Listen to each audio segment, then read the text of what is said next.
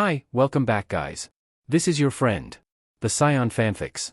Back with amazing fanfiction. This is the series of What if Deku had Nomu Mutation Quirk? Now before starting, please give this video a like and subscribe to the channel if you want more videos like this. Now let's get into the fanfic. Enrakuji Temple, Musutafu, Graveyard. Summer.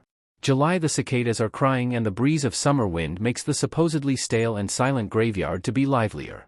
An ironic choice of word as many people come to the grave to reflect and express their sadness of losing a loved one. This temple itself was built after post-Quirk emergence era, thus many of the graves are pretty recent. Some of the more famous hero families' graves are located here, and due to the beautiful landscaping, many tourists come and visits. Good thing today there are not so many tourists, as some of the renowned hero family members are coming to mourn the death of their own. Located in more secluded area in the graveyard is the family grave of Todoroki family. The magnificent headstone is shaped like a fire with an engraved family name in the middle. The rest of the grave details besides the gravestone are pretty standard, such as a place for flowers, incense, and water. Behind the gravestone, they're engraved the name of the deaths, and one particular name was engraved pretty recently. Izuku. The grave is pretty separated with other graves, and it even has a cherry blossom tree next to it. It must have been breathtakingly gorgeous during spring, but none of the Todoroki family members want to visit it during spring, as it reminds them of the day when the sunshine dimmed forever.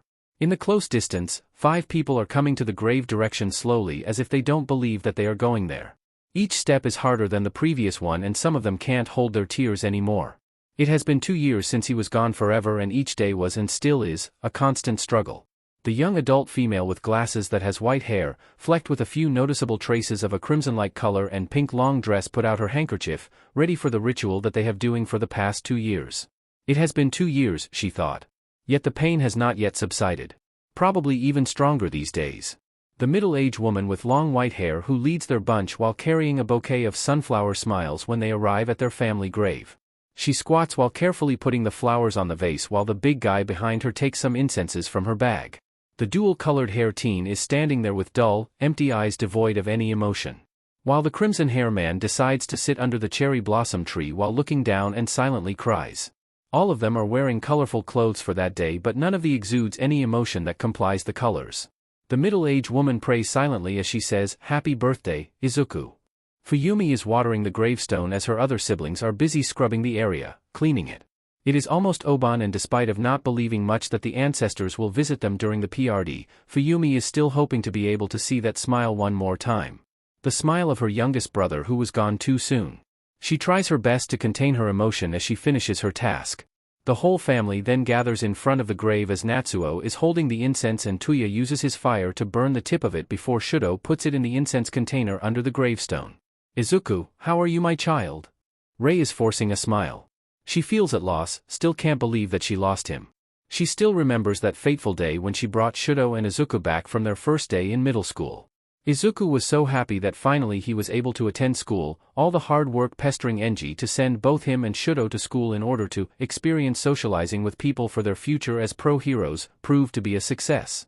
Of course, Rei knew that Enji would relent to the little sunshine sooner or later without any stupid socialization jargon, but she is still happy to see Izuku so enthusiastic. They were laughing when Shudo told her a story about Izuku's clumsiness in the class, as Izuku was pouting adorably at his older brother's betrayal.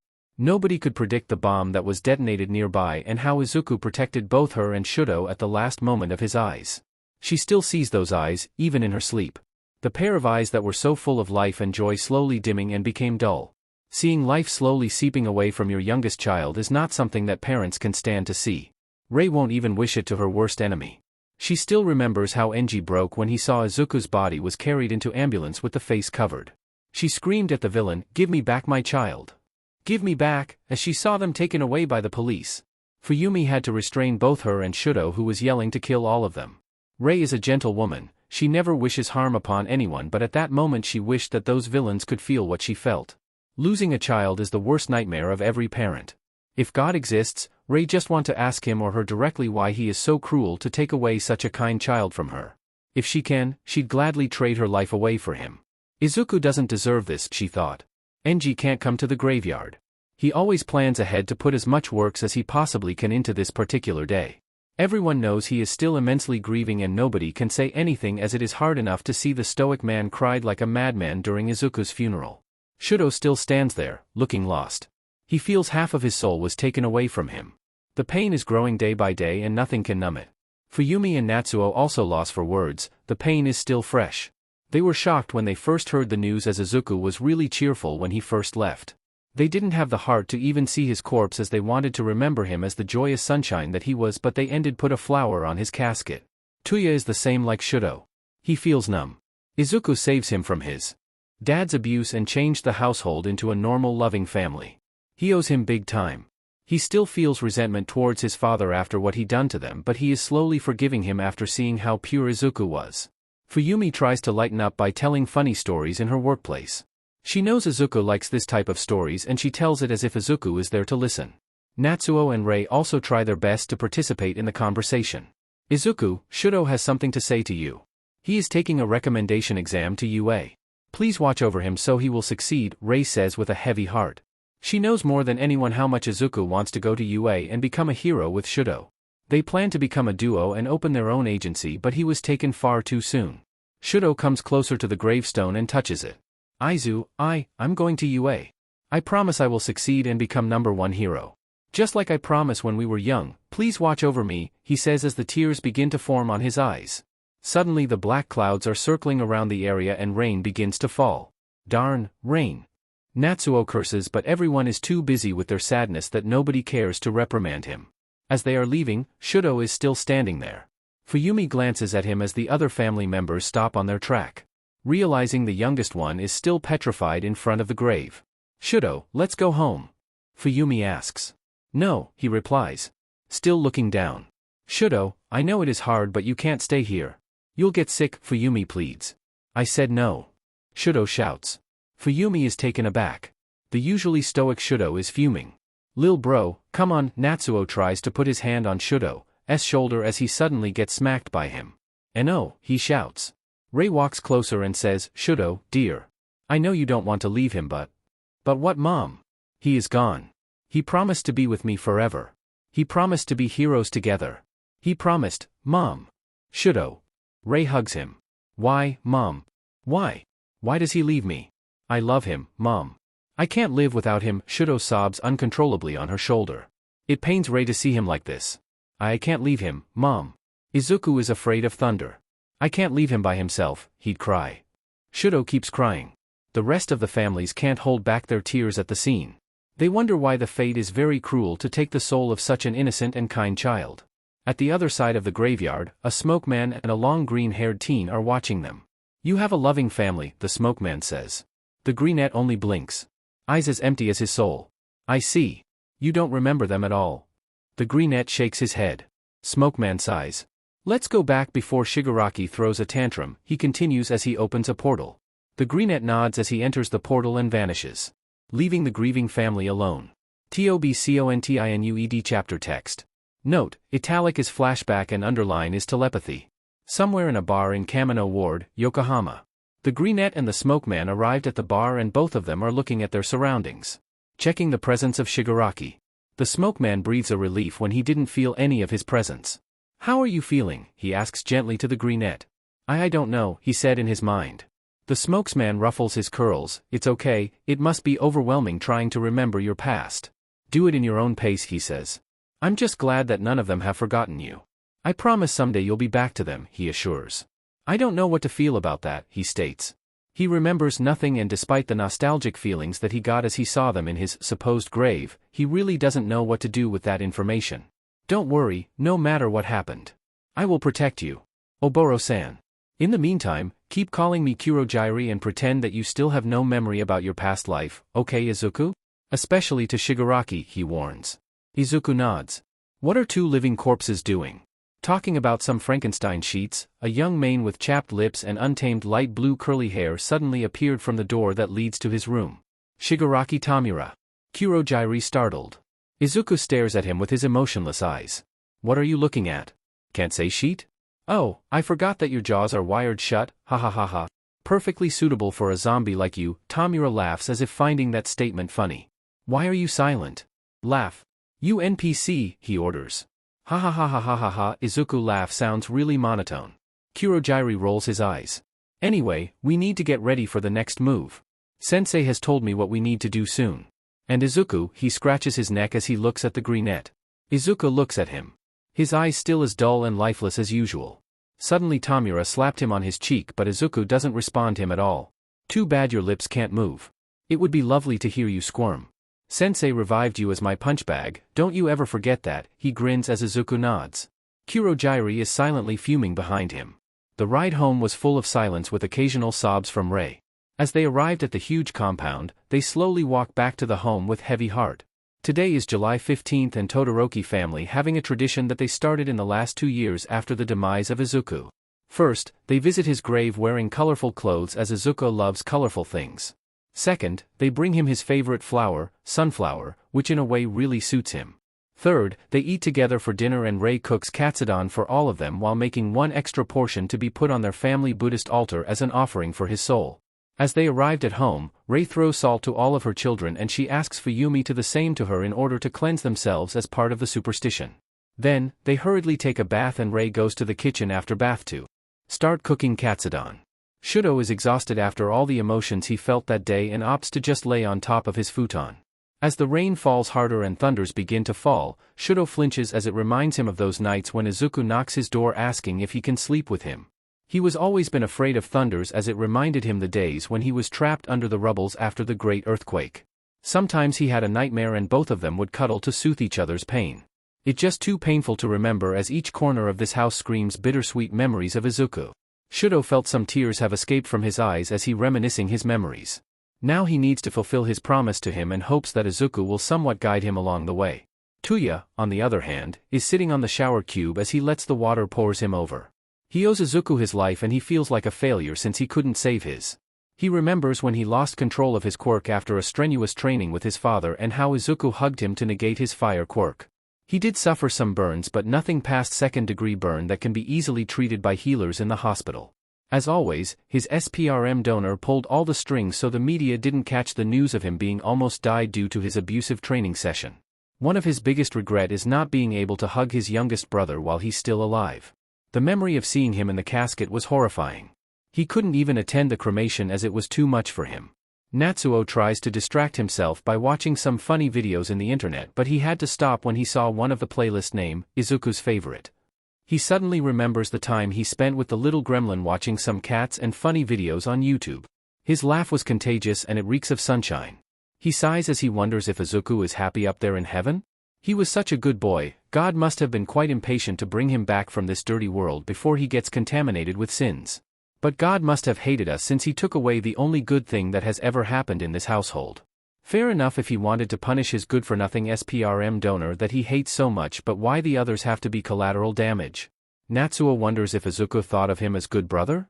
He felt bad for not being able to do much for him as he usually escaped from this house by taking extracurricular activities in his school. I'm sorry Green Bean, I should have spent more time with you, he mumbles as he silently cries. I was an only child and I always want to have a big sister. I'm so lucky that I have one now, Fuyune, he grinned. It was when Izuku first joined their household. Fuyumi chuckled at his expression.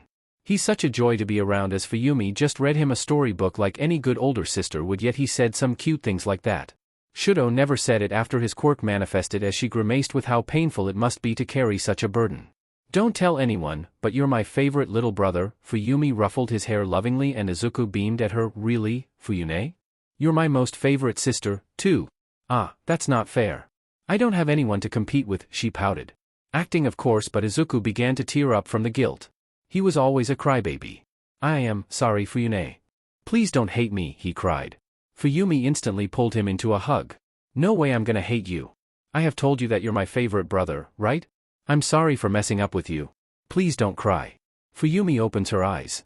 She was praying in front of the Butsudan, Buddhist altar, where they enshrined Izuku's Ahai, mortuary tablet, written in his kaimyo. Enji was saddened immensely when he died. He bought the most expensive kaimyo, Dharma name, which was bestowed upon someone's death for Izuku's sake. At the altar, there is a place to present offerings, a small bell to start the prayer, a place for incense, Izuku's Ahai at the highest step and his IEI picture. The picture that she took during his first day in his junior high school, which ironically was the day he left this world.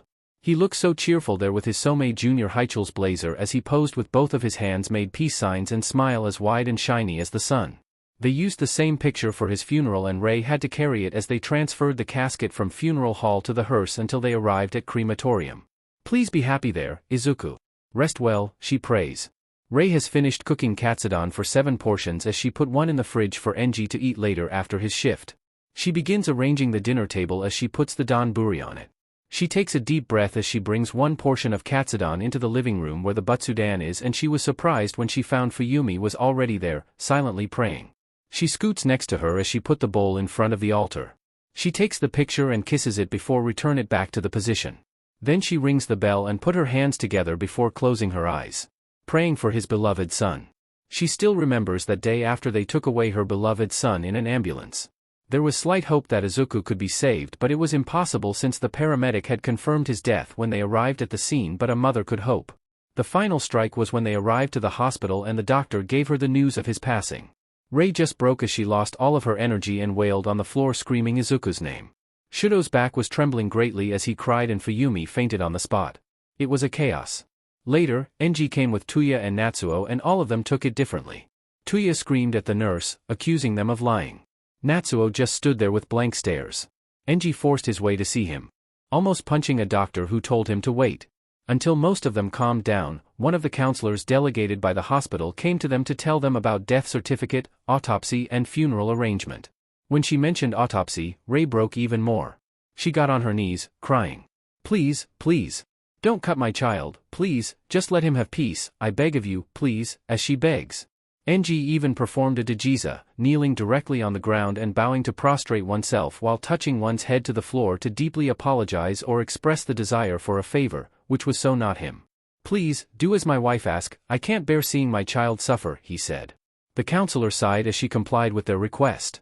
It was obvious that they were greatly grieving, and despite all of that, Rei managed to pull through with organizing the funeral. She secured the funeral hall, along with hiring a funeral director for the service. She even got Nukanchi to perform an coffining ritual for Izuku before the funeral, respecting his Tohoku, northeastern Japan, heritage. It was a somber event as the Nukashi performed the ritual from washing the body, putting gauzes on his orifices and changed his clothes before putting him on his casket. The family got to water his lips before the body was taken by funeral home for final touch-up. No dry eyes at the event as it was really NTMT. Enji cried loudly as he watered Izuku's lip, continuously apologizing to him. The funeral itself was for private. Only family and friends who were invited and many pro-heroes came to pay their respect. Yayorozu Momo and Ida Tenya, 2 of Izuku's childhood best friends, came and both cried really hard in front of his casket. Enji and Natsuo cried during the whole ceremony. Shudo and Tuya were there but their expression was blank. Fuyumi tried her best to contain her sadness as Rei kept on crying. As the monk finished with the chant, it was the time for the final farewell. Natsuo, Shudo, Enji insisted to carry the coffin into the hearse. Later, All Might volunteered to carry it too, while Fuyumi carried the Ahai, spirit tablet, and Rei carried the Iei picture of Izuku. The road to crematorium was silent. As they arrived, Rei bursted into a crying fit, begging them not to burn her child before fainting. Tuya refused to witness the cremation as he found it too much for him, so he volunteered to guard his mom. Shudo, Natsuo, Fuyumi and Enji had to witness the sliding of casket into the chamber. Shudo ran from the place as the casket had been slid fully. Finally, it was Enji who pushed the button and it was the ultimate farewell. They went home that day with Shudo carefully carrying his urn filled with Izuku's ashes. He sobbed as he hugged the urn as if he was hugging Izuku. Rei opens her eyes and she put her hand on Fuyumi's shoulder. Let's eat, she invites. At the table, everyone is silently eating their katsudon. Izuku used to be so happy every time mom made a katsudon. Fuyumi tries to open a conversation. Yeah, I told him that he'd turn into pig if he eats it every day, Natsuo chuckles. Then he cried and I got to be the one who calmed him down, Tuya rolls his eyes. Natsuo sticks his tongue out and he sent a middle finger to him. Boys, don't be vulgar in this table, Rei reprimands them as both boys answer, yes, mom. He was always a crybaby, Fuyumi smiles softly. But he can be really brave every time he sees injustice, Tuya looks down. Izuku is much a better hero than any of them combined and Tuya has to admit that he is more heroic than him, a pro-hero. Yes, he always stood up to bullies in the park. Not that we went to park that often, Fuyumi continues. Shudo stays silent throughout dinner. I still remember when he first came. His accent was so thick I couldn't understand anything, Natsuo laughed as he tried to impersonate Izuku's thick Tsugaru accent. Note, the accents in Tohoku or northeastern region in Japan is well known for how vastly different it sounds from standard Japanese. In many cases, it even needs a subtitle for the viewer to understand. Izuku is from Hirosaki, so his native accent is Tsugaru accent of Aomori Prefecture, whereas Todoroki's are from Shizuoka, which is much closer to standard Japanese accent. He was so cute with the accent though. I still remember how he hated summer here because it is so hot compared to Hirosaki. Ray chuckles. Yeah, thank God he lost the accent though. It was really hard to understand him, Fuyumi continues. He sometimes talked in accent when he had nightmare, Shudo chimed in. Still with the blank stare as he slowly eats the food. Everyone just stops talking as the atmosphere changed after Shudo's comment. Mother, Shudo tries to say something. Everyone stares at him as Shudo is looking uneasy with the tension. Rei switches her seat with Fuyumi so she can grab Shudo's hands. It's okay, Shudo. You can tell me anything, she assures. Shudo looks troubled as he avoids looking at her eyes. It's just, I don't know if I want to take a recommendation test, he admits. Rei sighs before she pats his hair gently.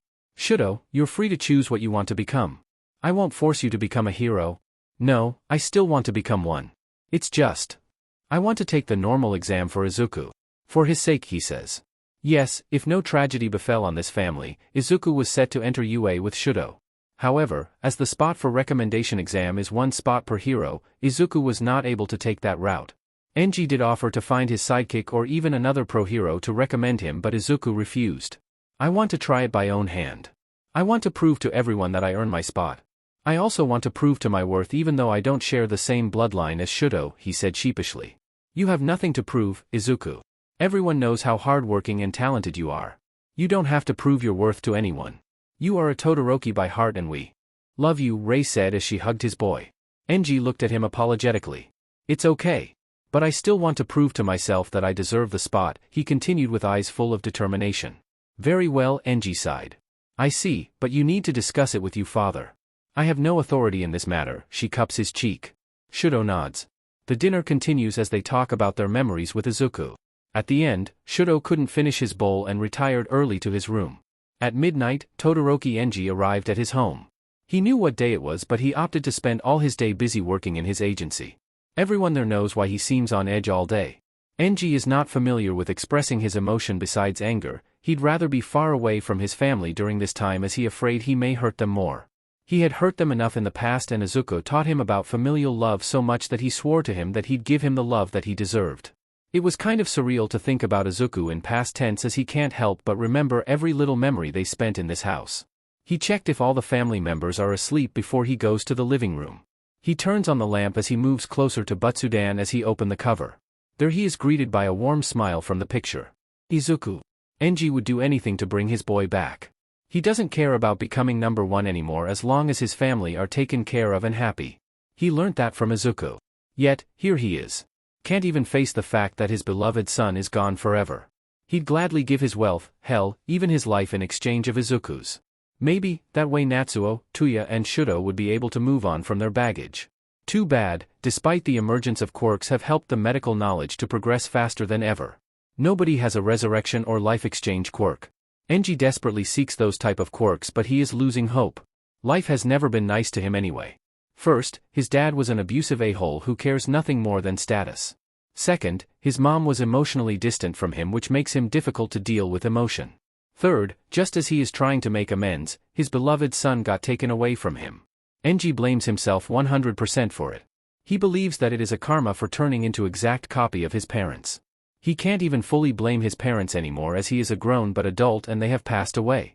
As he looks at the picture, he remembers that day clearly as it was yesterday. Endeavor got an emergency call regarding a villain attack in the central Musutafu mall. He had a bad feeling since Rei told him that she was going there to buy some groceries and clothes with Izuku, Shudo, and Fuyumi. He really wished to whatever deities above that it was normal puny villain attack, but as he got more information on his way, his heart dropped. The villains detonated a bomb and there was more than 100 of casualties predicted.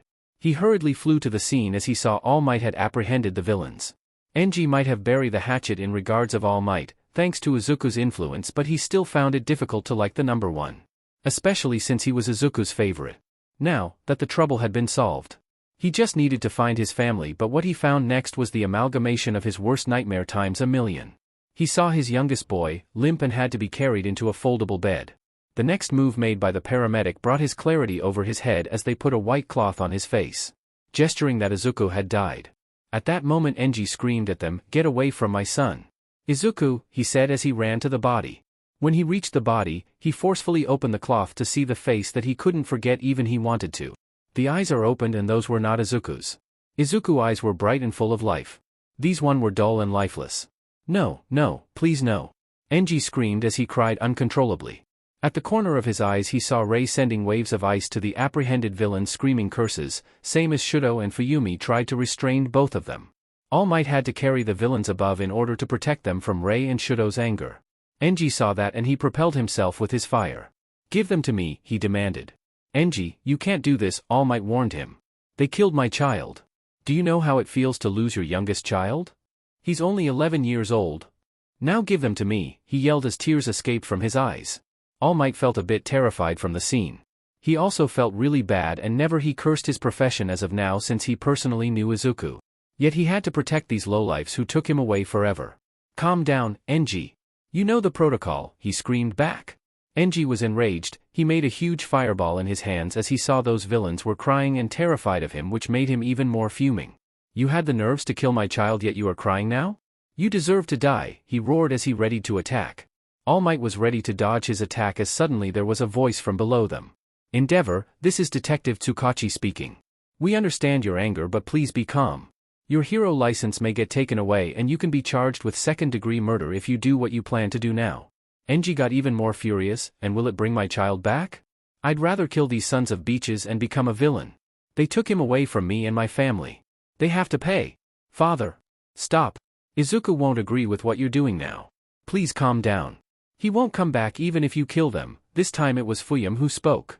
Enji looked at her. It was obvious that she was very much scarred from her experience and she had been crying.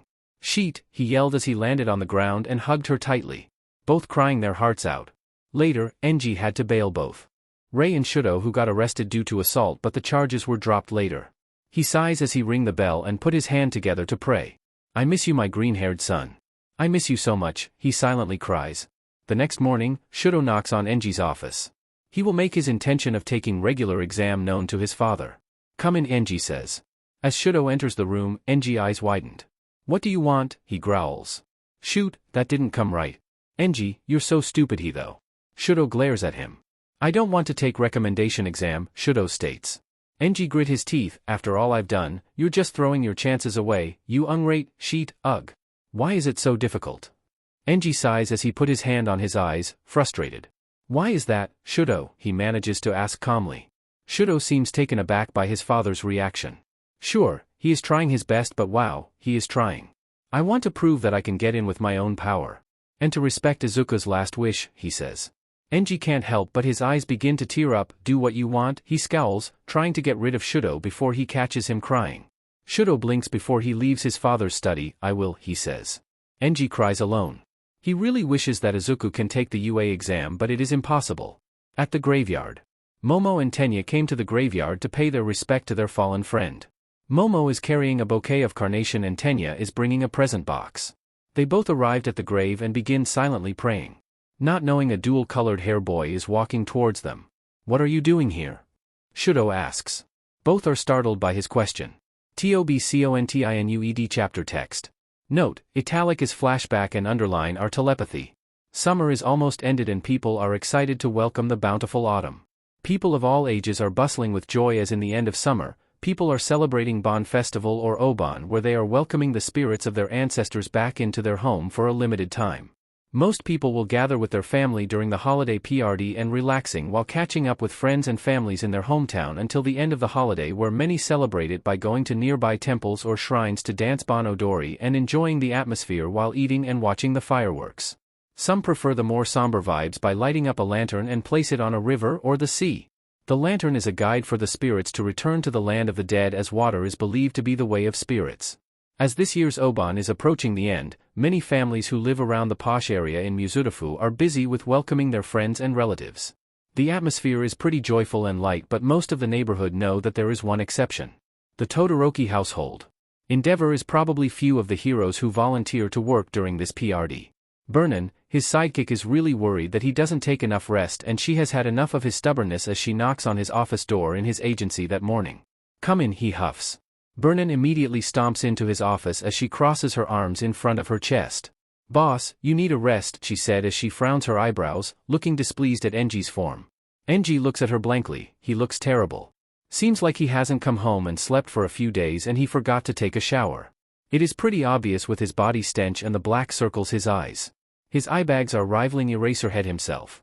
"Boss, you smell like a disappointment and you look terrible," she continues nonchalantly. "F off," he groans.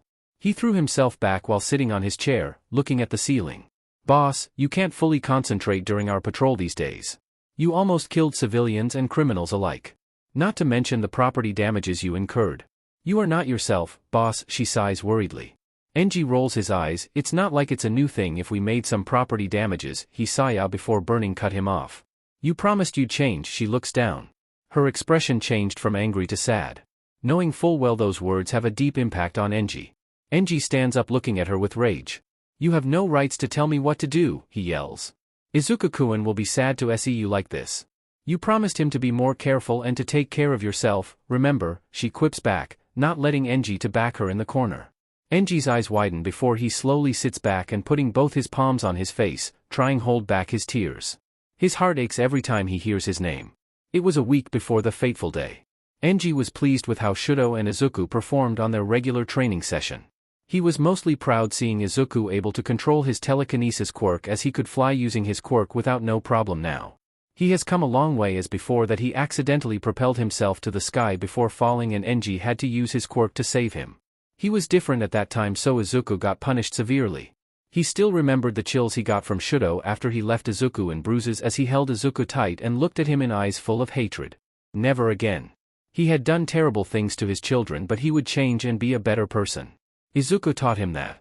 "Are you sure I can go visit your agency?" Izuku beams at him when he told him that he deserved a reward. Enji pinched his cheek. "Ah, that hurts, Dad," he pouted. Enji wanted to laugh at his expression. His youngest son was so cute. He cleared his throat. "You've been doing well with your training. I think it's time for you to observe how real heroes work in the field," he explains. Izuku's eyes are full of excitement. "You heard that, Sho-chan? How exciting is that?" as he jumps like a rabbit. Shudo glares at his dad. Seems like that is his default expression when it comes to Enji. "It sounds boring," he said with full of toxic. Enji knew he deserved it after every abuses Shudo underwent with his training but as a father, it was still painful to hear that from his own son. Shudo quickly stomped to leave the training hall, back to his room. "Sho-chan." Izuku looked at him with sad expression. "Let him be, Bunny. He has all the rights to be like that." Enji smiled weakly as he patted Izuku's shoulder. Izuku gave him a soft smile in return. "It will take time. Sho-chan has been through so much. But as long as you keep trying and change for the better, I believe he will come around, someday," he said. Enji smiled as he ruffled Izuku's curly untamed green hair. The next day, Shudo locked himself in his room, refusing to go along with them. Izuku tried to call him but even he was ignored. With a heavy heart, Izuku left Shudo alone to go with his dad to his agency. "Are you okay, Bunny?" he asked him as Izuku looked upset. Izuku shook his head. "Don't lie, it's okay, Bunny," he said. Izuku sighed. "I thought I can enjoy this day with Sho-chan. I'm kind of sad that he is left alone." "Well, that's his choice, remember? I can't force him to go after the things that happened at the past," Enji continued, disappointed in himself. The rest of the rides, Izuku was quiet as he kept trying to text Shudo to no avail. As they arrived at the agency, Izuku's eyes lightened up at the spectacles. The agency was huge. "Dad. This is amazing," he squealed as he hurriedly got off the car and watched in awe at the building. "Indeed, this is my pride and joy," he said proudly. "Now, let's get inside, shall we?" as he offered his hand to Izuku. Izuku looked at him and nodded as he took his hand. They walked hand in hand when they entered the building and some of the employees and sidekicks who passed by watched in surprise how adorable both Enji and Izuku were. Izuku pointed at the decors and couldn't contain an excitement every time he met one of Enji's sidekick while analyzing their quirks and asking the questions which made them blushes at his reaction. His son was really his pride and joy as he smiled proudly at him. Then they got to meet Burnin who was doing her paperwork on her table outside his office. "Izuku, this is one of my sidekicks. Her name is Burnin," as he introduced him to Mo. Mo perked up when he finally met the youngest Todoroki. Izuku beamed at her while bowing politely. He was a Todoroki after all. Nice to meet you Burnin-san, my name is sorry, Todoroki Izuku. Pleasure to meet you, he greeted. Wah, you never told me your youngest is this cute, as she suddenly hugged Izuku tightly, making him blush in response. Burnin, you're suffocating him, Enji scowled. Burnin let him go, but she couldn't stop squealing at how adorable Izuku was, making face even redder than a San Marzano tomato. Izuku asked a lot of questions to Burnin and he suddenly looked at him with judging pair of eyes. Dad, he narrowed his eyes. What, Bunny, he answered. Ah, so cute. You called him Bunny, squealed Mo. I heard from Kamiji-san that you made a lot of mess in the last capture. Izuku crossed his hands on his chest while one of his foot were tapping the floor. Trying to look intimidating, probably learning from Fuyumi when she got angry at Tuya and Natsuo's antics. Enji shook his head while putting his hand on his forehead. He sensed more headache ahead. Izuku could be overly zealous when it comes to heroism. Well, it is not a new thing, he shrugged. Dad. You have promised to be more careful, Izuku pouted. Alright. As Kamiji is my witness, no more property damage, he gave up. No more burning the criminals, Izuku continued. Hey, that wasn't on purpose, he groaned. Dad, Izuku said with an intimidating tone. Enji sighed, okay, you win. I will be very careful dealing with criminals and civilians alike. And no more property damage, as he groaned. So troublesome, he thought, but he could never say no to his youngest angel. Noted and recorded, Mo grinned. Enji rolled his eyes and Izuku clenched his stomach, laughing loudly. Later when they got back, Izuku saw Shudo walked into the park and he ran to him. Enji peeked into the garden to check their conditions. He saw Izuku and Shudo sat on the patio side by side. Izuku's eyes were full of unshed tears. Sho-chan, I am sorry for leaving you. He tried his best not to cry as Shudo kept quiet. He sighed before ruffling his hair. Did you have fun? That is the most important, as he smiled gently at him. Sho-chan, Izuku couldn't hold back his tears as he tackled Shudo into a hug as he cried on his chest. Shudo chuckled at the sight as he rubbed his back, comforting him. Enji gently smiled at them from afar. Burnin shows him the recording of Izuku forcing Enji to stop destroying properties and hurting criminals or civilians. Enji looks sadly at the recording. He really misses his son. Take a rest, I got it all covered, she says as she pats his shoulder. Enji can't say anything as he hurriedly takes a shower and goes home. Mo looks at him sadly with Onuma and Kido. I thought he finally made things right and his family finally happy, Onuma says. Well, life just like to all of us, huh? Kido shrugs. Poor Izuku-kun. He was such a bright and happy child. This is too cruel, Mo sobs. 3 of them watch him from afar until he finally out of sight and then they decide to finish the paperwork before visiting Izuku's grave to leave a bouquet of flower. Let's play a card again someday, Mo prays. Don't be a menace there, kid, Onuma prays. Let's meet again someday, Kido prays. Enji walks into his house with a heavy heart, he can't even remember how he got there. He guesses maybe Burnin was right, he was too tired to think. As he passes the dining room, he sees that his family are sitting there eating a weird pasta-like food. When he enters the room, Tuya and Natsuo glares at him and Tuya stands up. Before leaving, Natsuo eats the food hurriedly before choking and Fuyumi has to hand him a glass of water and he also leaves quickly after that. Shudo just eats his food blankly. Rei looks at him and smiles, you came at the right timing, we're eating Sanaka 8 from Aomori Prefecture now. Come on, Dad. It's pretty delicious, Fuyumi says cheerfully. What are those? It looks like pasta, he frowns. Rei chuckles, no, silly. It's called Sanaka 8, a food eaten during Oban in Hachinahe, Aomori. Izuku's dad was from Hachinahe and he mentioned that they used to eat it during Oban. He said that the dough is shaped like an ancient backpack so the ancestors can carry their offering back to their land without hassle.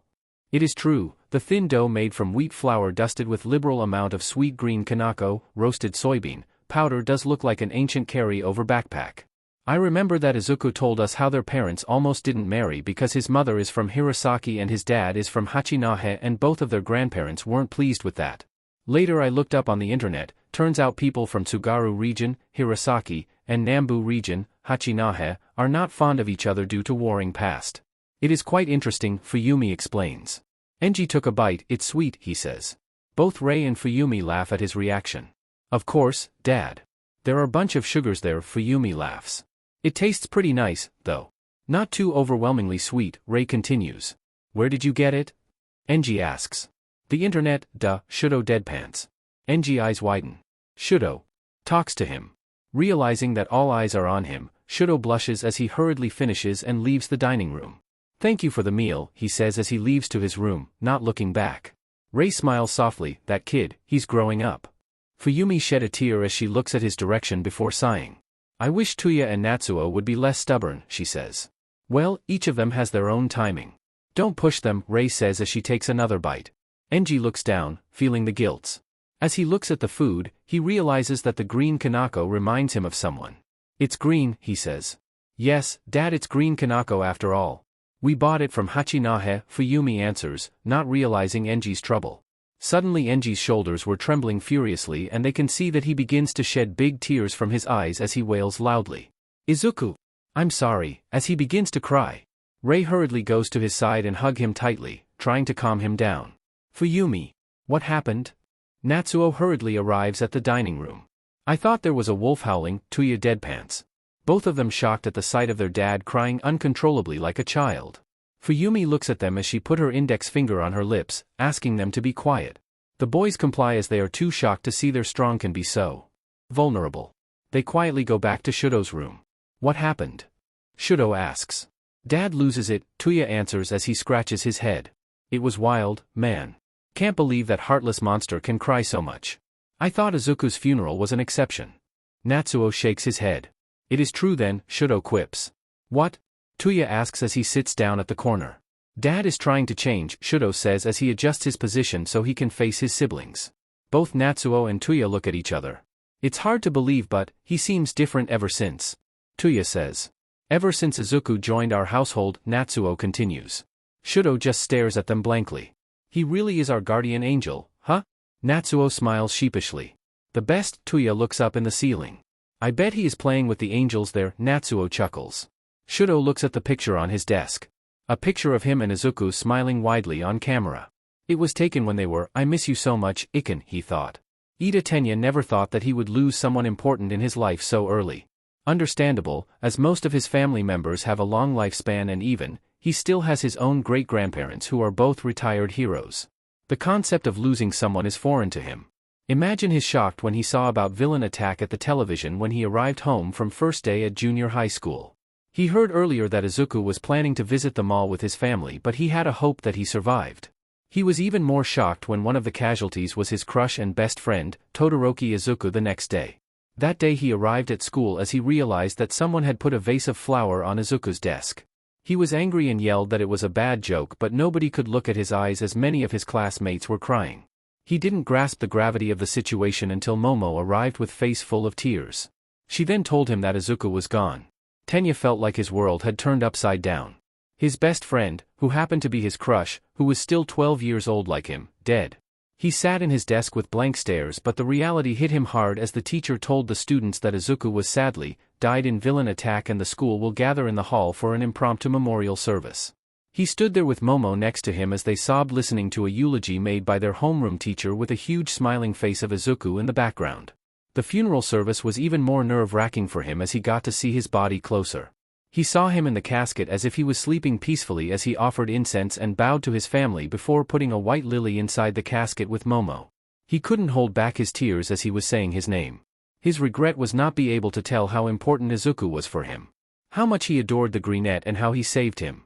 Tenya remembers that day as if it was yesterday. He woke up today earlier than usual, even earlier than his jogging schedule as he has an appointment with Momo to visit Izuku's grave. He has written his feelings inside a letter which he plans to read it in front of his grave. Maybe it will help him to get a sense of closure. Of course, it was Momo's idea. He then takes a quick jog before showering and waits for Momo in the living room. Not too long after that, his mom told him that Momo is waiting in the foyer. Good morning, Yayorozu-kun, he greets. Ida-san, how are you feeling, she replies.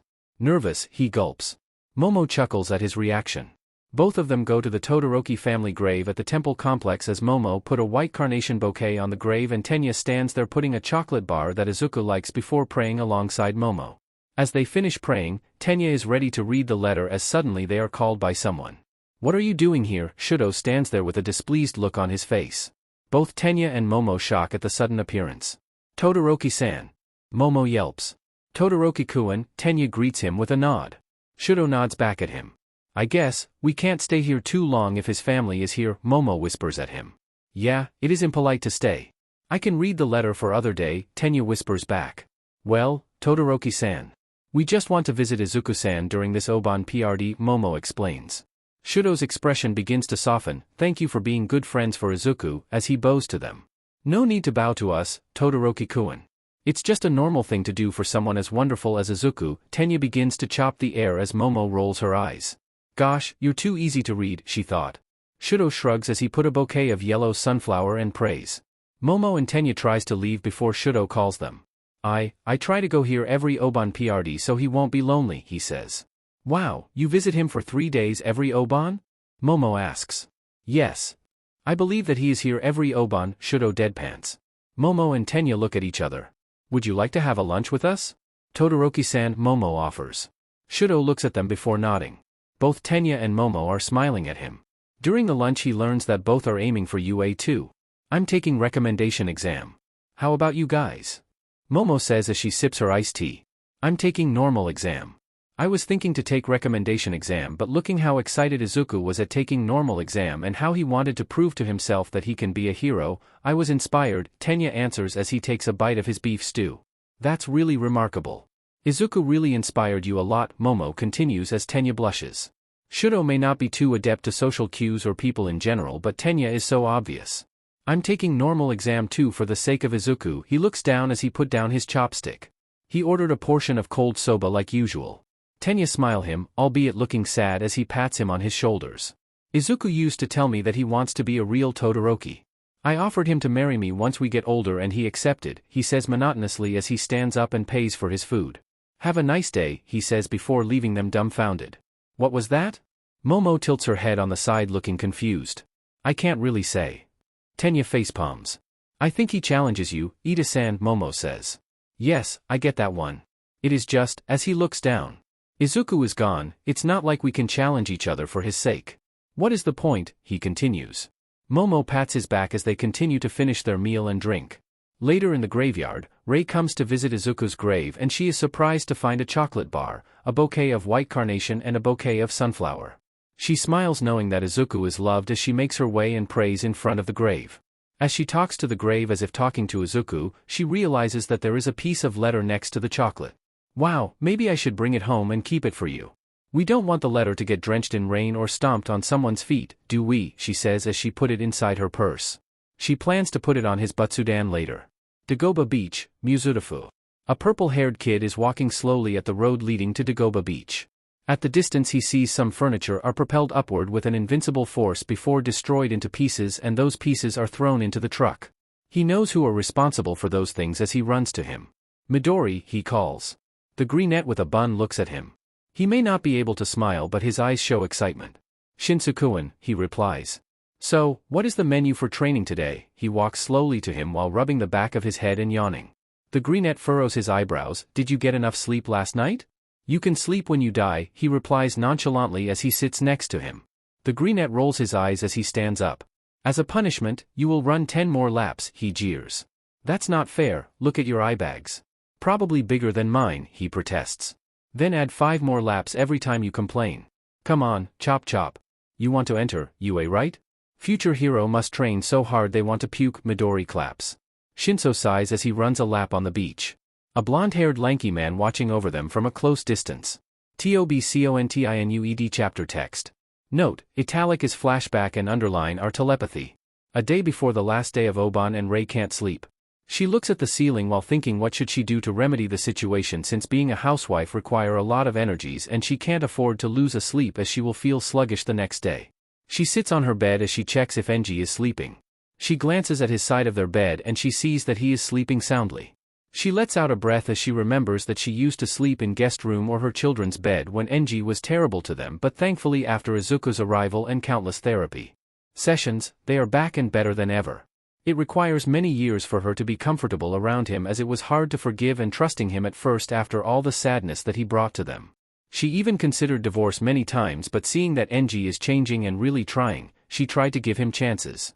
It was hard for both of them both at the end, they did find respect and love among themselves so they decided to stay.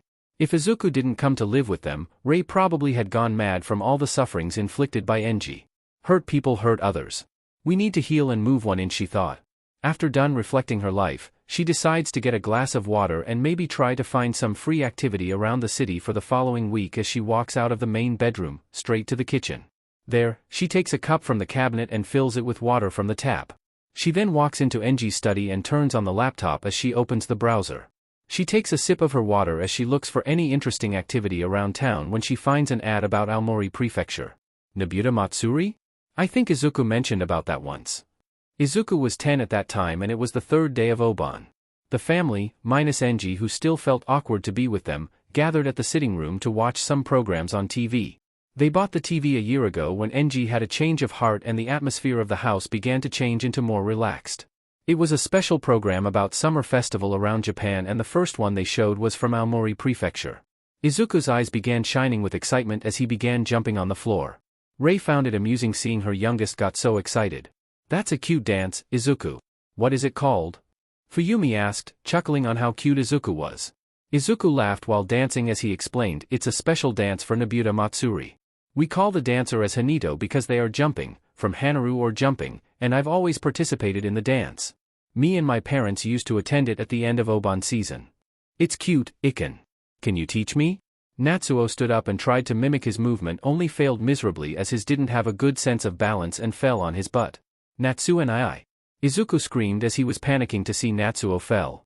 Ouch, Natsuo cried in pain as Fuyumi and Tuya laughed their butts off looking at his expression. Rei even chuckled at the scene. You guys are cackling like hyenas. Shudo just arrived from his training as he saw his siblings were laughing at Natsuo and Izuku tried to calm him down. Shutou, Natsuo faked crying as he rushed to hug Shudo but Shudo ran from him saying Iu, and Natsuo, once again, unluckily bumped into a wall face first. The laughter became louder, even Shudo was amused. Later, Tuya asked Izuku to teach him the dance which he did seamlessly as usual. Fuyumi and Rei later joined as Natsuo tried again, this time more careful as Izuku explained to them the steps and the keiko, yell used to time or encourage activity, like heave-ho, used during the parade. So, when I say ras-sera, you should reply it with ras-sera. Okay? 1. 2. Ras-sera. Izuku commanded. The rest of his siblings plus Rei grinned at him and replied, ras-sera. Izuku beamed at them as he clapped his hands, very pleased, very good. Now let's do it plus the movement, as Izuku began to jump around and the rest of his siblings and Rei minus Shudo followed behind him. Ras-sera, he yelled. Ras-sera. Tuya, Rei, Fuyumi and Natsuo smiled at him while jumping around behind him, making a conga line. Shudo smiled softly at his family before he got dragged by Izuku who asked him to join. Come on, Sho-chan, he smiled. Shudo blushed as he reluctantly joined the line as they began circling the house and making the staffs who worked there smiled at them. Later, Enji watched them from his study as he opened the door. Suddenly the line stopped as they were afraid that the noise made him angry. Izuku looked at him and smiled, wanna join, Dad? Enji scoffed but he later ruffled his curl and nodded. Rei and Fuyumi chuckled while Tuya and Natsuo jaw dropped. Shudo glared at him as his grip on Izuku's wrist tightened. Show me how to do it, he asked as Izuku patiently explained to him about the movement and the yell. Enji joined the line, albeit a bit awkward but he yelled the loudest and it was quite funny. It was a fun night, despite that they got complaints from their neighbors but nothing for the green bean. Do you want to go and participate at the dance, sweetie? Rei patted his head as Izuku nodded while smiling. Let's go there someday, Enji promised. Let's go and dance together. Izuku beamed at them, making their hearts warm with his innocent smile. Rei smiled every time she remembers that memory. This is interesting, she says as she read that everyone is welcome to participate in the parade. They even provide the costume and everything. Rei hurriedly registered the whole family in the website as she books tickets and other amenities for the stay. I've been wanting to visit Izuku's parents' grave anyway, she continues as she researches the location for the parade and the grave of Izuku's parents. Rei prides herself for taking care all the needs for the next day as she quietly packs her children, hers and Enji's belongings into suitcases without waking them up after she finishes with the transportation and hotel arrangement. She makes a last-minute check on her itinerary before going back to bed. Excited like a schoolgirl who are going on a school trip the next day. She didn't know that Yaoyorozu Momo had the same idea at the exact same timing and currently busy convincing her friends to join. The next day, there is a chaos on Todoroki household as the children realize that Rei has packed their clothes and all into suitcases and she just nonchalantly made a plan to attend a festival in Aomori not as an observer, but to participate in the parade. Mom, you can't just make a plan out of nowhere, Tuya protests as he already made a plan with Hawks that day before he suddenly gets a call from him. Sorry, got to take this one, as he leaves and Natsuo begins whistling to taunt him. Fuyumi just shakes her head. Her mom can be very stubborn once she sets on doing something. It amazes her how she managed to book a trip on such a short notice.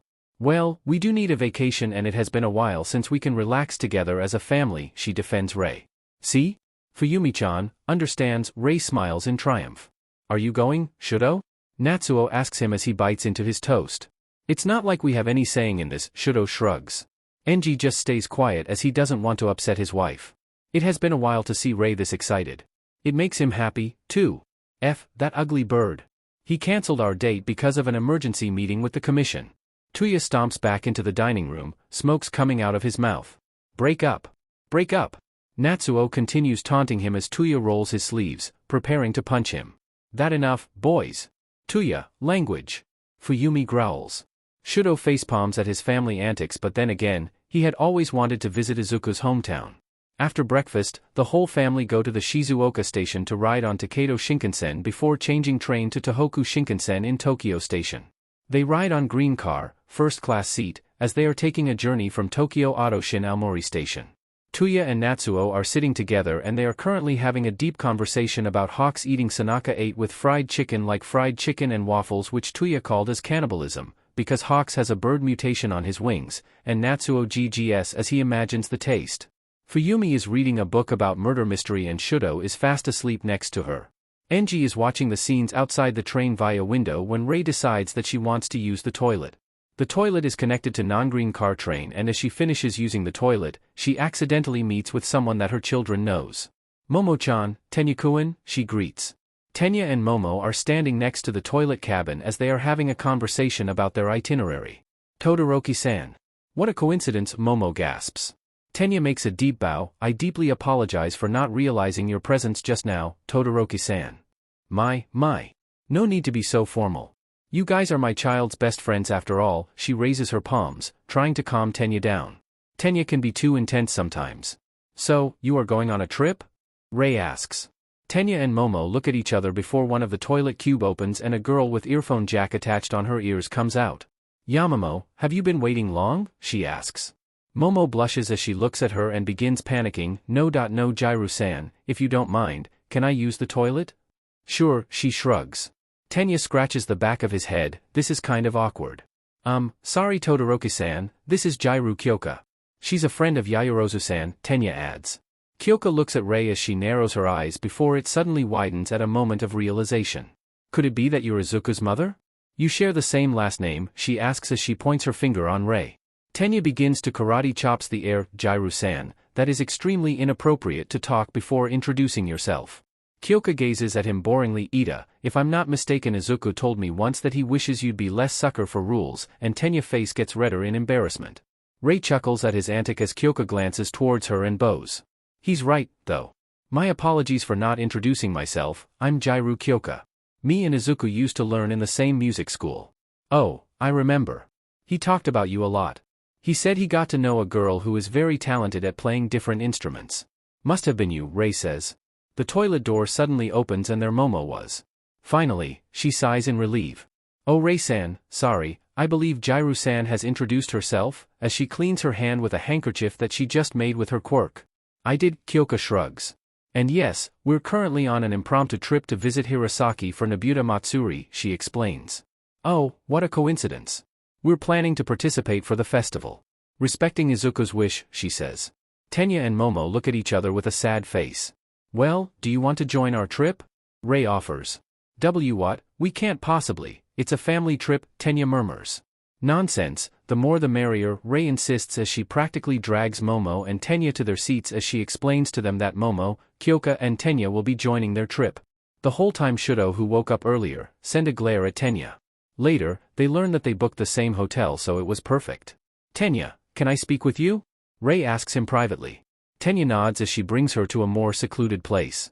She opens her purse and hands him a letter. I think this letter belongs to you. Tenya is visibly panicked as it is the letter that he wrote for Izuku. I can explain. He frantically tries to explain it to her, but she just chuckles. It's okay, I understand. I have to thank you for cherishing my son, as she bows. I believe he had a happy life thanks to you, she continues. Ida is speechless. He feels embarrassed to see that the mother of his crush knows about his feeling. He is also thankful that she reacts positively. I didn't do anything in particular, he blushes. Rei pats his head and smiles. Izuku has told me what a wonderful person you are. You should be proud of yourself. I know it seems persistent, but really, thank you so much for being his friend. Ugh, you're welcome, Todoroki-san, Tenya replies in a 90 bow.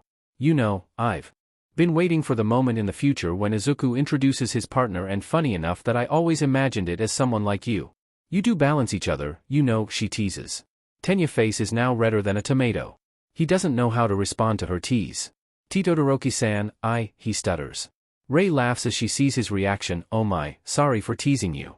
It has been a while since I can tease any of my children in regards of their love life. Anyway, just don't tell Shudo about it.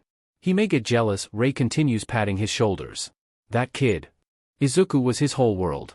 He never had any friend his age, and he doesn't know how to act among people his age. Please be kind to him. I see how he glares at you, so I figured. Rei sighs as she explains why Shudo was a bit rude to Tenya. I understand, Todoroki-san. Todoroki-kun probably need more time. Tenya nods in agreement. Tell me, is he sociable in school? Rei asks worriedly. Tenya looks at her, contemplating what kind of answer should he gives to her as he nervously cleans up his glasses with his button-up dress shirt. If he tells the truth on how Shudo has been acting, it will surely make her more worried, but then again, it is against his moral to lie. He is, forgive my language, a bit standoffish and aloof. He tends to isolate himself most of the time. Tenya opts to tell the truth after all, knowing that it may be the best solution for Shudo too. Rei takes a deep breath as she shakes her head while putting her palm on her forehead. I knew it. He probably took it the worst from all of us. After losing Izuku, all of us decided to go on a therapy to deal with our loss, but Shudo and Tuya refused to go. They are dealing with their losses on their own way, and it is heartbreaking to see them not being able to continue. At least Tuya has Kigo with him, but Shudo, he is alone. Rei seems sad at her predicament. I know I'm being improper asking this of you, but please, Tenya. Please befriend him, she asks. Tenya feels such a mixed emotion as he is not really good at socialization, but then again, he feels the sense of duty as Rei trusts him to help with their trouble. He nods. I will, Todoroki-san. I will help Todoroki-kun with his trouble, he promises as he makes a salute gesture. My, how formal. Thank you, Tenya, she chuckles. After that, they chat for a bit as Rei is asking him about his family and how his study going for UA. Understandable since they have few months until entrance exam in autumn.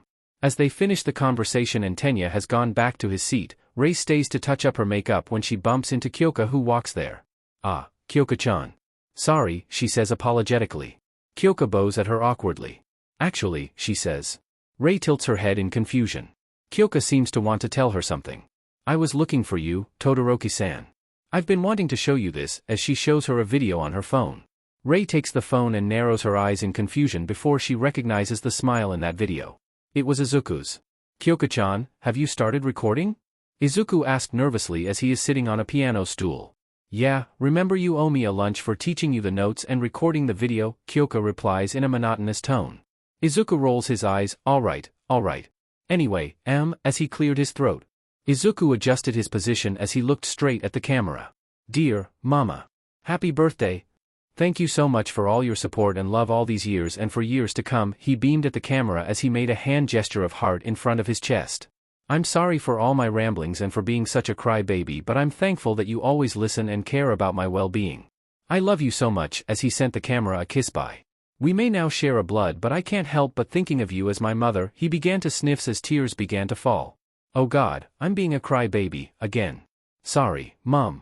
Anyway, I've been training with Kyoka-chan here, as he wiped away his tears and pointed on the camera, and the angle slightly changed to show Kyoka grinning and waving to the camera before adjusted back at Izuku's direction. Anyway, Mom.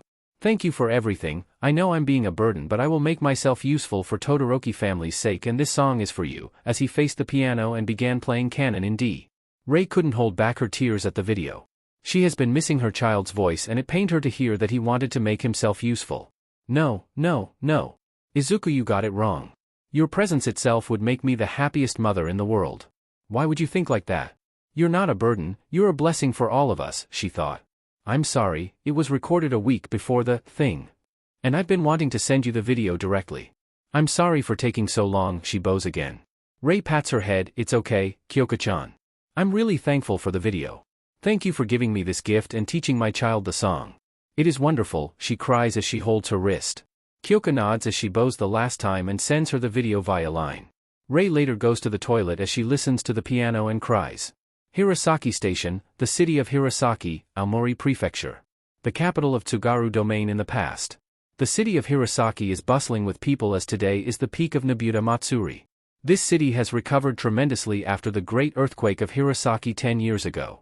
The government of Japan encouraged people from Hirosaki who lived outside the city to return by providing incentives to start up their businesses, and it was proven to be a huge success.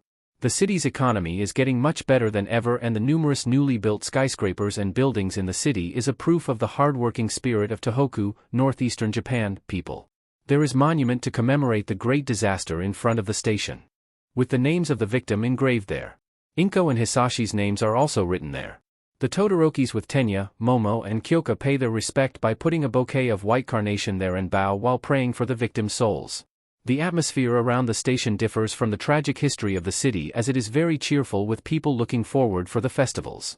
It may not be as big as Aomori cities, but it has its own charm as it symbolizes the revival of once a rubble of a city. Many people, locals and tourists alike, are already wearing the colorful costume of Hanito, the dancer during the Nobuta parade, looking excited for tonight's festivities. The Todorokis alongside Momo, Tenya and Kyoka decided to check into their hotel first, that is located on the city center, after paying their respect in front of the monument. After that, they go to the registration booth to change into their costume when one of the admins recognizes Enji. Oh my god, are you Endeavor? She asks excitedly. Enji nods as he receives his costume. Perfect timing, our hero association is currently having a trouble. You see, we have pulled on the giant lantern, Nobuta, for the festival, but we are currently lacking people since some heroes failed to come, she pleads. Could you please lend us a hand? There aren't many heroes here in Hirosaki, and it will help up to boost our profile and publicity for next year's festival, she continues. Enji looks at Rei, who has changed into her costume, full with the flowery headdress. She smiles in return, giving her the approval. Okay, I'll help, he sighs. I will help out too. Tuya suddenly appears behind her. Sorry. Are you his son? The organizer asks. Yes, I'm an underground hero. My codename is Tuya, he explains. Well, as long as you're registered in Hero Database, I don't find the reason why you can't, she says as she hands both of them their happy coat, white long cloth to be wrapped around their stomach, hachimaki headband, and some matahiki trousers. No undershirt under the coat, she warns before going to other direction.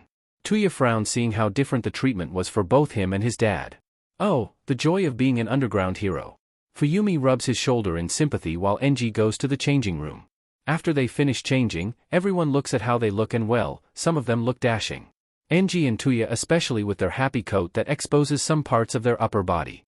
Fuyumi, Momo, Kyoka, Shudo and Rei look adorable with their Hanito full-on garb, and the flowery headpieces are adding extra cute factor. Natsuo and Tenya, on the other hand, with their Hanito garb, look kind of out of place with their big frame and muscles. Things I do for you, Izuku, Natsuo mutters. Next, they walk to a graveyard near the city center to visit Midoriya family grave. As they arrive with their bouquet, they see that there are 3 people in front of the grave, familiar faces. Oh my, Mitsuki-san, Rei surprises that the Bakugas are here. 3 of them are wearing the costume for Ohayashi, musician, and 3 of them look surprised to meet them. The spiky blonde with crimson eyes growls as he stomps to their direction, glaring at each of them while bumping his shoulder on purpose on Shudo's before leaving. You a demon of a child?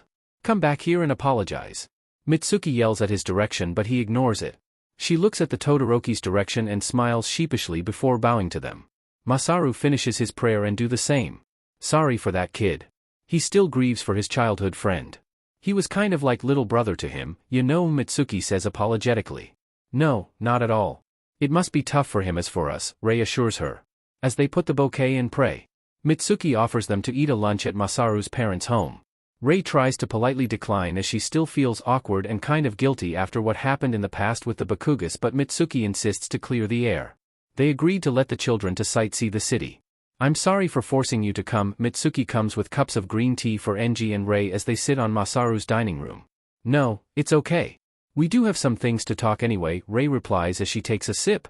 Enji looks down on the floor as he is overwhelmed with the awkward atmosphere. Well, it is nice to see you after the funeral. Masaru tries to lighten up the mood but instead he makes things more awkward. Masaru, please stop, Mitsuki whispers. Sorry, he replies. Well, first of all, I would like to apologize for the things I said during the funeral, Mitsuki says while bowing at her. Masaru follows, albeit slower. Mitsuki couldn't believe that Izuku was dead. She got the call and she was furious. The only child of her best friend who she fought to gain the custody of was dead under the watchful eyes of Endeavor's family who won the custody. She screamed when she heard it and Katsuki wasn't any better either. Of all the time she saw her son, he was always a hot-head kid. However, when he heard the news, he fell apart as he locked himself in his room and Mitsuki could hear him wailing.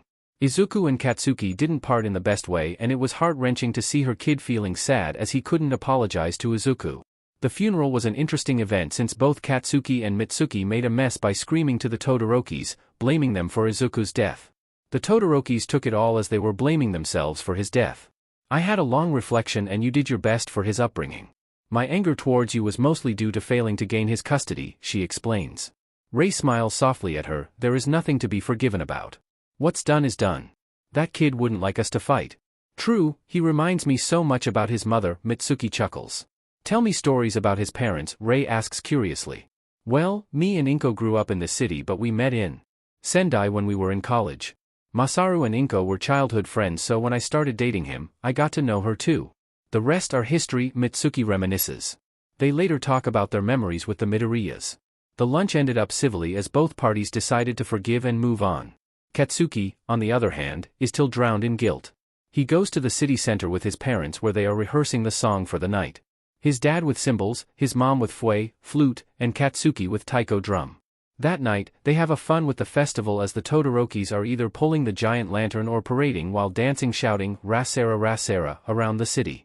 Natsuo sees a green-haired kid and chases him as he later realizes that he isn't Izuku and have to stop to wipe off his tears. At the end, they gather at the beach to see the lanterns being sent to the sea as they carry a smaller lantern themselves. The lantern is function as a guide to the land of their ancestors. They pray for the safe journey and that Izuku will watch them from afar before putting it on the water to be carried with the tide into the open sea. Shudo looks at his, I pray that we will encounter each other in the next life and at that time, I promise that I will protect you, he says while looking intensely at his lantern. Iken, I love you so much, it's too painful, as the tears go by. I'm sorry for being so weak, Iken. Please forgive me, he cries as he let go of his lantern. He does feel a bit sense of closure as he attended the festival. He had to admit that he had fun too there.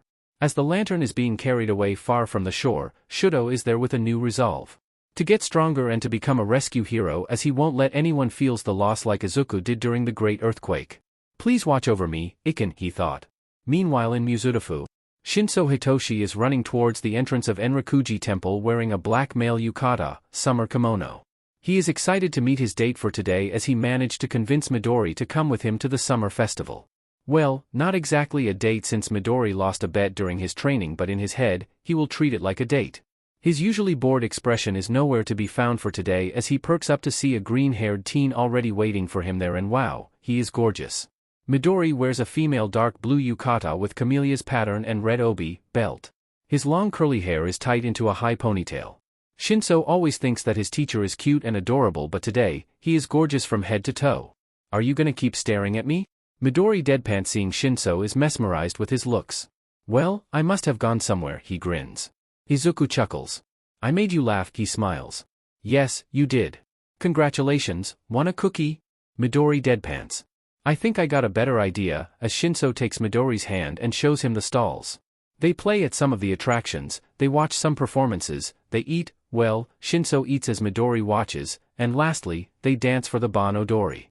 Midori is really good at dancing and little Shinsu's heart can't take it. Wow, he comments. What?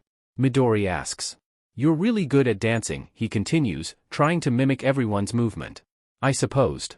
It's part of your training you know, he answers cheekily. Wait, no fair, Shinso groans. Another mistake and I will make you cry and puke at the same time at our next training session, Midori says monotonously. I give up, Shinso whines. This soon? Alright, 100 sit-ups and 10 more laps, Midori continue with his teasing. After satisfied teasing Shinso, Midori and Shinso decide to wait for at a spot near the temple to watch the fireworks. You look good, Shinso admits bashfully. Thank you, my dad picked it up for me, Midori deadpants. Your dad did? He has a good taste. Shinso sounds surprised. Well, if you say so. My brother doesn't like me to go out too late though, so I have to go back after the fireworks, Midori continues. That's a shame, Shinso sighs. Look, Midori says excitedly as the fireworks started. Both are enjoying the beauty of the fireworks as Shinso grabs Midori's hand. Midori's stale eyes stare at him in surprised. I hope you don't mind, Shinso says as he blushes. Midori's eyes look softer now as he replies, I don't mind. They continue to watch the fireworks until suddenly Midori hums, Rasera Rasera. What was that? Shinso asks.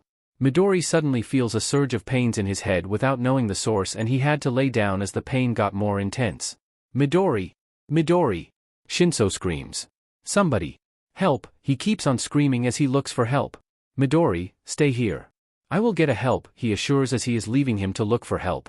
Suddenly a portal is opened and a smokeman appears. Izuku, he screams as he takes him on his arms. Let's get out of here, you need to be treated immediately, he says worriedly. Izuku or Midori nods as both disappear into the portal. Not too long after that, Shinso is back with some people. Midori, TOBCONTINUED chapter text. Note. Italic is flashback and underline is telepathy. Kurogyri is frantic when he sees his adopted son suddenly falls down due to unknown reason, and he hurriedly opens a portal to rescue him. It has happened so many times he could remember, and each time is worse than before. Last time it happened, Izuku's body ended up convulsing uncontrollably as if he was having seizures before went into a coma for 2 whole days. The worst thing about it was not seeing his child in pain, but when regained his consciousness as he completely lost his memory. He didn't even recognize Kurogyri, and he had a panic attack not long after that since he failed to recall his memory. Needless to say, Kurogyri doesn't want to go back to that time. Izuku, please hold on. You'll be fine, he tries to assure him as they arrive at the bar. Izuku is flinching in pain, but he doesn't let go any noise. That darn Shigaraki hates his voice so much that he shuts his jaws with wire, rendered him not able to move his jaws. He puts Izuku down gently at his bed and he pats his head lovingly, trying to calm him down. I'll get you a doctor, I promise I won't be long, he cups his face as he holds back his tears, looking Izuku, who can't even express his pain openly. As he tries to move away, suddenly Izuku holds his wrist, not letting him go. Please, don't go, he pleads with teary eyes. Izuku, you may die if I don't bring a doctor. Please understand, I can't lose you, Kurogyri begs. It's okay, I don't think I can survive. Izuku's breaths become heavier as he is losing consciousness. Izuku is obviously dying as bloods begin to pour from his ears and eyes, with some find it escape from his enclosed mouth. His skin becomes paler by each second, but he still tries to speak via telepathy. Please, tell Shinsukuin, I'm sorry, as he cries blood. I don't want to forget anymore, as his grip begins to soften. Izuku. Kurogyri gets closer as he grabs his hand with both of his own. Crying hard at the sight of his son figure. Izuku's body begins to get colder and Kurogyri knows that he is on the verge of death. What in the hell are you moping about? Shigaraki barges into Izuku's room and look at the scene with a bored look on his face. Izuku, please, no. Kurogyri hugs Izuku's lifeless body, ignoring Tamura's presence as he cries loudly. Tamura just clicks his tongue and leaves the grieving Kurogyri alone without any care at all. Not too long after that, someone arrives at the bar, someone who Kurogyri utterly despises. Dr. Tsubasa, the doctor who is responsible for turning both him and Izuku into Nomu. The elderly enters the building as if he has been going there for a long time, knowing every nook and cranny, as he goes straight into Izuku's bedroom. He opens the door and he sees Kurogyri crying over the limp and bloodied body of Izuku. I heard what happened, poor boy, pretending to care, but there is no ounce of sympathy from his tone. The only thing he cares about is the possibility to experiment more on that poor boy's body. Stay back. If you take one more step, I promise you'd be dead in a second. Kurogyri sends threat, but the doctor just grins. Fascinating, so a sentient Nomu is capable of feeling some sort of bond with other Nomu. This is interesting, indeed, as he walks closer to inspect Izuku's body. Kurogyri steps up, ready to attack. I have warned you, he growls before Tamura shouts at him, stand back and let the doctor do his duty, undead monster. Kurogyri looks at him and obeys while gritting his teeth in pain. I see that the mechanism I planted in this Nomu works really well.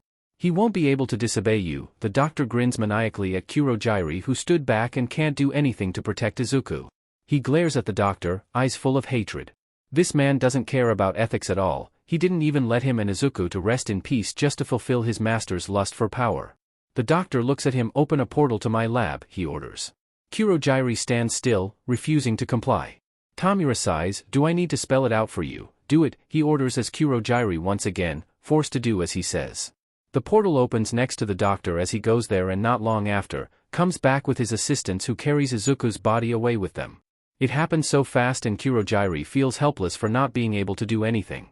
As the doctor and his assistants gone to do whatever experiment of Izuku's body, Tamura let out a yawn and leaves him alone to go to bed. Totally not caring about what just happened. Kurogiri, on the other hand, sits on Izuku's bed and silently cries. "I'm sorry Izuku, I promised to protect you but I failed," as he let go his anguish into countless tears falling from his eyes. He wonders if Izuku will be able to fully remember his past just like him who remembered who he was, Shirakumo Oboro who got turned into Kurogiri. He cries for the injustice the villains inflicted to such a good kid. He cries for himself who may not be able to be free and has to live the remainder of his days as a villain. He cries that he failed to fulfill his promises to his parents, his friends, and Izuku. He remembers them, of course. Tensei, Namuri, Shoyuta, and Hisashi. His precious friends who thinks that he had died. Kurogiri would give anything just to meet them again, yet he probably gonna meet them later on an opposite side of battle, and it pains him to think that it most likely will happen. Before that, he has to free the kid. His adopted child who he treasured so much but fails to protect. "Izuku, please come back," as he cries himself to tears on Izuku's bed. The days since the doctor took Izuku were blurs. Kurogiri keeps on waiting for him to come home but he got no one else to ask about his whereabouts. He was tempted to go to Hiro several times to report about his case but no matter he tried, his body refused to function. It seems like the doctor got something to do with how his body reacts to Hiro's and it makes him practically impossible to help getting Izuku to safety. As he mans the bar and waiting for the customers to come, he remembers that day when he first met Izuku. The petulant manchild, Tamura, at that day was really insufferable more than ever. He threw tantrum because he heard that Sensei was interested in recruiting a new member for their group. He was upset that Sensei was interested in someone other than him and he got so angry, he broke all the glasses in the bar. Kurogiri was so over his antics but he just let him did whatever he wanted to do during his tantrum. He tried to stop him in the past but instead, he got some parts of his body disintegrated during his rampage and he definitely didn't want that happen to him again. Suddenly the TV turned on and a figure of a man with a black mask-like contraption on his face appeared. Tamura's mood changed 180 degrees when he saw it and it creeped Kurogiri. "Sensei," he beamed. "Shigaraki Tamura, I see you're having a bad day." The man, or he was more known as Sensei or All for One, the boogeyman of the underworld chuckled. "Just hearing a rumor about you getting interested in some worthless NPC," he grumbled. Kurogiri facebombed at his childish behavior. It may be cute if he didn't have the ability to disintegrate or decay people instantly and he believed that Tamura wouldn't think twice to kill people he didn't like. Sensei laughed, albeit really creepy. Seemed like he was amused with Tamura. "My sweet, sweet child.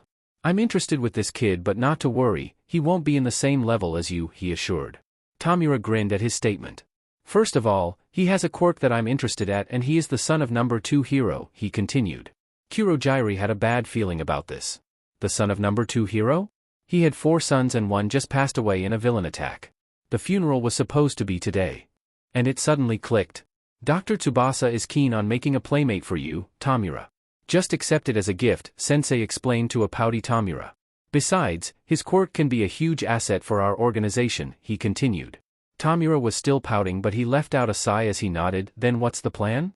Are we gonna kidnap him?" he asked as if he was forced to do something really troublesome. Kurogiri didn't like the direction of the conversation. It was obvious that they wanted to create another him. A sentient Nomu from a corpse of a child. To say he was furious and disgusted were an understatement. "His cremation is this afternoon. Kurogiri should warp his corpse when they fully slid it inside the cremation retort. Then we can swap it with someone else's corpse," he explained nonchalantly as if he was talking about the weather. "Great, another murder to be committed," as Kurogiri nodded in disagreement. They ended up swapped his corpse with a failed Nomu who was created by Dr. Tsubasa. Kurogiri felt disgusted at himself for taking away the kid's chance to rest in peace as he handed over the corpse to the doctors in a secret lab. The corpse was tiny, he couldn't believe at first when they told him that he's supposed to be a first-year middle schooler. The eyes were closed with some caps and they closed the mouth with wire. Kurogiri waited for the process to finish while secretly hoping that it would be a failure. He didn't want anyone to have the same fate as him. The procedure took a good 4 hours and when they opened the lab, Tamura and Kurogiri were amazed when they saw the boy sat there with green eyes looking at them in fear. "What? Where am I?" Sho-chan, Dad, Mom? Fuyune, Tuyenii, Natsuenii, as he began to panic and the equipment in the labs began to float and thrown at different direction. It was a chaos. Kurojairi rushed to his side to calm him down as he rubbed his backs and whispered assuring words. The kid still looked at him in fear before the doctor entered the room. I see, seems like you need more enhancement to be a useful Nomu, he said. The kid clenched into his wrist begging him to let him go home. Please, my family must have been worried. I'll do anything, just let me go home, he begs while crying. I'm afraid we can't do that, the doctor shook his head as his assistants forcibly put him down to his bed. The kid tried to fight them off but the quirk suppressant was too much for him and he began to drown into sleepiness. When you wake up, you'll be as good as new, as the doctor cackled. Kurojairi looked at him in fear as he was forcibly removed from the lab. The next day, Izuku was delivered to them. He couldn't talk because they wired shut his jaws and he needed transfusion of nutrients to survive. He also was gifted a telepathy quirk from Sensei to communicate. Later, Kurojairi learnt that Tamura was the one who requested that Izuku shouldn't talk because he hated his voice. Never in his right mind, he wanted to murder someone like Tamura. Ever since that day, Kurojairi vowed to protect Izuku from harm. And he failed, countless times. Every time Tamura got upset, he will turn to Izuku to spar and he always left Izuku in bruises and scars. Kurojairi tried to protect him but he can't go against Tamura. It is physically impossible. Same like Izuku who was programmed to always obey Tamura. Kurojairi watches slowly the light in Izuku's eyes dimmed into stale and lifeless like a doll. As he daydreams, suddenly the door opens and here they are. Izuku and the doctor. Izuku, he shouts. Joyful to see his son back as he hugs him. I'm glad you're back safely, he continues. Izuku just stands there silently. Izuku, he feels something is wrong. Who are you? Izuku replies. Kurojairi can't believe what he heard and he glares at the doctor. I reset him, he smirks. Shinso tries to contact Midori for past days but there is no answer so far.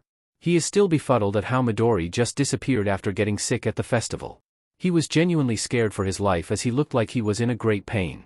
He tried his best to find him but Midori never told him where he lives and since Shinso doesn't know his full name, going to the police won't make any difference either. Despite him being worried about Midori, he still continues the training regimen that Midori made for him. He even managed to finish the beach cleaning and now he is sitting there looking at the view. It would be ice if Midori was here, as he mumbles. Yahoo! Suddenly someone tackled him from behind. Hitoshi was startled as he looks at his assailant and finds a teen with pink dreadlock enthusiastically running on the beach. Mei, he sighs. The beach looks like a beach now. This is amazing. Mei is feeling her oats as she jumps around the clean beach. Hitoshi just sits there remembering the time when he first encountered Midori in this beach. Shinso Hitoshi is the adopted son of two pro-heroes but he kept it as a secret. Nobody needs to know that, especially with one of his dads is an underground hero. You could say his aspiration of becoming an underground hero came from him, besides the nature of his quirk of course. Anyway, by having a quirk deemed as villainous by the society, Hitoshi had a rough childhood as he was given for adoption when he got his quirk. The neglect and being ostracism by other children and caretaker due to something that he couldn't control made him immensely bitter at the society and he wanted to prove that he could be hero, even with his quirk. Luckily, he got adopted when he turned 11 and ever since that, he began to train his body to become a hero. His parents are really supportive too, in which he felt blessed. Albeit, he still feels awkward among them. Hitoshi's life in middle school wasn't a walk in the park either. As he got bullied by his peers for again, his quirk. He tried his best not to engage in a fight but somehow life brought him to this situation. Hitoshi was cornered at Dagoba Beach by some upperclassmen who tried to fight him because they were bored at their own pathetic life. Shinso tried his best to dodge the attack but 5 against 1 was hardly a fair fight. Come on, villain. Let us the heroes to put you in your place, they taunt him as one of them punched him in the face. Hitoshi grinned at them, put me in my place? That sounds more like a villain than a hero. Are you sure you are heroes? You son of a beach, they growled as their attack got more vicious. Hitoshi got punched in his face and abdomen area before getting kicked numerous times on his back. He thought that was it before he saw a greenette with black hoodie and green eyes walked closely. The greenette spared them a disgusted look. Bullies? How pathetic, he said. Who the F are you? They turned to him as they realized his presence. Truly pathetic. Nobody, just passing by this area and I smelt some cockroaches. Turns out they are as big as human, scratch that, even cockroaches will be offended to be compared to bullies, he insulted with a deadpan tone. The bullies growled at him before one of them smirked and touched his chin. You have a cute face, wanna play with us? Cutie? The greenette lifted his finger and in an instant both of that boy's fingers broke as it got splintered into abnormal position. Arghhh, he screamed, but, in an instant, he was thrown into the sea with an invincible force. He crawled back and ran for his life. The other bullies, because they are dumb as rocks, instead of following their friend's example of running to safety began to attack him instead. The greenette seamlessly dodged all the attacks without much efforts, hell, he even looked bored. As the bullies trying to catch breath after the attack, the greenette said, "Pathetic, bullies are dumb and evil but you guys don't even have the minimum fighting skill to be one. Now, it's my turn," as he propelled all the bullies upward to the sky and letting them fall after that before stopping them just before they made a contact with the ground. Some of them puked, some of them peed in their pants due to fear. Finally, they ran as fast as they could from the scene. Hitoshi was amazed at his skills. Telekinesis quirk was rare, but telekinesis this powerful was even rarer. He also able to fight quirkless and he could control his quirk perfectly too. What an amazing person, he thought. Sorry for disturbing, the greenette bowed before trying to leave, but his wrist was suddenly grabbed by Hitoshi, whose face blushed like a tomato. Sorry, he shouted as he let go of his wrist. The greenette looked at him with disinterested eyes. I was wondering, if you can train me, he admitted. The greenette blinked. Why? You have a good grasp of quirkless fighting. I want to be a hero, you see. My quirk is not physical or flashy and I'm planning to attend UA next year. I heard the practical exam is pretty brutal, so I've been preparing for that portion, he explained. Hitoshi tried to decipher the greenette's body language but it was really hard. He really hoped he would say yes. Why do you want to be a hero? The greenette asked. Hitoshi was taken aback.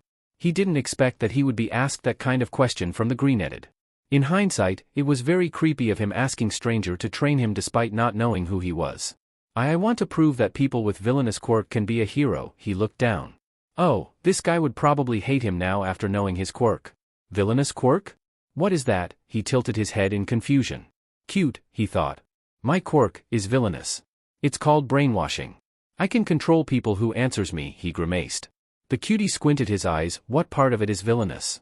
Quirks are neutral by nature. What I did today was villainous.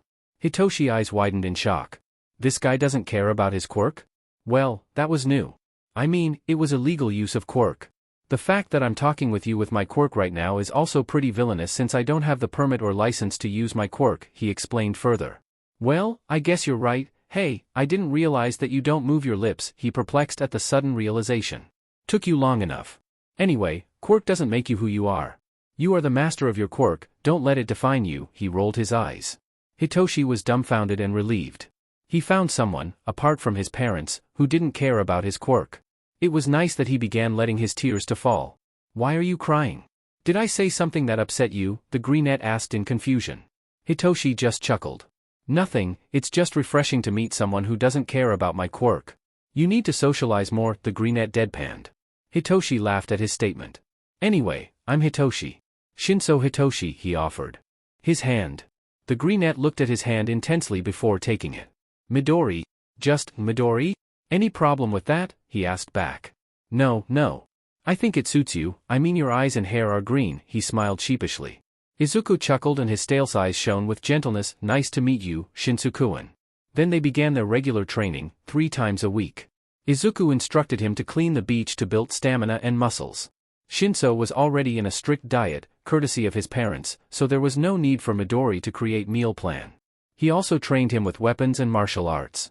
Midori later introduced him to Mei, his friend who he met at the beach before Shinso, as she was basically dumpster diving to find some parts for her babies. Mei created a voice changer that he could use with his quirk and it was a success. Both 3 of them liked to hang out together. Midori just vanished, Shinso says as he looks at the horizon. Admiring the twilight as he is getting the melancholy of not meeting Midori. Midori is an enigma, he will appear later when he wants to, Mei brushes it off. That's rich coming from someone who calls her invention as babies, almost burning down your house 3 times and can't remember people's full name, Hitoshi deadpants. Yeah. Me and Midori are specials kind of breed. We are on whole different layer of dimension, she beams as she jumps around the truck, looking for some parts she can use. I'm just worried about him, you know. After what happened, he looked down. Lavender brain, Mei rubs his shoulders, trying to comfort him. It was awkward. Later Mei has to go home first as she gets a breakthrough. Meaning she will miss school and lock herself in her workshop for 3 days until she finishes her ideas. Hitoshi is admiring the clean beach when a tall lanky blonde man approaches him. "Excuse me," he greets. Hitoshi looks at him in suspicion. "May I help you, sir?" he asks. "Ah, sorry. My name is Yagi Tashinori. This beach used to be very beautiful and I noticed that you and your friend have been cleaning this area? It looks as beautiful as I remember," he answers sheepishly. "Yes." Hitoshi looks down, feeling sad as he remembers Midori. "Oh, sorry. My name is Shinso Hitoshi," he introduces himself. "Young Shinso, I overheard your conversation couple days ago when I passed by the beach. You said you wanted to be a hero?" he further asks. Shinso raised his eyebrows. This guy is kind of creepy. "What if I do?" he asks back in an accusing tone. The skinny man seems panicked. No. I don't mean to scare you. Well, maybe you'll understand if I do this," and in a second, the skinny man buffs up into the one and only All Might. Holy sheet. I'm here. To be continued. Note, italic is flashback and underline is telepathy. A shady bar in Kamino Ward. It is the nightfall. Many shady characters are beginning to come out of their hidings and somewhat finding themselves gathering in an old bar in Kamino Ward, Yokohama. These people are the people of the underground, which consist of villains, underground heroes, informants, and junkies. Little do they know the secret the bar holds along with the inhabitants. A green-haired teen is laying on his bed in one of the rooms located on the second floor of the bar. Not caring with all the noises and bustles in the floor below as he is trying to sleep to no avail. There is something missing but he can't put his finger on it as he doesn't know what it is. Isn't it strange? The only things he knows are that his name is Izuku and he lives here as a villain in training. He belongs to League of Villains, an organization exists solely to destroy All Might and wreak havoc on this hero-obsessed society. Granted, Izuku is not fond of heroes. He thinks most heroes only care about their own popularity and money anyway, since nobody came here to save him from this hellhole. He doesn't agree with their goal of destroying All Might though, since no matter All for One and Tamura try to brainwash him into hating him, Izuku can't find what is so hateful about All Might. He may be smiling too much and his catchphrase is not original and a little bit cringy, but he doesn't chase fame and ranking like, say, the old version of Endeavor, who somewhat mellowed these past years and becoming more heroic in terms of altruism. That's why it is baffling for him to see how much Tamura hates him, but then again, Tamura is a man-child and Izuku hates him more than any heroes. If he has a choice, he would run as far away as he can from this dreadful place. But he can't. He tried once when All for One had a training session with Tamura, but his body didn't comply. He forced his body to move from the door with his will, but nothing come out. The freedom, there. Just one more step away from this hellhole. Izuku broke down and cried in front of the door as Kurojairi embraced him in a hug. They are the same, trapped in this cage. It seems like he was made to only obey Tamura and All for One. He even began to think that he may not be fully human. A soulless golem made to kill. Izuku began to spend his days when Tamura is out buying new games or when there is no training with All for One to daydream. He imagines a big family with 5 siblings with him as the youngest. He doesn't even know why he picks that setting, but he can't help it since it is very familiar to him for an unknown reason.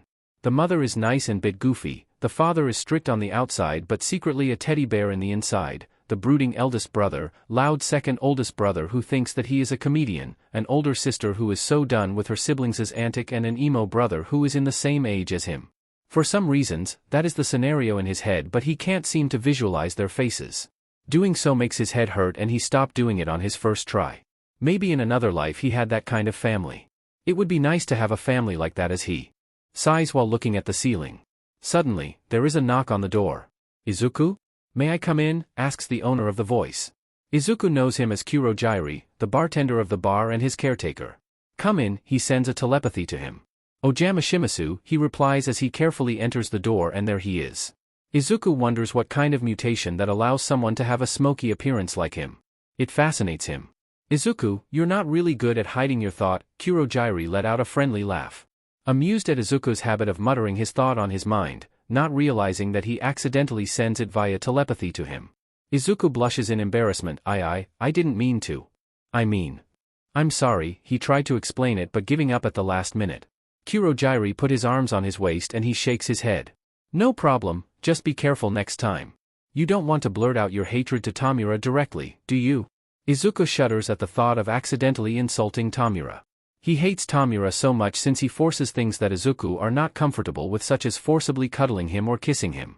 Izuku wishes he could kill him with his quirk, but he is not programmed to harm him in any way.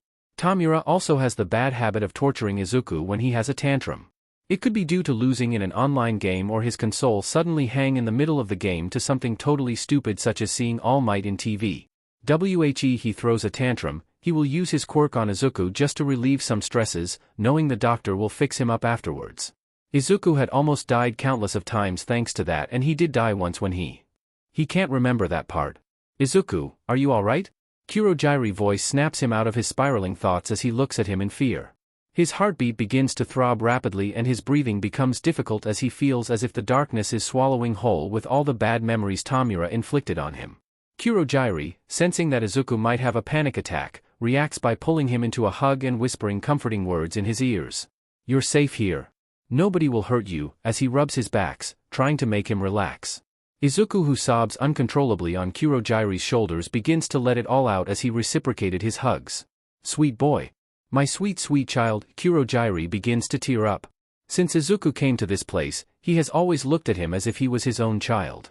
Yeah, even when he was Shirakumo Oboro, Kuroji has always been fond of children, and it pains him so much to see the sufferings these peoples force on Izuku to endure.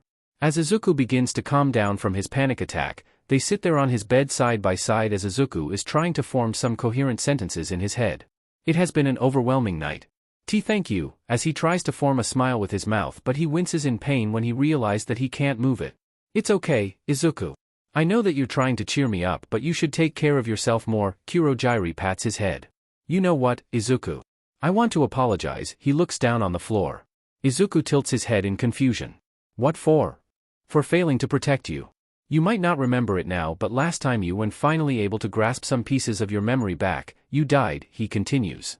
Izuku freezes, not knowing how to react. It's true then, he is not a soulless golem.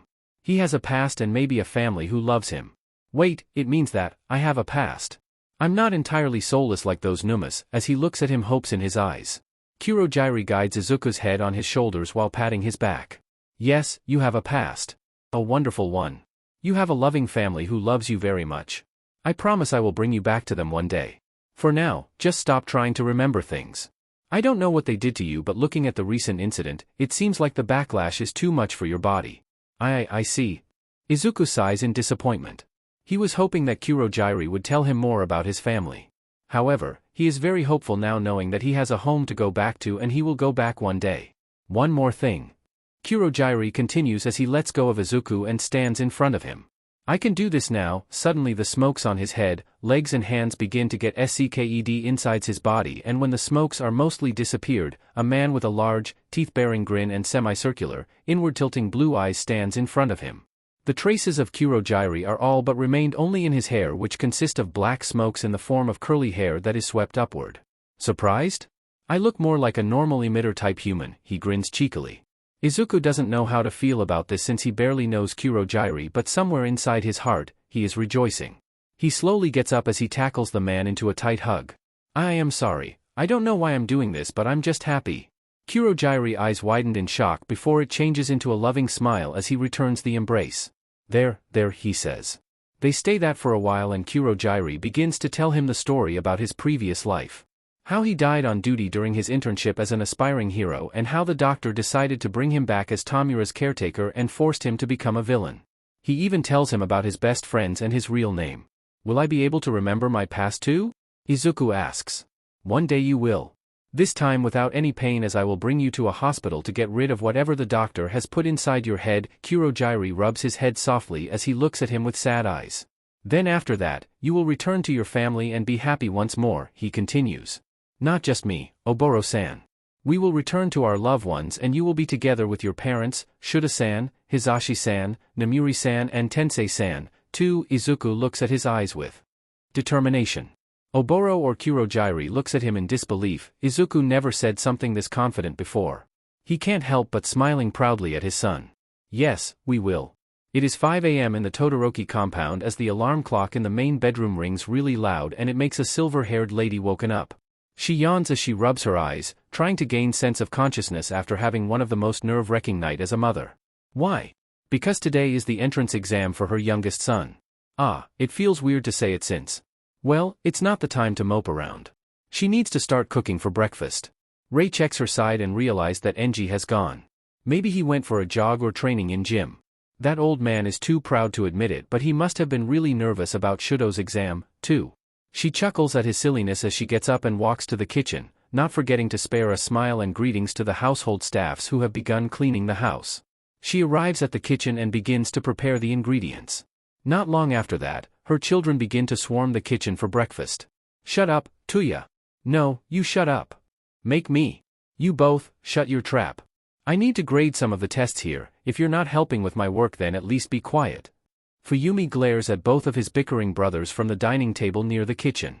Tuya rolls his eyes while Natsuo whistles away, pretending to not know anything. Fuyumi shakes her head and let out a sigh. She swears these boys will make her aged rapidly day by day. Shudo, on the other hand, is quietly sitting on one of the dining chairs, not saying a single word. Rei and Fuyumi notice that Shudo might be nervous. Fuyumi decides to stop grading the paper and sits next to him. Are you alright? She asks. Shudo flinches a bit, not expecting anyone would notice his presence. He stares at Fuyumi and nods. Liar, Fuyumi chuckles. Yo, Sho. It's okay, you'll do great in the exam. You're super smart and you have a great control of your quirk, unlike this walking blister here. Natsuo suddenly puts his hands on Shudo's shoulders, trying to cheer him up. Tisk, that's rich coming from a guy who almost freezes his partner's hand on the first date, Tuya retorts. Hey, that was one time. See, even Patchwork can get into Shiketsu. You'll definitely pass easily, Sho. Don't mind, he grins sheepishly. Rei chuckles at the lively sights. She really loves her children enthusiasm. I bet you'll be really popular, Sho. If you know any cute girls, you can introduce her to me, he. Or boys too, I don't discriminate. Natsuo still continues with his annoying ramblings as Rei appears next to him and pinches his cheek. Natsuo, instead of thinking about girls and boys, it is better to think about your future. You're going to university next year, right? Have you decided what course you want to apply to? Rei says. Tuya grins, serves you right. Natsuo pouts, I just want to enjoy the last year of my high school life, Mom. You know, all work and no play make Natsuo a dull boy. You already are, Tuya continues with his tease. Shut up, Tuya. No, you shut up. Oh, dear. Fuyumi sighs and Rei shakes her head. How noisy, Shudo deadpans. Not long after that, Enji arrives and they instantly become quiet as the foods are served. Mom. This is. Fuyumi questions as her eyes widened. Yes, to pray for Shudo's success on today's exam, I made katsudon for all of us, Rei smiles. Of course, I made one for Iken, too. May he watch over us, especially Shudo, Rei continues as she puts her hand together and prays. The others mimicking her gesture and begin eating the food. As they finish, Tuya goes back to his room to sleep as he has a night patrol. Oh, the perks of becoming an underground hero. His higher-up told him about a suspicious bar in the Kamino area in Yokohama. He may have to check that place later on with Aizawa-san. Natsuo hurriedly leaves the compound after giving a tight hug to Shudo, wishing him luck as he sprints to the station to go to his high school.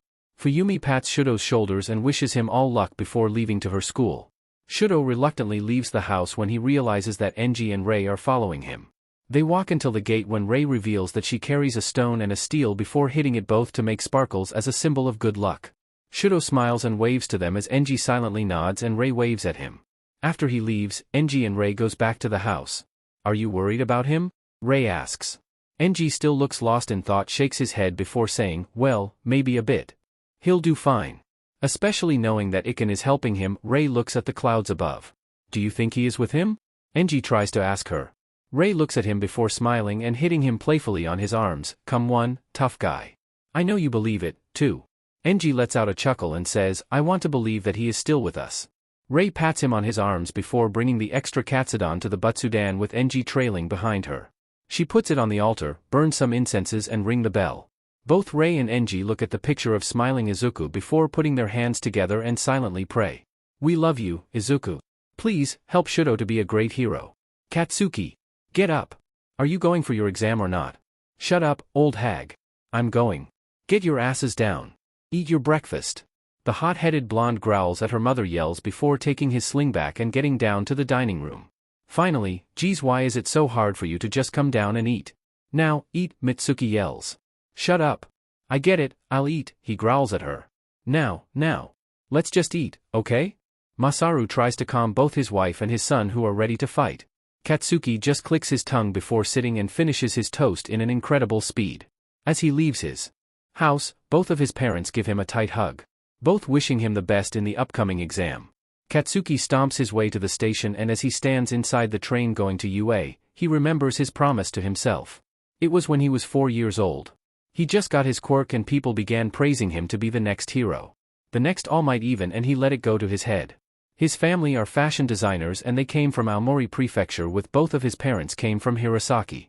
Now they live in Musutafu, Shizuoka, but they always go back to his grandparents' houses in Aomori every summer, and there he got to know Izuku. Katsuki was born in April, which makes him older than Izuku, and he somewhat took the position of Izuku's elder brother and acted like one. Izuku's parents owned a huge apple farms and they liked to play heroes there, with Katsuki forced Izuku to either be civilian or villain while be played hero. Both liked All Might, so they were pretty close. Some could say they were joined at the hip practically, with Izuku always trailing behind Katsuki. Katsuki couldn't wait to show Izuku his quirk, as he believed it would make the younger boy awed with wonder, and it did. Izuku jumped excitedly as he said, "You're so great, Kaken. You'd definitely become the next All Might. No, even better than All Might." Katsuki crossed his arms on his chest while smiling proudly. "Of course, Izu. You'd be watching me, right?" "Yup." Izuku beamed at him and it sent a warm feeling on his chest.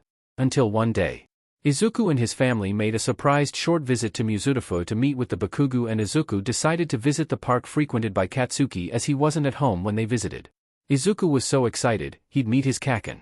As he arrived at the park, he saw something that would change the course of Katsuki's life. He saw Katsuki made a child cry. "Kaken!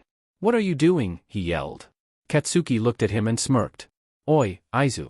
Look at this pathetic loser, he thinks that he is tough with his lame butt quirk. Let's teach him a lesson." Izuku was horrified. "Kaken, hero doesn't hurt people. Hero helps people." Katsuki was annoyed at his little brother's petulance as he clicked his tongue. "Why are you protecting him? Is it because you're as helpless as him? Your quirk hasn't shown, right? You could be a quirkless loser, ha ha ha ha. Kaken. That's mean." Izuku began to tear up. "Look at this loser, trying to protect a weakling, yet he doesn't have a quirk on his own. You might as well be called Deku because you're so useless." Katsuki began to grin at him while attacking him with his quirks. "Kaken, stop. It hurts." Izuku cried as he got some burns on his arms. Katsuki suddenly realized his mistake as he saw Izuku cried. "Izu, I." Izuku stood up and screamed at him, "I hate you, Kaken. You said you want to be a hero yet you attack me. I thought I'm your most favorite person, but you still hurt me. You're not a hero, you're a villain," as he ran away crying. Katsuki realized he had made a big mistake. Later when he got home, the Midoriyas had left and he got reprimanded by his mother. A week later, the Great Earthquake happened and his favorite Auntie Inko and Uncle Hisashi passed away. Despite the sadness and tragedies, he thanked God that Izuku was saved. He was sad when his family failed to acquire his guardianship as the Todorokis won the custody. He couldn't believe it himself when Izuku died during villain attack and he hadn't apologized to him for his mistakes. He did learn a lot after that. Both he and Mitsuki went to anger management classes and Katsuki decided to be a hero to save people. Not for glory anymore. He opens his wallet and there it is, a picture of him and Izuku when they were children. He can't help but sniffing in the train. How embarrassing, he thought. "Hi, are you okay?" A teen with crimson pair of eyes and shoulder-length black hair looks at him in sympathy. "None of your business," Katsuki grumbles. The teen grins widely as he taps his shoulders. "It's okay dude, even heroes cry sometimes." "Wait a minute," as he grabs something from his bag. "A handkerchief. You can use it," he smiles. Katsuki rolls his eyes but surprisingly he doesn't hate it. His smile reminds him of Izuku, he thought as he takes the handkerchief and use it to wipe away his tears. The rides to UA turn out to be not too bad, after all. Jiru Kyoka is nervously waiting at the gates of UA for Ida. She misread the schedule and ended up arrived at the school an hour earlier as she lets out a sigh and face palms. There she sees a half-white and half-red-haired guy approaching the gate.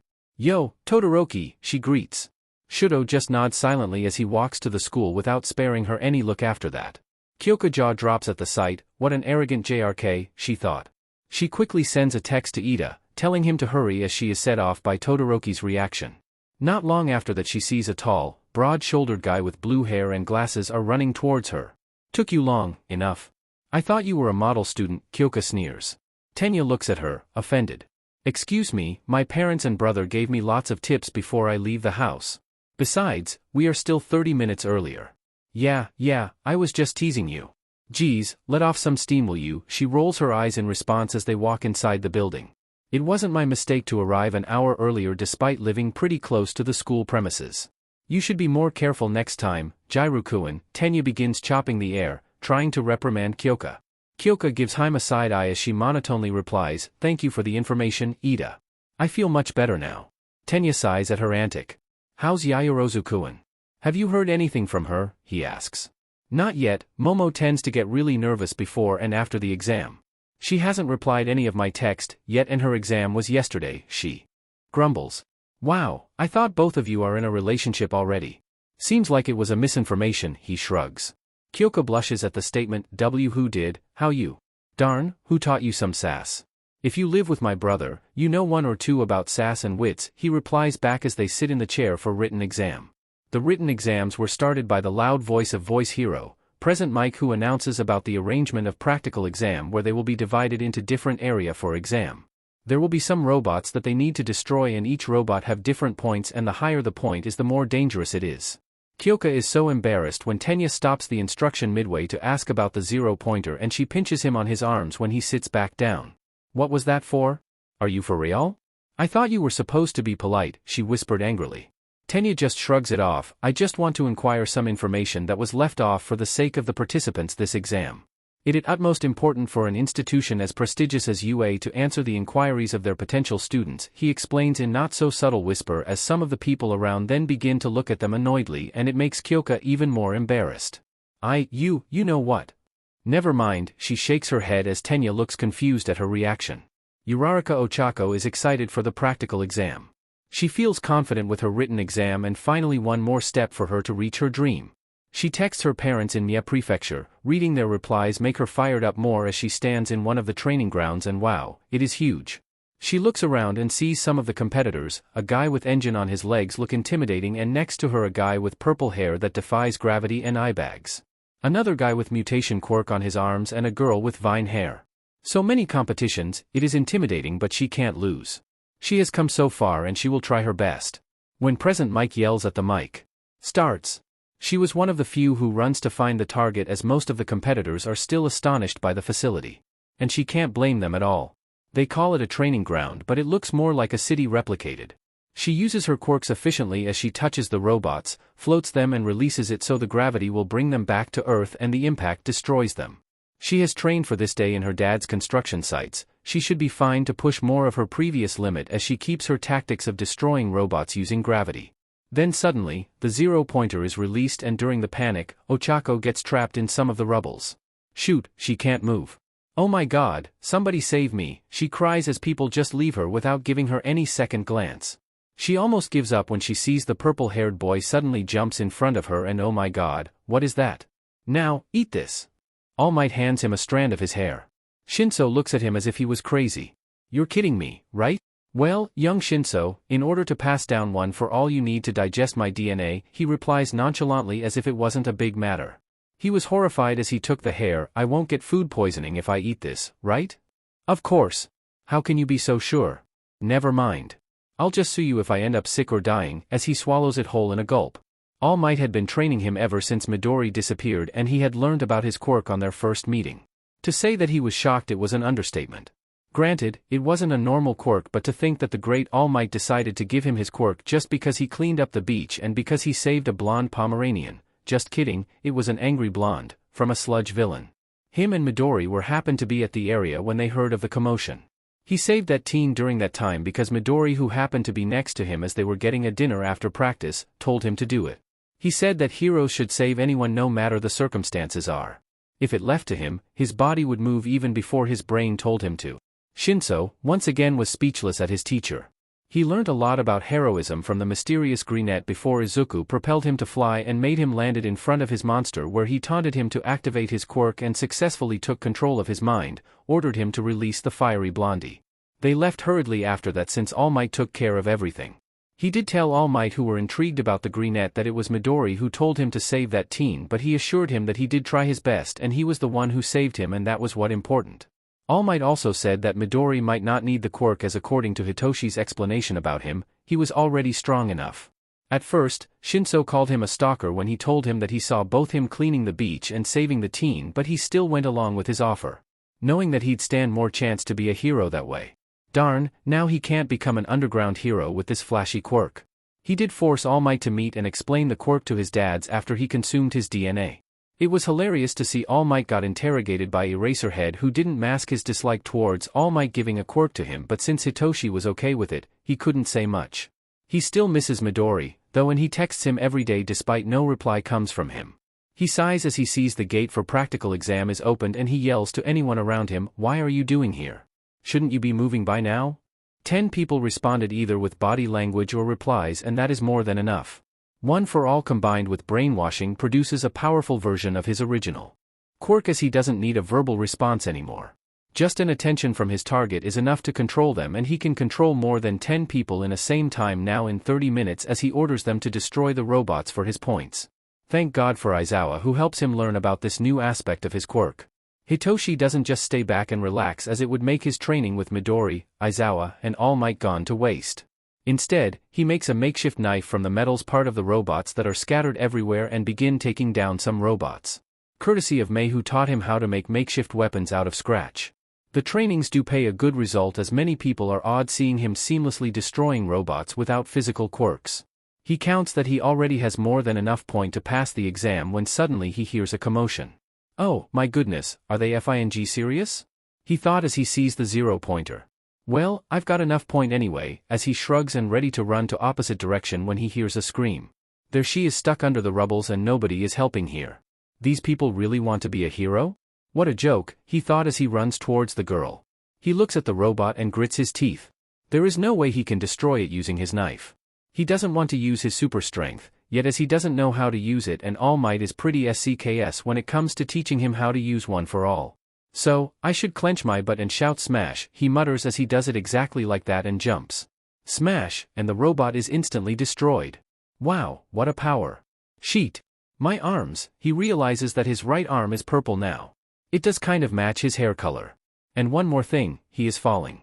Well, this is it, I guess, he deadpants as the suddenly feels a slap on his face before floating and slowly descend into ground. He realizes it was the girl that he saved who slapped him. It seems like the glasses guy helped her from the rubbles, as he sees her being carried by the same guy, and whoa, he has engines on his legs. Hitoshi suddenly stops floating and fell down lightly on the ground as the girl releases her quirk and accidentally pukes on the glasses guy. Hey, he shouts. Sorry, she says apologetically. Hitoshi can see the glasses guy is horrified, but he doesn't put her down or anything. He just sighs. Not long after that he gets treated by recovery girl, who checks the participants of their injuries.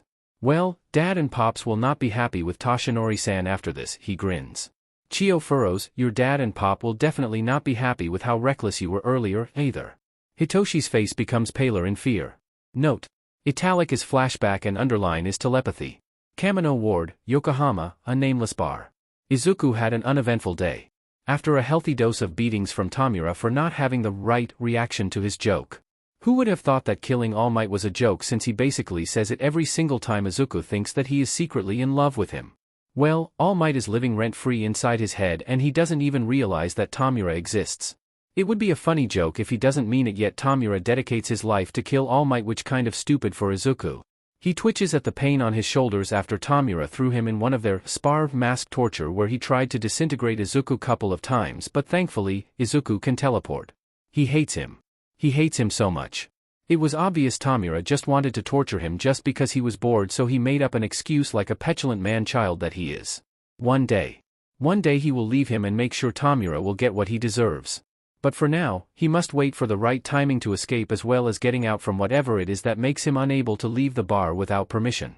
He sighs as he continues playing the piano in the bar.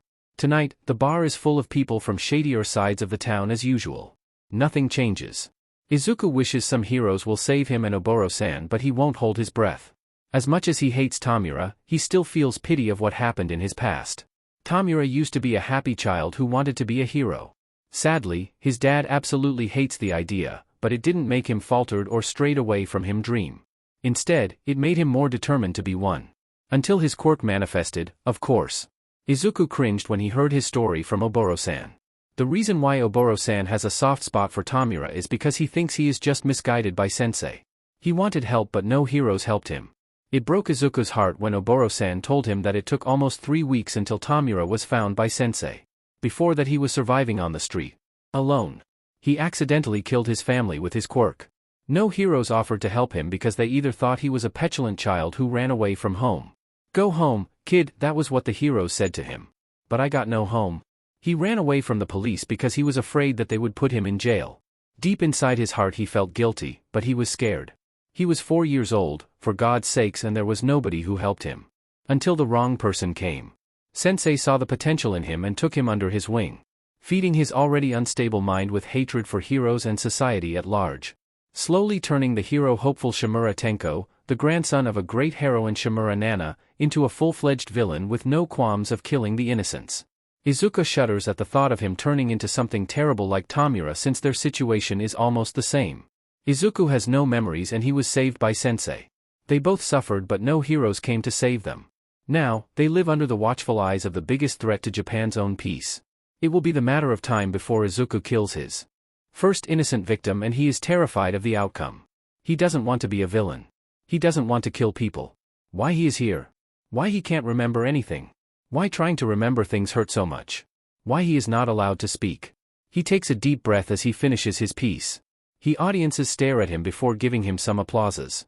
Unaware of his internal turmoil, Izuku nods at them. He wants to smile, showing his appreciation to them, but he can't.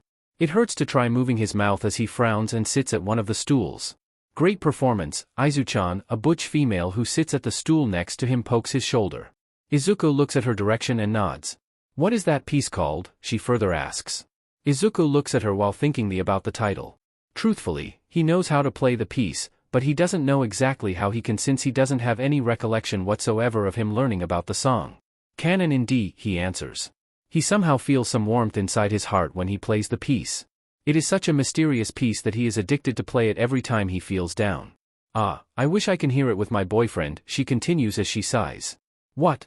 Another failure at your attempt to find a boyfriend, Magna? Kurojiro, who mans the bar, quips while making a drink. Well, he told me he just wants to be friends. I guess I'm more like a friend material than a girlfriend, 1 inch, she whines. Izuku pats her shoulders. Those guys don't know how nice you are, Magna Nizan. It is their loss. Izuku tries to cheer her up. Magna gazes at him before smiling sweetly. Ah, Izu-chan.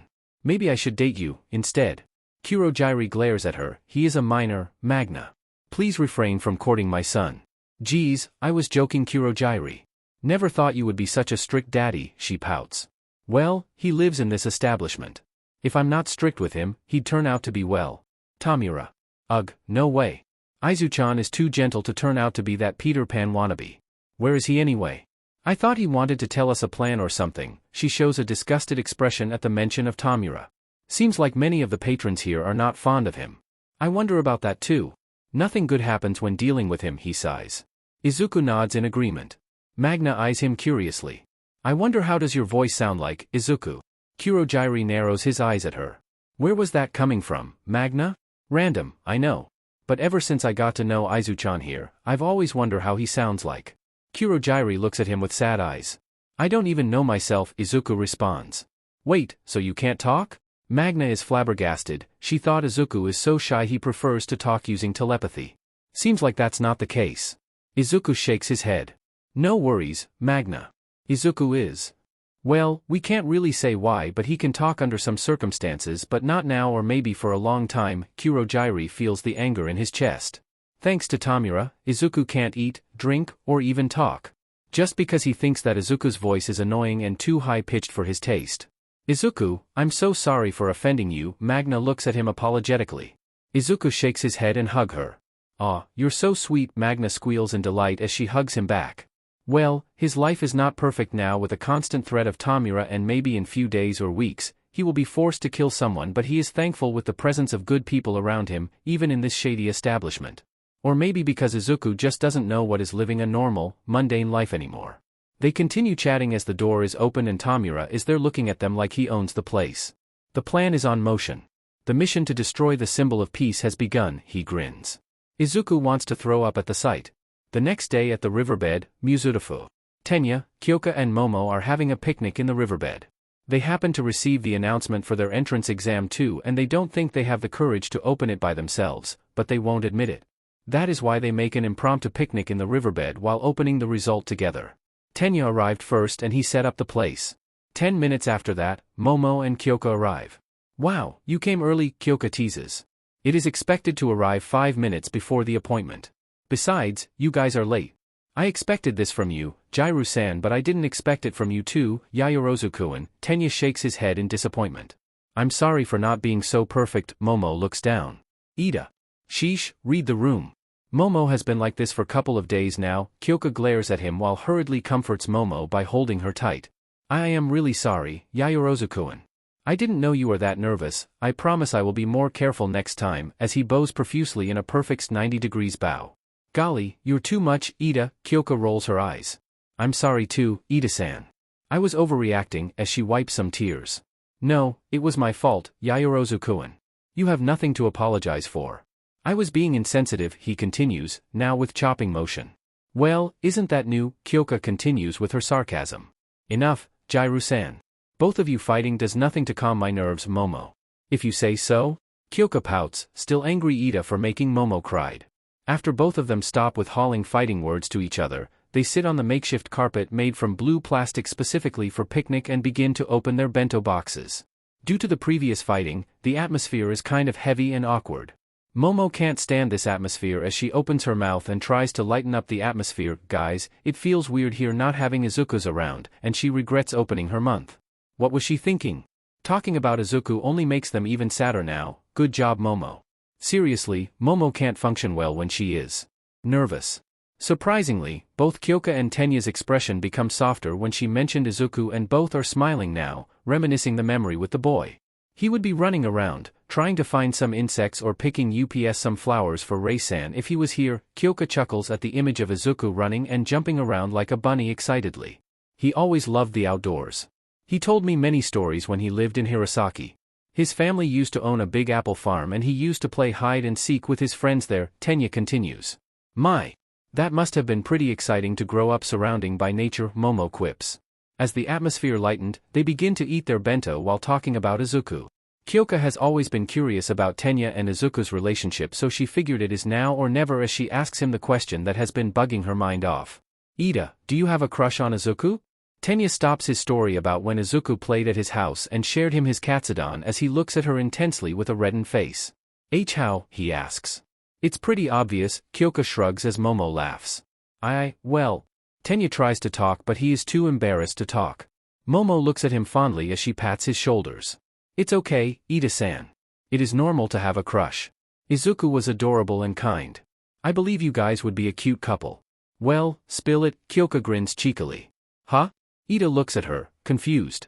When did you fall in love with him, she asks. Tenya doesn't really want to talk as it is embarrassing, but knowing Kyoka can be restless when she wants to know about something. Luckily, suddenly Tenya hears a ping on his phone and he nods apologetically. Excuse me, he says. Kyoka pouts, saved by the bell, huh. Momo shakes her head in disappointment, Jiru-san. Tenya chuckles when he reads the message. He seems amused. Oh, forgive me.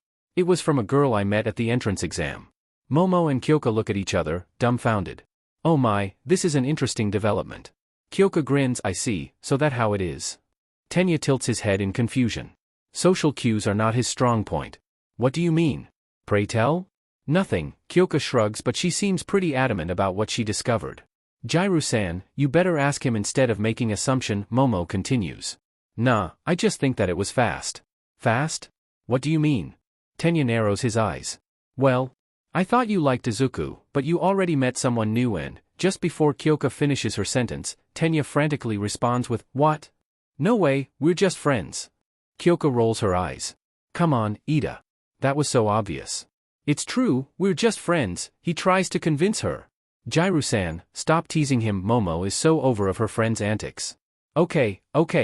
You're both friends, great, congratulations, she continues with a bored expression. Anyway, you haven't told us about the time when you realized that you like Izuku. Kyoka is still relentlessly tries to dig deeper into Ida's feelings. Well, I can't do anything to help. I'm sorry, Ida-san, Momo sighs as she catches Tenya's pleading look. Okay, fine. It's not really an interesting story though, he gives up. Kyoka stares at him with a grin on her face. Go on, she says. The first time Tenya met Izuku was when they were 9 at Hero Gala. He came there with his family for the first time and he was excited to meet lots of heroes there. At first, he had fun fanboying the heroes there as his brother introduced him to them and he shyly following him until he joined his friends. Tenya was bored since sadly, there were not many kids who attended the gala. He ended up sitting alone on his seat, watching his family conversing with different heroes and having fun. He felt lonely by himself even though he was in a full room of people.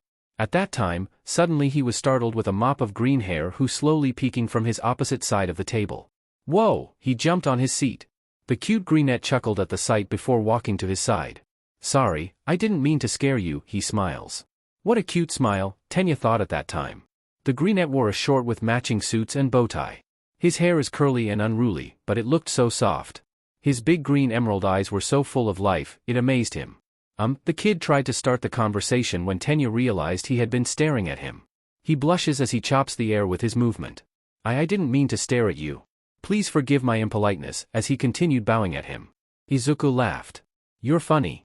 Do you do this movement often? He tried to mimic the robotic hand-chopping move which made Tenya even more embarrassed. Tenya didn't know how to react at that type of situation as the greenette smiled at him widely. My name is Izuku. People call me Izuku, Iken, or Izu-chan. What is yours? He asks. Tenya cleared his throat as he regained his composure. Well, that was unexpected. Ida Tenya, at your service, as he made a salute gesture. Izuku chuckled at him as he offered his hand for a shake. Nice to meet you, Tenchan. Wanna be friends? He says.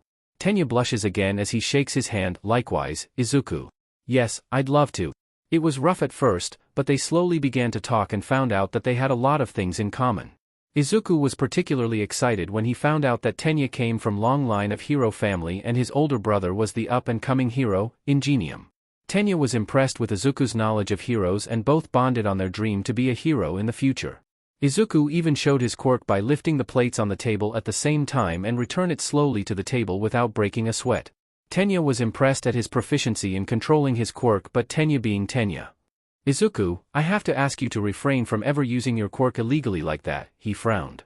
Izuku smiled at him as he put his finger on his lip and winked.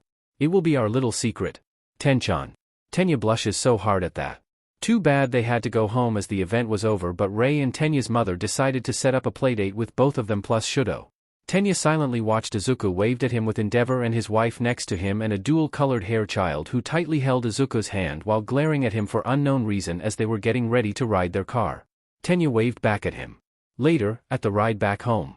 So, I saw you today, Tenya, Tensei grinned cheekily at him. Well, you were there with me mostly, Nissan. Of course, you would, Tenya pointed out the obvious, not realizing it came off as sarcasm. No, that's not what I meant, ha ha ha ha ha, as he laughed while clenching his stomach. I mean, I saw you with your boyfriend looking adorable and lovey-dovey, he teased. Tenya's eyes widened in shock with his brother's statement and how the whole family laughed at him. He doesn't have a boyfriend last time he checked. Who? I don't have a boyfriend, he pouted. His mother just wiped off some tears from her eyes after laughing hard. Well, sweetie. It seems like you were pretty enthralled by Endeavor's kid. Endeavor's kid? You mean, Izu? Oh, he is already in first-name basis with him. Tensei keeps on teasing him. The traitor. The ride home went well aside from Tenya, who felt like his face would explode anytime soon. To summarize it, it was due to constant teasing from your family that you realized that you like him? Kyoka says. Correct, Tenya replied. Well, that was kind of underwhelming, Kyoka shrugs in disappointment. Well, there are more but I can't possibly tell you guys, Tenya thought. Anyway, how was the recommendation exam? Kyoka asks. It was okay, we were divided in teams and we had to do a race in an obstacle track using our quirk, Momo explains as she eats her sandwich. Did you win yours? Any interesting contestants? Tenya asks while drinking his grape juice. I did, and yes, they were a girl who could detach her limbs and regrow it, a guy who can soften things, and Momo tries to recall when her expression turned sour. What's wrong? Kyoka asks worriedly. There was one particularly strong guy who can control wind. He got the best score and I'd say, his skill can even rival Izuku or Todoroki-san, she says. Wow, that is unheard of. As expected of UA, Tenya nods in amazement. He was quite loud, though. He has this weird obsession with anything passion-like and he made it clear that he is a big fan of Endeavor. Momo cringes at that. Three of them look at each other in silent. Oh no, this guy must never meet Shudo then. Then he made my blood boil by saying that he was looking forward to meet Izuku and Shudo to befriend them. He didn't know that Izuku has passed. I lost my cool and I kind of yelled at him. He apologized profusely after that. Momo calmly takes a sip of her tea. He said that he was a big of endeavor, yet he could be that ignorant. Well, good thing you knocked some senses into his head, Kyoka grits her teeth. I don't agree with how you solved it, Yaoyorozu-kun, but if I was in the same situation, I can imagine it would be hard to maintain a cool head. Tenya nods his head. Well, I hope we won't be in the same class as him. And I mostly hope he won't be in the same class as Todoroki-san, or there will be a bloodbath, she continues while shuddering in fear. Shudo's dislike of his dad is well known, and Shudo also hates it when people mention Izuku in front of him. He almost froze someone in his class last year and was suspended for a week after that. Thankfully, it didn't taint his record, as the school agreed that he was still mourning at that time. Shudo is still mourning even now. Anyway, since Jiru-san has been a naughty girl today, allow me to help you, Ida-san. Momo smirks as she shows a video from her phone to Ida. Judging from the panicked look on Kyoka's face, it will be interesting. And interesting it is. Momo shows him a video of Izuku, Momo and Kyoka dancing to a song by a pre-quirk pop group AKB48 as a celebration when Momo and Kyoka graduated from their elementary school. It is funny to see Kyoka in flustered expression trying to dance well but failed miserably compared to Momo, who can dance perfectly, and the always adorable Izuku. Yamamo! You traitor, she yells. Well, you left me no choice. Momo continues to laugh at the video. Tenya, on the other hand, feels a warmth in his chest seeing Izuku's smile. Can you send me the video? He asks. Momo, no. Momo, yes, as Momo grins widely at Kyoka. She quickly sends the video to Ida, ignoring Kyoka's desperate plea. As they finish the meal, finally it is the time to open the announcement letter. Ready? Kyoka asks. Momo and Tenya nod as they open the letter. A couple of minutes after that, a loud cheer can be heard from there, which means only one thing. They all passed. Dagoba Beach, Musutafu. Hitoshi was excited when he received his result, and he was even more pleased when he found out that he gained more than 130 points from both his rescue points and villain points. Sneaky UA, they didn't tell any of the applicants that there would be a rescue point, but then again, he understands that they want to weed out people who want to be a hero for glory instead of to help people. His parents weren't thrilled when they saw him destroyed the zero-pointer and got hurt in the process. He got a long lecture that night, and Eraserhead made an intimidating phone call to Toshinori. Later, he learned that Toshinori will start teaching at UA, and he felt a chill on his back knowing that it would be very awkward after his dad chewed him out for letting Hitoshi injured during the entrance exam. He sighs as he remembers that day. Speaking of Toshinori, he contacted him after he received his result saying that he would like to congratulate him on person. Hitoshi is waiting for him now as he remembers how joyful his parents were when he told them he passed and got number 1 ranking in the process. Both present Mike and Eraserhead are proud of their son. They even reserved a table in fancy restaurant tomorrow to celebrate it. Well, at least it ends well, he thought. As he waits for the arrival of Toshinori, he can't help but missing Midori. God, where did he go after that? Is he alright? Why he doesn't answer him? Hitoshi can't help but worried with his disappearance. Granted, Midori is mysterious, and he did disappear for some days, but he always answered his text.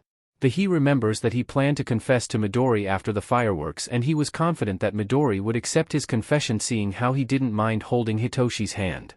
He kind of relieved that he didn't have to confess though, since he had never confessed his love to anyone before, and he had the feeling that it would be disastrous.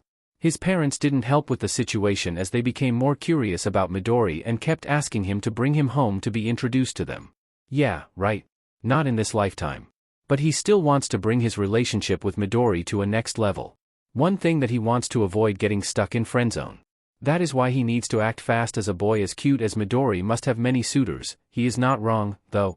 First thing first, he needs to find his whereabout. As he is busy with his thought, he doesn't realize that Toshinori has arrived and has taken a seat next to him on the stairs leading to the beach. Young Shinso, he calls as Hitoshi jumps from his seat, looking surprised. All Might. You almost gave me a heart attack, he yells. Toshinori raises both of his hands looking panicked. I'm terribly sorry, young Shinso. I thought you knew I was here. Hitoshi sighs as he takes his seat next to him. Nope, it wasn't your fault. I was daydreaming as usual. I should have got more sleep last night, he chuckles. Toshinori looks at him worriedly. Nothing to worry about. I get checked regularly by my dads, still healthy as a horse, he grins. That doesn't make me less worried, young Shinso. You need to get a regular sleep, trust me. When you become a hero, you'd appreciate a good night's sleep. Knowing how hectic the schedule for heroes can be from his parents, Hitoshi has no choice but to agree. Well, looking at my dad's, I guess you're there. I promise I will sleep at least 8 hours a day until the entrance ceremony. Happy now, he mutters. Toshinori smiles at him, nothing will make me happier. Toshinori then stands up and looks around the beach.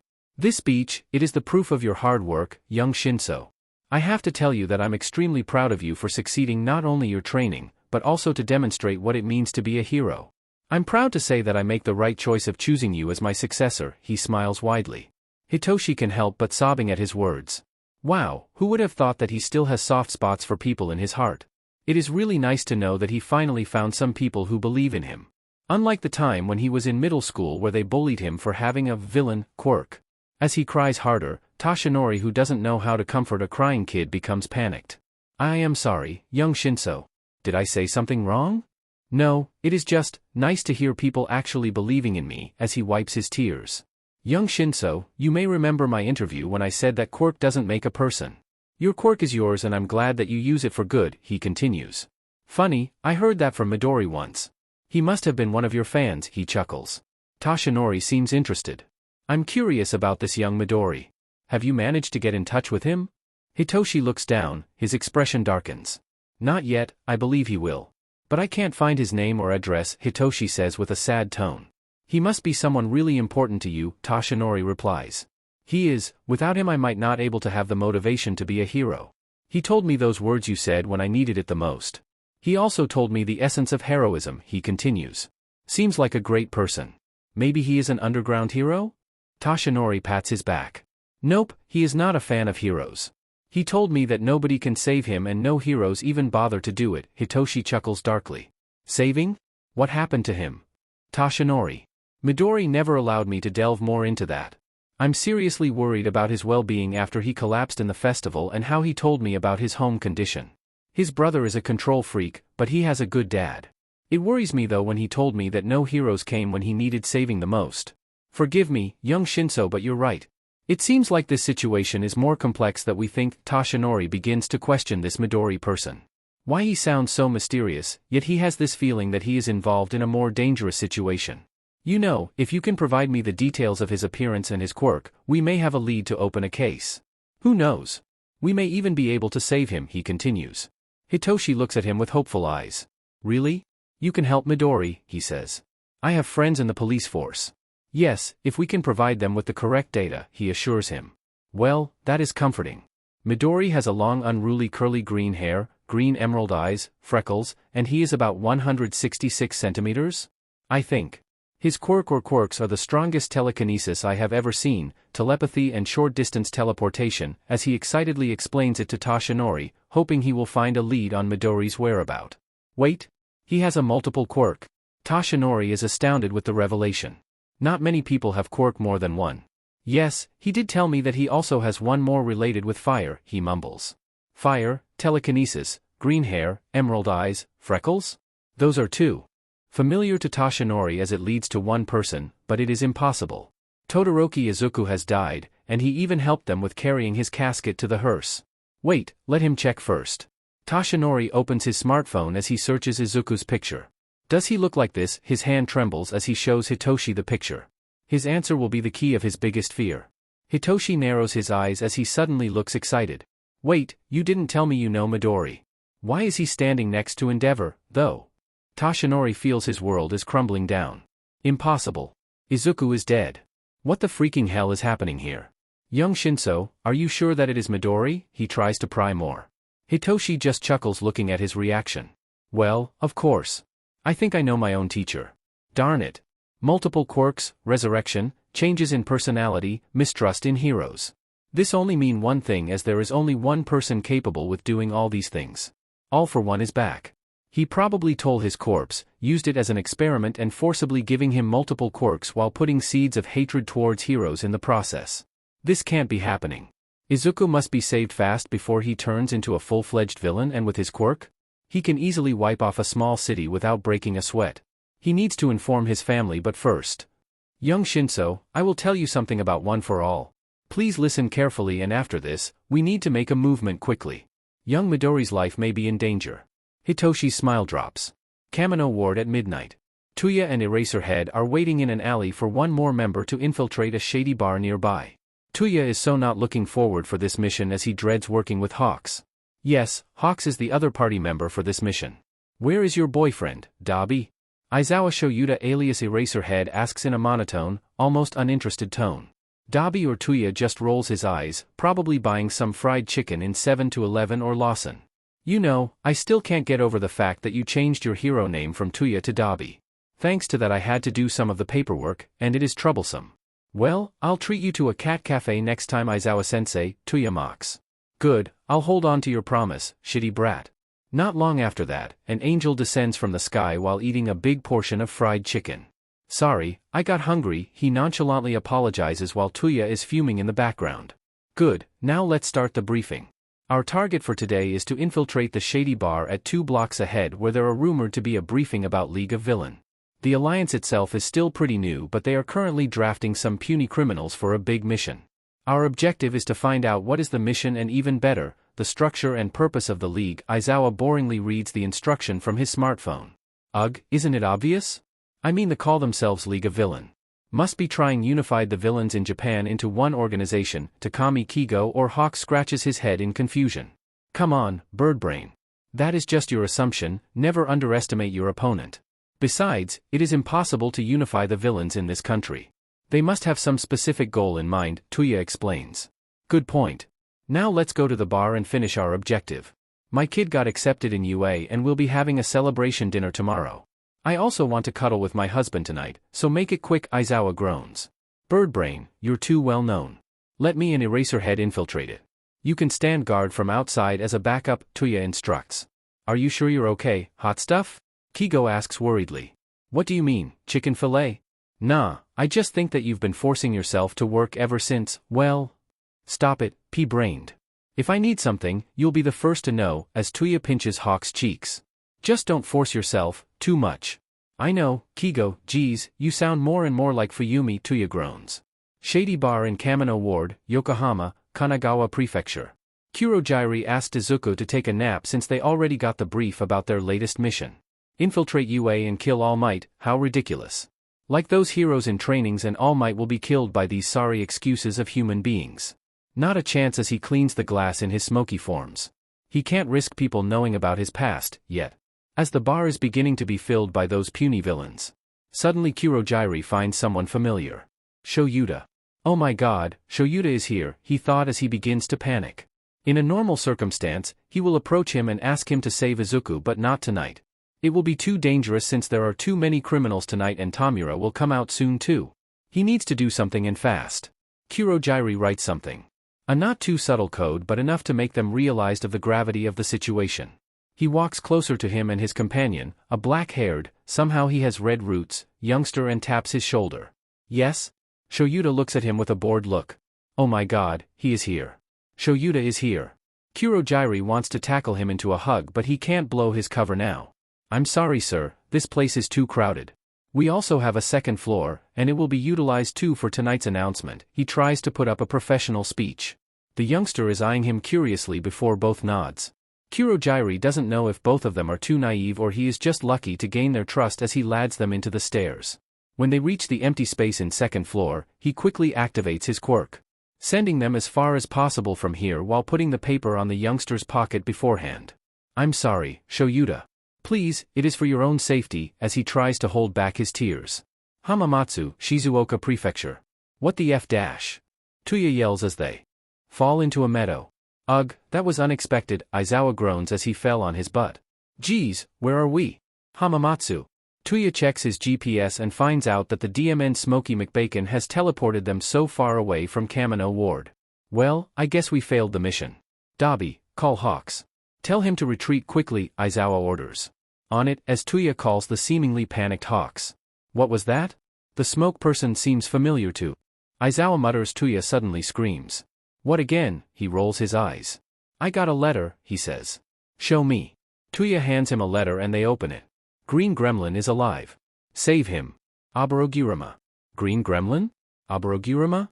This doesn't make sense at all, Tuya grumbles. Wait, Aboroguruma, Oboro? Green, Midori, Izuku? Both look at each other with a sudden realization. Impossible. Izuku and Oboro had died. But that explains the familiarity he felt when he talked to the smoke person. Wait, he was Oboro? Suddenly they hear a voice calling them from above. Yahoo, are you guys alright? To be continued. Sorry for the cliffhanger and I may have made a playlist in Spotify for this story, that nobody asked but I did it anyway. You can check it here, https, open.spotify.com playlist 2hn-ciocg7nct0mkza, siilcroowvrr60qwywf0wqsg. Some of the songs are for certain chapters while the others are for characters. Chapter 1, by Rue. Chapter 2, by Mijiya. Chapter 3, by Mijiya and Hyde. Chapter 4, by Matsumura Kazuko, by Akiko Kanazawa, by Asaka Miho, and this chapter songs are all traditional melodies from Aomori Prefecture. Chapter 5, by Ai Otsuka, basically for Shinso, LOL. Chapter 6, Tsunami by Southern All Stars. Chapter 7, Jidai by Naoko Ken. As for the characters, Izuku and Kurojiiri, Torikeigo, In This Cage, by Suki Amano. Izuku plays the piano, Canon in D by Jason Piano. Hitoshi, The Beginning of Love is Always Unexpected, by Chei and By Ikemonogakari. Ambush, by Hitomi Ishikawa. Izuku, Momoa and Kyoka Dancing, by AKB48. Tuya, by Kabakuro. Natsuo, by Kayahiko Ozaki. Rei, and by Hiromi Iwasaki. Fuyumi, Departures by Globe. Shudo, by Mika Nakashima, Fragile and Time Goes By.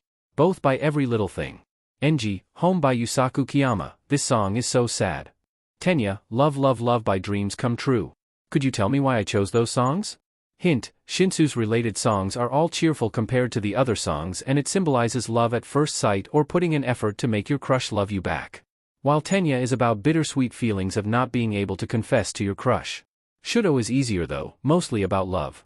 Enji one's is my favorite, about the love of father to their child.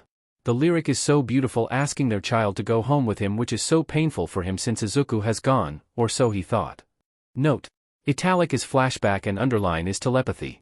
At the outskirt of Hamamatsu, Shizuoka Prefecture. Tuya reads the letter repeatedly as they are walking towards the city. He still can't believe what is written there, and he is currently contemplating on calling his home and tell his family that there is a possibility that Izuku is still alive. Eraserhead, though he may not look like it, seems pretty shaken with the revelation, too.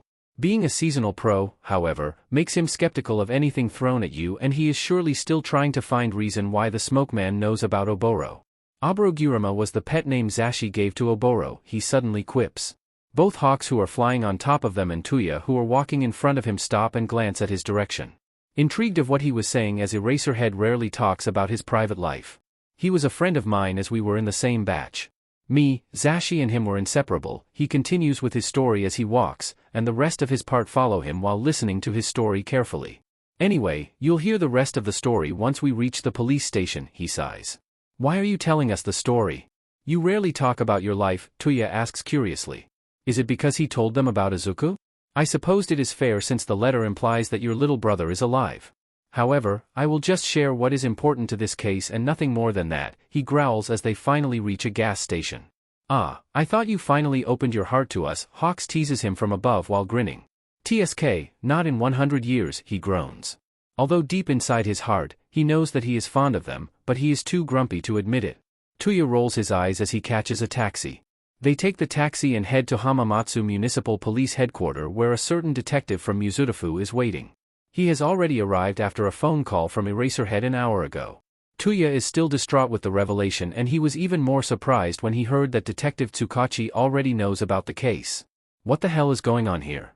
If Izuku is still alive, then it is utmost important to infiltrate that bar and rescue him. Of course, they mostly likely won't keep him there, but they may find more clues on his whereabouts. Although the most intriguing part is how he is still alive?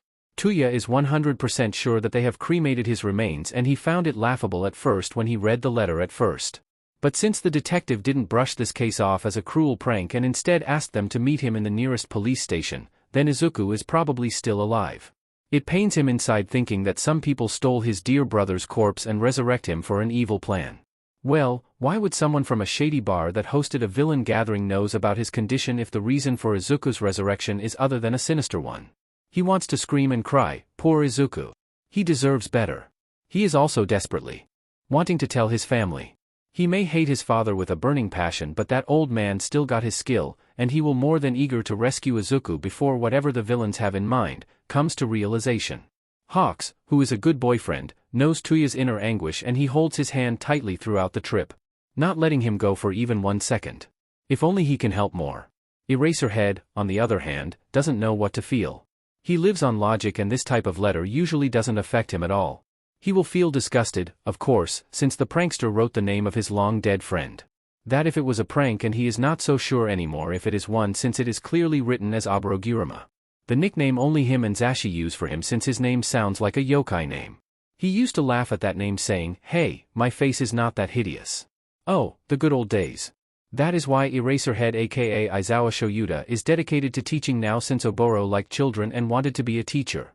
His selflessness did rub on both him and Zashi as both decided to live up his dream becoming a teacher and pro-hero. Even remembering him still hurts, he thought. It was funny to think that both Zashi and him had a crush on Oboro and was waiting to confess to him, but it was too late.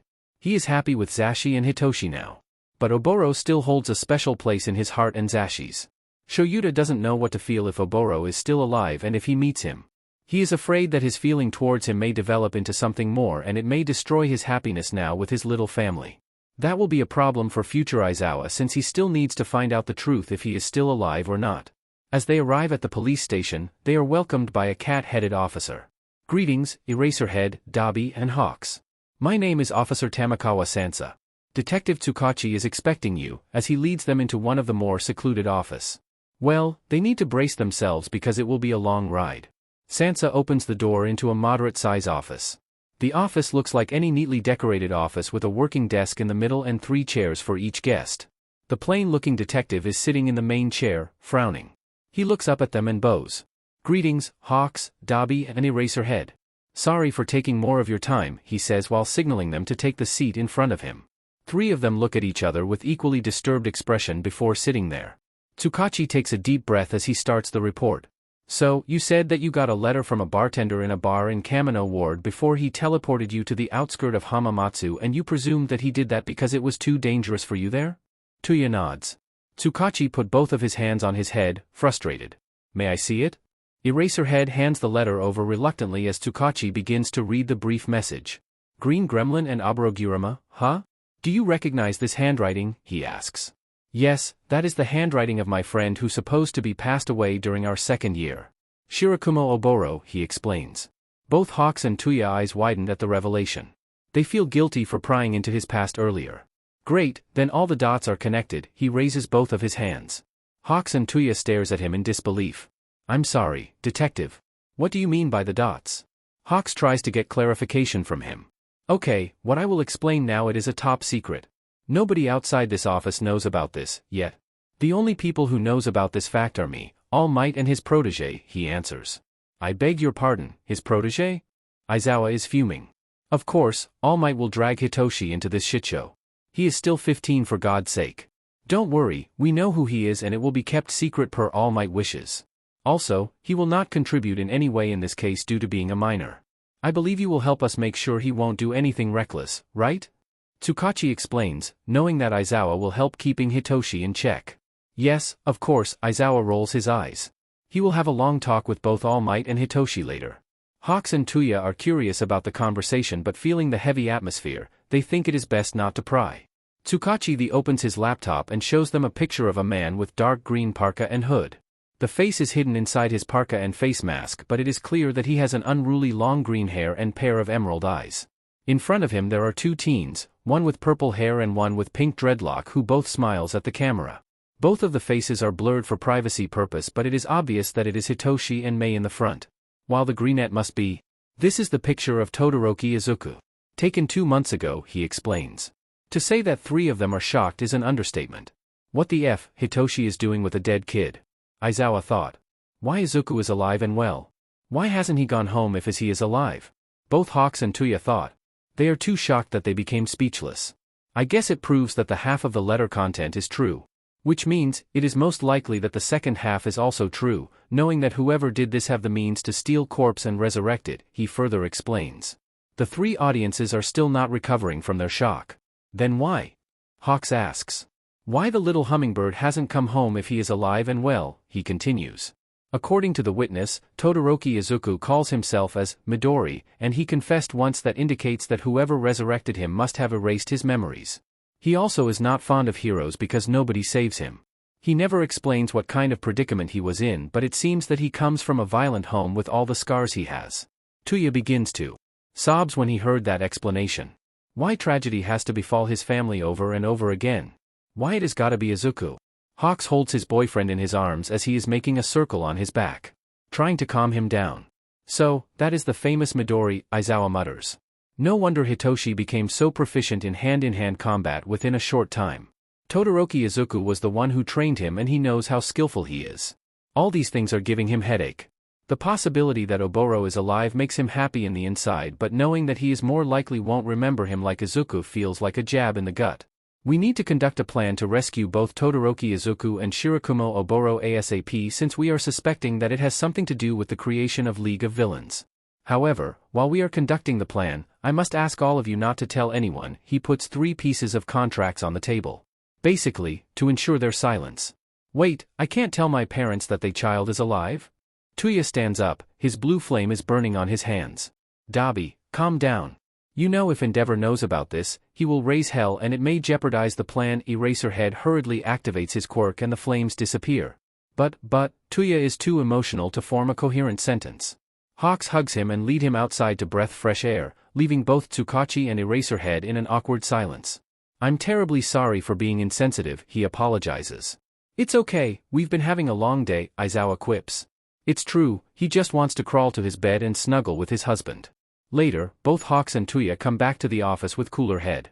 3 of them agreed to sign the paper and to join the investigation team to rescue Izuku and Oboro. Toya goes home that night with a new determination. He failed to protect his little brother once, but he won't fail anymore. He will rescue him and all of them will be a happy family once more. Meanwhile, Aizawa has arrived at his apartment and he is quietly walking to Hitoshi's room. He peeks inside his room and sees his son is sleeping peacefully. He feels bad for letting his son becoming All Might's successor, especially after Tsukachi explained him about All for One when Hawks and Tuya were outside. What a terrible fate to fight a horrifying villain like that. He was impressed with his determination to be a hero ever since he met him in the orphanage, 5 years ago. However, sometimes he wishes Hitoshi would change his mind and pursue a less dangerous profession. Marrying a fellow pro-hero, he knows how it feels to have to worry of your loved one's safety every day of your life. It is hell on earth and he doesn't wish it upon his worst enemy. On the other hand, being a parent means letting your child to pursue their destiny, and Aizawa knows Hitoshi will become a great hero. He just hopes that he has a long enough lifespan to witness it. He kisses his forehead lovingly. I love you and I'm proud of you, son. Please be happy and safe, he whispers before leaving his room and joins his husband in the bed. He cuddles to Hisashi's left side with a conflicting feeling. He really wants to tell him about Oboro, but he can't since he is not part of the investigation team. He sighs and closes his eyes, not knowing that the purple-haired son is not really sleeping. Hitoshi is insomniac. He finds it hard to sleep at most of the nights, but tonight is especially hard. He can't believe that Midori is Todoroki Izuku and he's supposed to be dead in the past 2 years. Not to mention the responsibility he has as the successor of the symbol of peace. He reckons he will need to explain about his destiny to his long-suffering parents since there is no way he can keep this secret by himself. He already got the permission about All for One from All Might, but not about Midori because they need to investigate it first about his whereabouts and the organization who holds him captive. He feels useless for not knowing more about Midori and how strange his situation was. He wishes Midori would be more open to him, then he might be able to help him. He is somewhat more relief after hearing his mentor assuring him that he will save Midori from All for One. It may sound really bad, but Hitoshi is grateful that All for One revived Midori. If he didn't, he may not be able to enter UA, or manage to pique All Might's interest, and last but most important, he is grateful for Midori himself. Hitoshi never felt like this about other people, it was love at first sight. He just wants Midori to be happy, especially after seeing Midori's smile on his social media, which he found after scrolling through Instagram. The Midori he knows and Todoroki Izuku seems like 2 completely different people. Midori is calm, sarcastic and collected while Izuku looked happy and bubbly. Hitoshi just wants to see Midori smiles just like when he was Izuku. Though he may a bit jealous to see some people like Ida Tenya and Todoroki Shudo there who seems to like Izuku a lot. He can see it from their eyes since he can tell who likes who. Well, first thing first, he needs to help to put Midori in safety. Despite he is forbidden to participate in the investigation whatsoever, he did tell All Might that he will help in any way he can. He gave his statement earlier today to Detective Tsukachi and he will try to find ways so he can contribute more to the investigation. He just needs to see him safe and happy as he closes his eyes, hoping he will see him in his dream. Not another nightmare about the time in the orphanage or bullying during elementary and middle school. He gets his wish though, with a smiling Midori waiting for him in a vast meadow. The dream was disrupted when his dad enters his room. Being a light sleeper, he decides to pretend sleeping so it won't make his dad worried. When his dad kisses his forehead and saying that he is proud of him and how worried he is about his safety, Hitoshi sheds some tears. Dad, he says as Aizawa goes back to his room. Time skip through first day at school, 1st of April. Shudo woke up early for today as today is the day of his first day at UA. He makes up his bed and takes a quick shower before wearing his brand new uniform. He carefully walks to tatami room, where he plans to pray. He opens the butsudan, greeted by a smiling picture of Izuku plus Inko-san and Hisashi-san. Rei got the picture from Mitsuki-san last time they were in Hirosaki. She thinks it is right to enshrine them in her house since they are grateful for them to give birth and raised such a wonderful kid. Shudo rings the bell and put his hands together, silently praying for Izuku. Shudo has made it a routine to pray every morning to Izuku's altar and to make sure that he changes the flowers daily. He always ends his prayer by saying, "I love you, Iken," and takes away the flowers. He then goes to the flower pots in the garden. Izuku used to plant and tend the flowers there since his family used to own a flower shop in Hirosaki and a huge apple farm. Shudo makes sure to tend the flowers now. He waters and tends the garden before picking some samire, violet. He later puts it inside the vase on Izuku's altar and smiles. The flower is as beautiful as Izuku's smile. Next, he goes to kitchen and wait for the rest of the family to have breakfast. The first to arrive was Rei. "Oh, Shudo. Oh hey, good morning. Did you sleep well?" she asks. Shudo nods. Rei chuckles and starts making some pancakes. Not long after, Fuyumi comes with a yawn.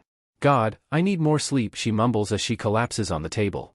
Sadly, she can't sleep for too long since she is woken up by the noise of her brothers bickering. "Tuya, I have told you over and over again not to steal my socks." Natsuo yells at his brother. "Geez, how do you even know if I stole your nasty but socks?" Tuya just walking to the dining seat, totally unbothered. "Of course, I know. Your feet smell like sheets and it doesn't come off even after couple washes," Natsuo still yelling. "What yours is mine and what is mine is mine. Did you forget?" he answers as he drinks his milk. "Be quiet. Both of you. I'm trying to get extra sleep here." Fuyumi scowls at both of them for disturbing the peace. The rest of morning goes strangely normal as they finish their breakfast. "Shudo, are you excited for today?" Rei asks him as he is getting ready to leave for school in the Genkan foyer. "Not really," he answers. "It is the first step to be a hero, you must be very excited." Natsuo tries to cheer him up. "I guess a little," Shudo mumbles. He just wants to leave for school and hurriedly finishes his day. "Ah, I'm so proud of you, Shudo," Fuyumi squeals. "You know what? Let me get my phone." Rei suddenly has a brilliant idea as she fetches her phone in her room while dragging Enji along. "Let's take a picture together," she says. "Mom," Shudo tries to protest but Rei won't hear it as she drags her children to pose in front of their home. "Maine-san, could you please take a picture of the whole family?" she asks. Maine-san nods excitedly, "Certainly, madam." The family then stands in front of the house, smiling except Shudo, Tuya and Enji as Maine-san takes couple of pictures. "Here you go, madam." Maine-san hands over the phone to Rei. Rei checks the pictures and let out a sigh. Enji, Shudo and Tuya didn't smile in any of the picture. "Well, that is expected. I will send the pictures later to all you," she says as they bid goodbye and wave to Shudo who is taking the train with his siblings minus Tuya who starts working after 2 p.m. that day. He hopes the first day won't be insufferable. Hitoshi is over the moon. He has been waiting for this day and it has finally come. The first day at UA.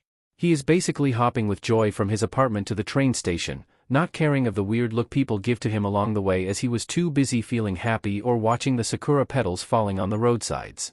He is currently waiting for May to take the same train to UA when suddenly someone bumps into him, hard. He looks back and he sees that it was May.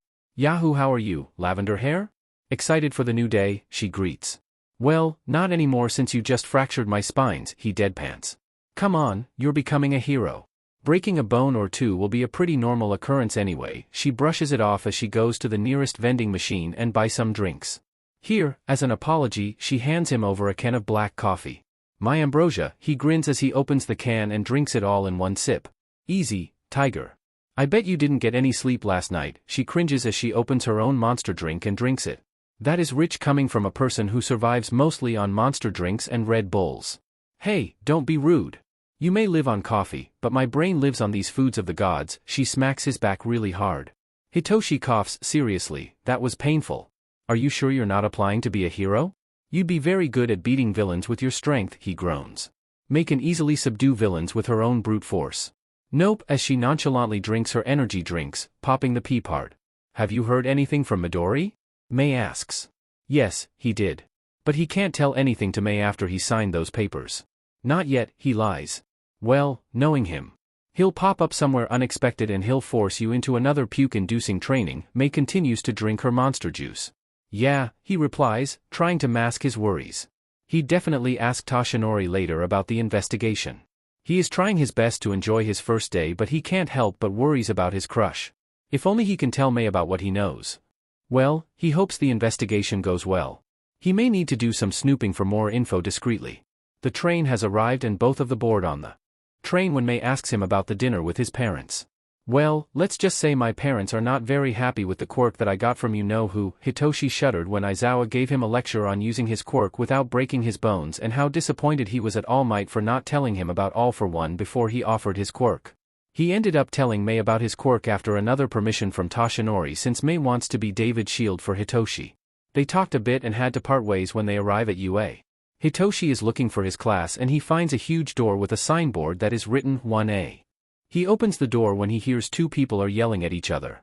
Please put down your feet, it is unbecoming of an UA student to act without manner, the tall sturdy glasses orders. While the blonde in question is smirking at him, what about no? Who the hell are you extra? Wow, that was rude as heck.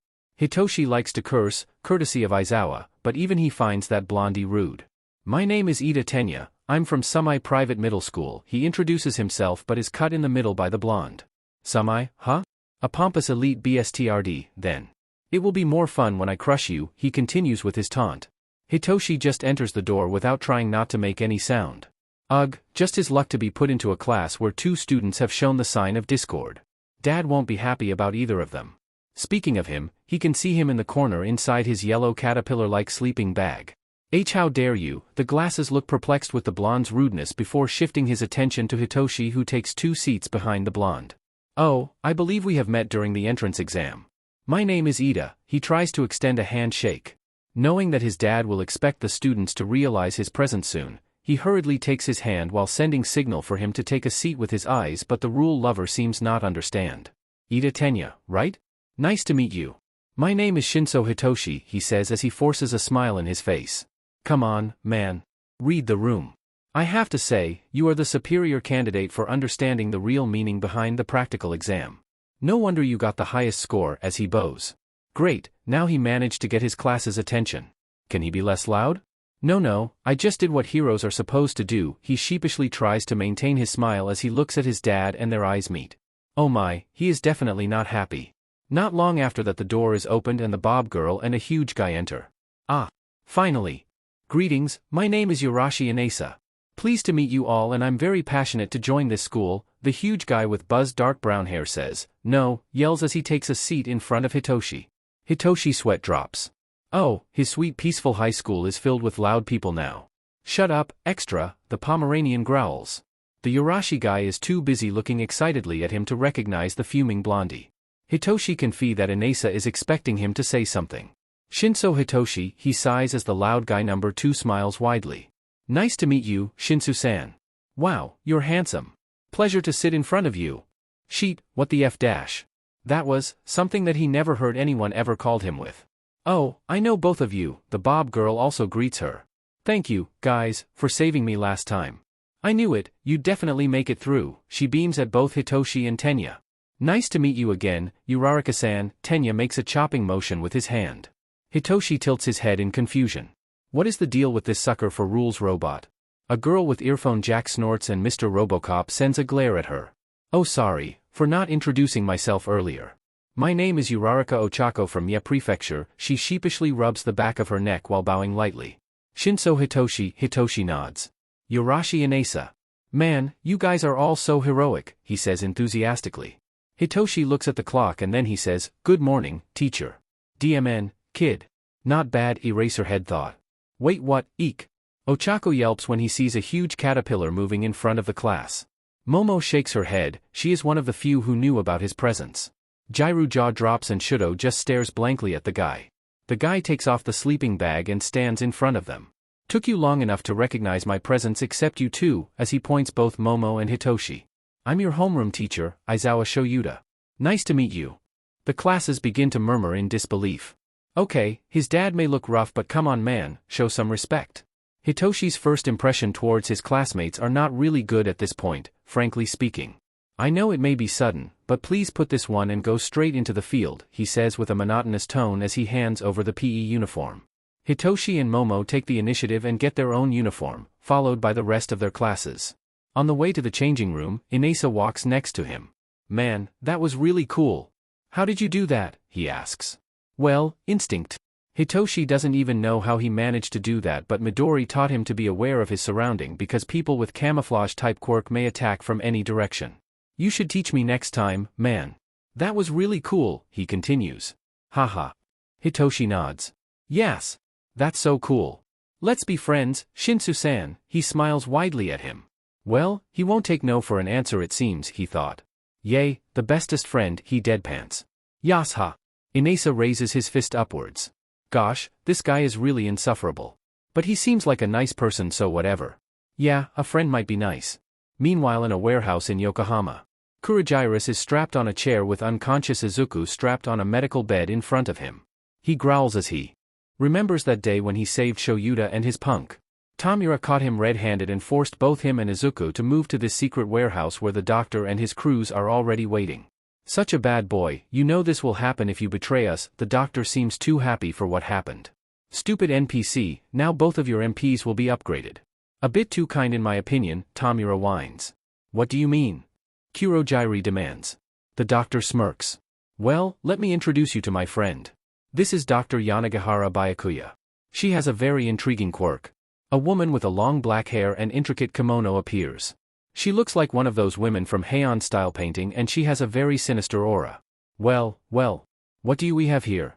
Such a blessing to have not just one but two experiments to play with, she speaks with Kyokotoba, the accent used in Kyoto around Hanamachi area by Maiko and Geisha. Her voice is soothing but it gives such an eerie chill throughout his body. Oh my, Izuku. This is such an auspicious occasion to be able to meet you again after last time, she squeals in front of him. Wait, were you the one who made him forget all his memories? He accuses. She looks at him and he sees one thing from her gaze. Madness. Indeed, my quirk is called total brainwash. It was easy for me to condition his brain to create an internal clogging and bleeding every time he remembers something. The more he remembers the more deadly it will be, she says nonchalantly. You beach, he growls. My. We don't tolerate any bad words in this establishment, do we? She looks really offended as she sends a glance at the doctor. The doctor nods in response. Muzzle him, as he instructs his assistants to muzzle Kurogairi who struggles in process. But that is not the only you capable, right? He asks back. Of course, who do you think am I? Tamura, can I change this specimen into my liking? She cheekily asks. Tamura rolls his eyes with a bored expression. Do whatever you like, I don't care. Byakuya squeals in joy as she brings Izuku into different ward and uses her quirk there. Kurogairi tries to scream but he can't do anything as he grows desperate. Not long after that his eyes widened in fear. Izuku, no, someone who looks like Izuku appears next to Byakuya. Let me introduce you to supervillain, Rokujo Mayasundoro aka Lady Rokujo, she cheerfully introduces this person who looks like Izuku. Izuku freckles have gone completely and his eyes are stale toxic green with no expression. He floats instead of walking and his long hair is black now. He wears a Junihaido, 12 layers kimono, like a Heian PRD noble. I have completely erased his previous personality. He is like a Nomu now. Only able to comply to your command, she squeals as she hugs Izuku, no, Lady Rokujo who stands still floating. Kurogairi begins to sob. Ah, shut up Kurogairi. He was boring anyway, it is time to make him more useful, Tamura groans. So, next, as the doctor grins at Kurogairi. Kurogairi looks at him with eyes full of hatred. Shoyuta, save us, please, he thought before everything goes dark. TOBCONTINUED chapter text. Note. Italic is flashback and underline is telepathy. Shoyuta is looking forward for today. He has checked the roster for 1A and he grins sadistically when Hitoshi is one of his students. As a mean to give him more push, he only told him a day before his first day and to his surprise, Hitoshi grinned back. "I'll show you what I'm capable of," he confidently said. If only the rest of his classmates will be as ready and less naive as his son as he is pretending to sleep in the floor of his class while observing the potential of his students. He sees that Hitoshi manages to steal a glance at him, and knowing his son, he definitely knows that he is there. What surprised him is there is another student who finds out about his trick as she nods to him and sends him a knowing glance. Yayorozu Momo, huh? The sole daughter of Yayorozu magnate who scored the second best during recommendation exam. As expected from a recommendation student. He also suspects that Todoroki Shudo is also aware of his trick, but since he can't make up his blank expression, he is not sure if he was just staring at his direction without thinking anything or his stare was a signal for him to say that he knows. It is hard to judge. What disappointed him the most is the first-ranked student on recommendation exam, Yurashi Inasa, falls on his trick and doesn't realize about his whereabouts until the last minute. He really needs to train this student to be more aware of his surroundings. Problem children everywhere. As he waits for the remaining students from his class, he is thinking about the investigation. The team tried to ambush the bar, led by All Might himself, but when arrived, they were nobody in the sight. Hell, the bar was completely deserted. There was no trace of anyone ever living there, and the investigation had to be halted for some times because there was no clue at all besides Hitoshi's witness testimonial, picture of Izuku, and the letter. The frequenters to the bar also as dumbfounded as the others until couple of days ago. Someone named Magna came to the police station. She came to report a case for missing person. 2 people, actually. One with the name Kurojairi and one with the name Izuku. Magna used to frequent the bar as she worked as a waitress in a cafe nearby, and she got to know those 2. She showed them their picture, which she took a week before their disappearance, and it was definitely Shirakumo Oboro with black hair and Todoroki Izuku with long green hair. Magna also mentioned something disturbing. She said that she remembers going to the bar a day before they disappeared, but she couldn't remember anything after that. She even woke up in an alley with bruises and some stab wounds. A passerby had to call an ambulance for her because of her wounds and injuries were extensive. The police later confirmed with Yokohama Municipal Hospital about her record, and it seems like she was beaten and stabbed that night. She begged the police to find them because she is afraid that those 2 are kidnapped by League of Villains. When questioned about what she knew about the group, Magna's expression became blank for a sec before saying that she couldn't recall anything besides the name. But according to the rumors, this group is trying to topple the current balance of power inside Japan and bring Japan into chaos. Shoyuta and Tuya were absolutely livid when they heard about her testimony. They were disappointed in themselves. If only they came back to the bar that night, Izuku and Oboro might have been saved at that time. Now, after knowing how serious the case is, the Police Force and Hero Public Safety Commission will hold a meeting tomorrow to discuss the next step in the investigation. Shoyuta also heard that one of the most powerful underground hero who works under Hero Commission will join the meeting and possibly join the investigation too. He doesn't know if that is a good thing or not, since he heard some rumors about this particular person. Codename S, as they called it, is a mysterious underground hero who debuted 6 years ago. She raised on the rank of underground hero quickly, and they said she did the dirtiest work for both Hero Commission and National Intelligence Bureau of Japan. Assassination, infiltration, spying, everything. They said their quirk is so powerful that none of their target remained alive or conscious after they encountered them. Having extra member who knows what they're doing will be a valuable asset to this investigation as they grew desperate. However, he feels unease with the addition of this person who he can't figure out their motivation is. He really hopes that they won't give him much trouble. As he waits in the field, Shoyuta feels disappointed that only Yamamo and her friend with earphone Jack, Hitoshi, and Inasa, who basically was tailing him, who already arrived there. The cocky Todoroki Shudo comes next, and he looks as emotionless as ever. Shoyuta can relate to that. Good, at least we have some common sense here, he grumbles at the crowds. 10 more minutes waiting and finally the rest of the class have arrived. Took you long enough, he says. Tenya raises his hand. I'm sorry, sir. But you didn't give up the pointer on where we should assemble, he explains. Before Aizawa can give him his rebuttal, Momo cuts him off. Ida-san, if you read the school's map that was given alongside the guidance package before enrollment, it should be obvious. Tenya's face becomes reddened in embarrassment. I'm terribly sorry for my earlier comment. It was my fault for not checking the guideline carefully. As expected of UA, even the enrollment package has already covered all the important information prior to enrollment. He apologizes profusely by bowing in Prefect 90 degrees bow. I think nobody thought about checking the package, probably that is all the remaining students think, but too awkward to say it. Yayorozu Momo, huh. Same privileged background as Ida Tenya, but not as sucker for rules. Smart and social, sadly she may think too highly of herself. Let's see how she would survive in a stressful environment. Aizawa takes a deep breath as he looks at the rest of his students. We'll be having a quirk apprehension test, now. Get ready and run 5 laps as a warming up, he orders. The students collectively whine at the same time except Momo, Shudo and Hitoshi, who look calm as cucumber. Wait, sensei. Aren't we supposed to attend the guidance ceremony? The brown-haired Bob girl raises her hand. UA gives the freedom to each teacher to conduct their teaching as they see fit. You'll still have 2 more years to experience the long boring speech from our headmaster if you want. As you are part of my class, you will do as I instruct you to, or you can walk out and I'll expel you instead. Anyone wants to walk out, he explains. Ochako's face suddenly gets paler as if her blood has been drained completely. She seems scared. Good call, now run, he continues as he instructs them to run. Katsuki's mood has been really bad since morning. Who would have thought that he would be in the same class as the half-and-half BSTRD who took Izuku from him? Even worse, some of his classmates are FING idiots such as the glasses who probably tries to memorize the school rules as a hobby and a loud baldy who sits behind him. Can this day get any worse? The answer is yes.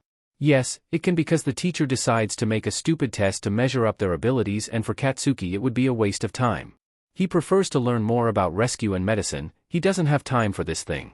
He growls as he runs in the lap easily with his stamina compared to his other classmates. Really, these idiots think they can be heroes? Some of them don't even have enough stamina to run. As they finish the run, one of his classmates approaches him with a stupid grin on his face. Yo, man. How are you doing? It was manly to see you run in such speed without any strain. Your stamina must be crazy high, greets the shitty red hair. What do you want, shitty hair? He barks. Shitty hair looks taken aback at first before sending him a friendly smile. I guess you don't remember me? Hey, we were in the same train during the entrance exam.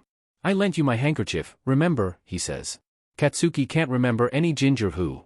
Yeah, he met someone who caught him sobbing on his picture. He didn't have a red hair, though. Wait, that was you? He narrows his eyes, can't believe that it's the same guy from the entrance exam. You caught me, ha ha ha. I dyed my hair red, that is why I may look different. I changed the style too, he says sheepishly. Gosh, why is he blushing? Well, it looks worse than the previous one, shitty hair, Katsuki quips. Shitty hair looks a bit offended this time. Hey, our hair is not much different. The name's Kirishima, by the way. Kirishima Ijiro, as he introduces himself by pointing his thumb on his chest. The wide smile not once leaving his face. What a social butterfly, Katsuki grumbles inside. Yeah, whatever, shitty hair. It's Bakugo Katsuki, he responds by sending him a middle finger. Shitty hair narrows his eyes before smiling again. Gosh, you manly. Let's be friends, Bakugo. Katsuki is scared now. He has never met anyone so eager to be his friends. Most of the people who wanted to be his friends were either losers who wanted to lick his arses because they were too weak, or people who only cared because he had a strong heroic quirk. This shitty hair creature, however, sounds so genuine. Well, in a way it kinds of reminding him of Izuku. Whatever, he mumbles as he walks away to get some drinks with shitty hair is trailing behind him like a puppy. Hitoshi is drinking the public water fountain when one unfriendly Pomeranian suddenly stands next to him. Move, extra, he orders. Ugh, Hitoshi already hates this exploding blondie as he complies because he is too tired to handle his bullshit. Yo, Shinso, as he hears someone calls him. He looks around and he sees Inasa is running towards him. Yeah, how was the run? He asks, trying to be friendly. Man, it was amazing. I felt really fired up.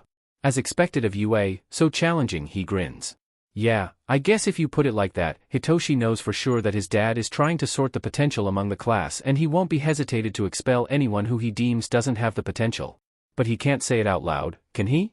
Time for recess is up, Dad calls as everyone gathers near the mound as his dad explains that he will measure up the abilities of each student in a series of standing long jump, side jumps, sit-ups, push-ups, hand grip, 50-yard dashes and ball throw using their quirks. He asks the blasphemic Pomeranian to demonstrate the ball throw, which is odd because he was the second rank in the exam compared to Hitoshi. Then again, Hitoshi knows that his dad is teasing him to use whatever means necessary to get a good score later and to give his classmates a surprise with his quirk. Darn, he still doesn't grasp the control of one for all yet, since Toshinori is terrible at teaching. Like seriously, what the hell is egg in a microwave? Hitoshi did try microwaving eggs once, but only after he pour it on a cup. He is not an idiot who microwave the whole egg with shells and all. Of course, he doesn't understand the analogies at all. You took the second place in practical exam.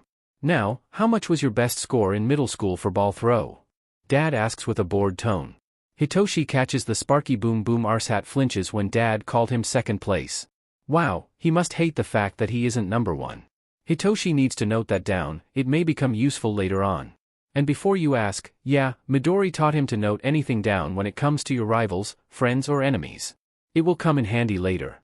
65 meters, he scoffs. Okay, now throw this ball using your quirk as Dad throw him a ball and he catches it. Hitoshi sees him grinning like a madman and he cringes so hard. He looks at Inesa and Inesa seems not too impressed with Blondie Chihuahua either. I hate people who are too confident on their own ability.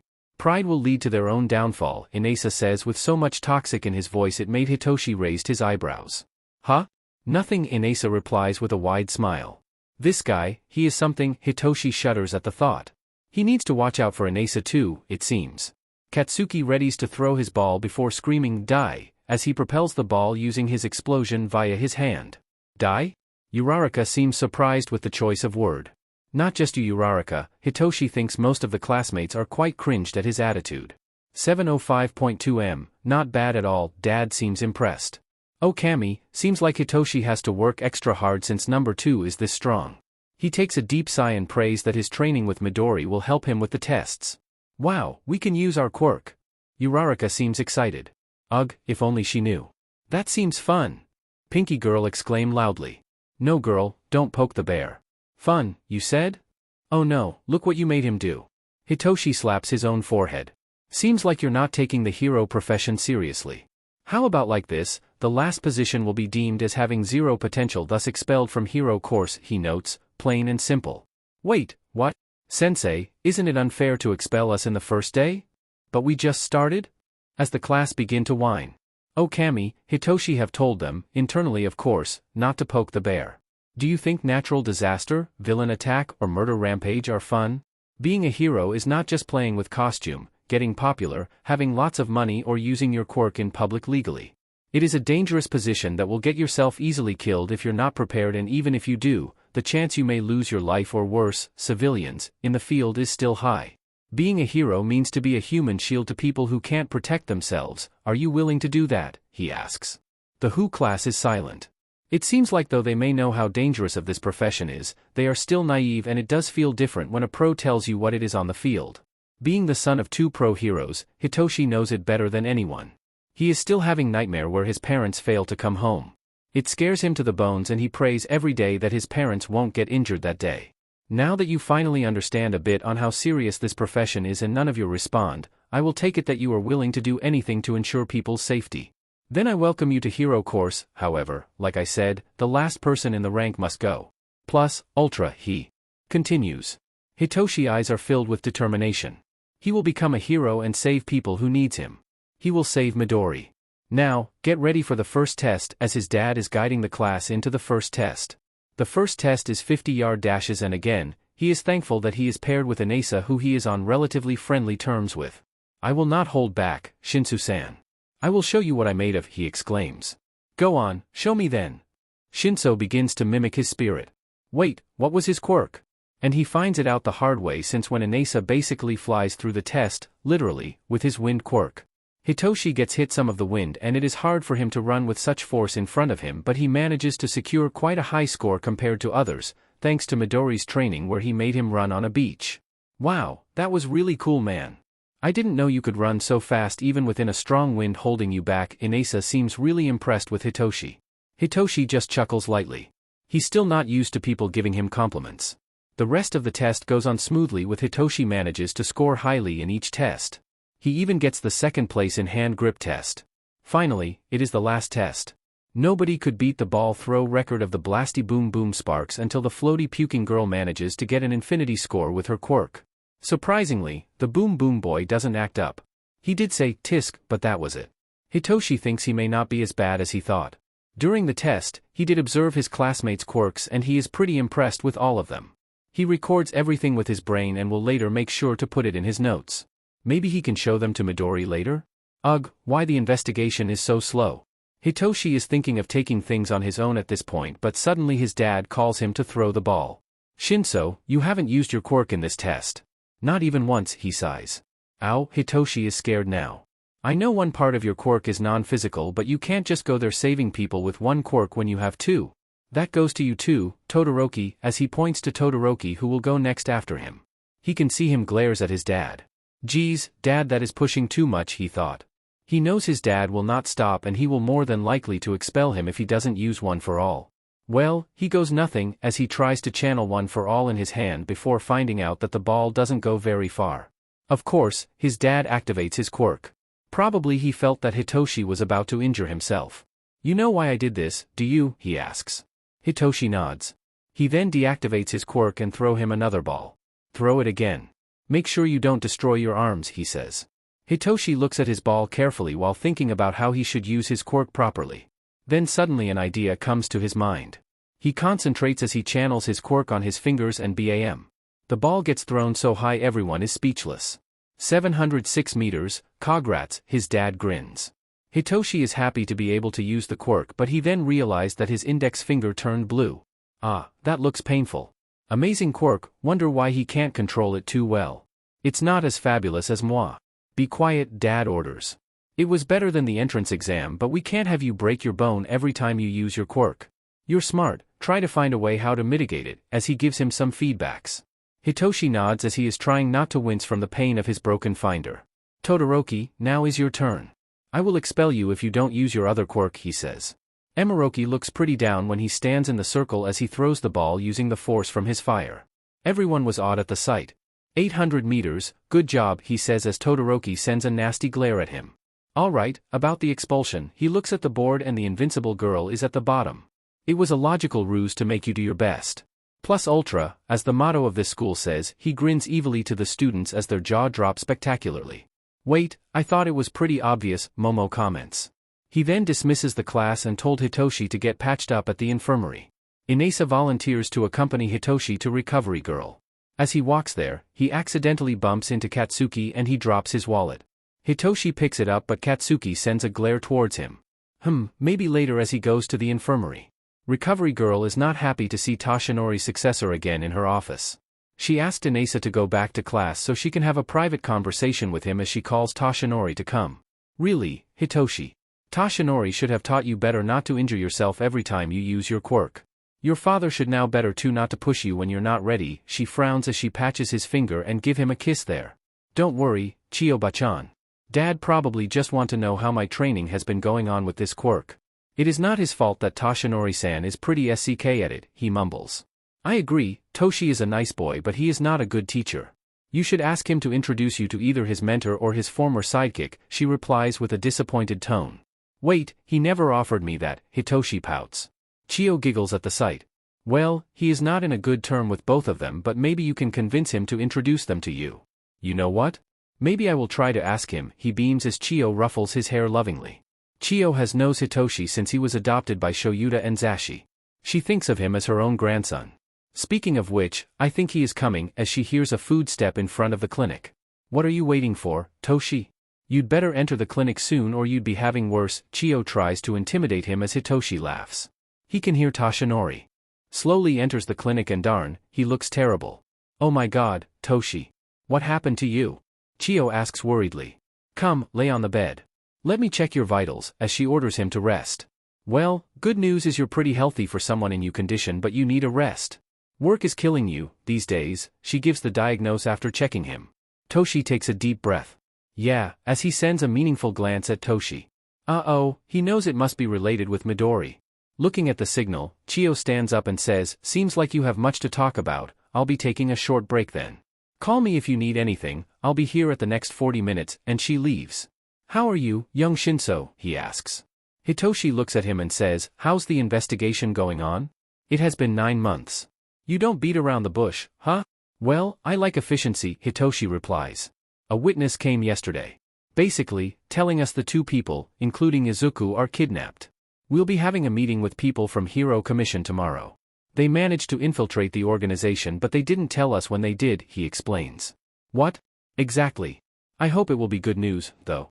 The hero in charge of this case is pretty well known around the underground hero circle. Hitoshi looks distressed. He feels useless for not being able to do anything but hearing one underground hero was bailed to infiltrate the organization, he finally can breathe easier. Is it S? He asks. How do you know? Well, since you're pretty well versed when it comes to underground heroes, I shouldn't be surprised. Toshi shakes his head. I heard a lot of rumor about them. People said that their quirk is probably one of the most powerful and destructive among underground heroes but also the most suitable for espionage, he continues. I see. I heard the same thing but I have never met them. They are part of Hero Commission trainees like Hawks. Must be someone very capable, Toshinori nods. Just promise me, young Shinso, that you won't do anything reckless. He looks at him with pleading eyes. Hitoshi nods but he feels like he really need to do something and fast. Before he enters his class, Hitoshi opens Bakugo's wallet and he sees something that he shouldn't.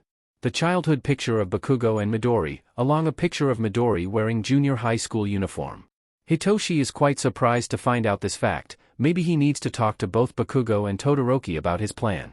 As he enters, he finds out that Bakugo has left but Todoroki, Yaoyorozu and Jairu are still there. Hi, he greets him as he stands next to his desk. Shudo looks at him from head to toe before asking coldly, what do you want? Hitoshi sighs. Gosh, this will be harder than it looks. He looks at him straight in his eyes. I have a proposition to make. This one is involving your brother, Izuku. Shudo's eyes widen before he sends him a glare and hurriedly stomps away from the class. You shouldn't talk about his brother. Hitoshi looks at the source of voice. It was Yaoyorozu. Excuse me, he asks. Yaoyorozu looks at him curiously before Jairu opens her mouth. Do you know that Izuku is gone? Man, you probably mean well but it is still pretty sore topic for us. Us?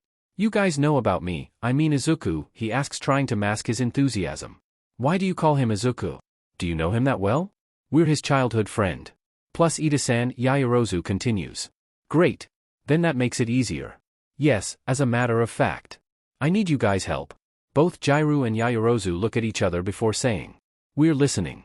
Hitoshi smirks. Good, first of all, please don't be surprised but, then he explains about his encounter with Midori and how he learns about what may happen to him. Both Jairu and Yaoyorozu look at him as if he was crazy. Shinsu-san, I try to put it in the politest way possible but are you pranking us? Yaoyorozu seems angry. That's not cool, man. I don't really care about other people but it is our best friend you were talking about. And he is dead, Jairu continues. She may look cool and collected but Hitoshi knows that she is pretty angry. It is like rubbing a salt on our wound. I'm sorry Shinsu-san, but I don't think I can listen anymore. Good day to you, Yaoyorozu tries to bid a goodbye. Hitoshi frantically searches the image in his phone as he shouts, wait, please look at this first, and he shows them the picture he took. A picture of Mei, him and Midori in the background. Both Yaoyorozu and Jairu's eyes are widened in disbelief. Impossible, Yaoyorozu mutters. Wait, is it doctored? Jairu accuses him. Hitoshi feels like tearing his hair now because it is hard to convince these pairs. You know what? Let me call you the girl in the picture. She is a support course student and she is very good with computer and stuffs, as he calls Mei to come with her laptop. Yaoyorozu seems pretty shaken as she sits down and stares at the floor. Jairu tries to calm her down by patting her shoulder. Not long after that Mei enters the class. What is it, Purple Rain? I was busy constructing my latest baby. This better be good, she growls. Both Yaoyorozu and Jairu are cringed at the mention of baby. She means her invention. Geez, Mei. I told you now to say that word loud in the open. Anyway, can you be my witness and tell them about this picture? He hands over the phone to Mei who observes it. Oh, how nostalgic. We took it a year ago on the beach with Midori. And tell them is not doctored, Hitoshi continues. Pfft, of course it is not. I can tell in a single glance. Better yet, I have the software to determine the originality of a picture. Want me to show you guys? She offers as all of them nod. She then sends the picture and uploads it into her software. Yes, it is not doctored. I see, wow, that's a lot to take in. Jiro shakes her head. I can't believe it. Izuku is alive and in danger now. I feel like a failure, Yaoyorozu mopes.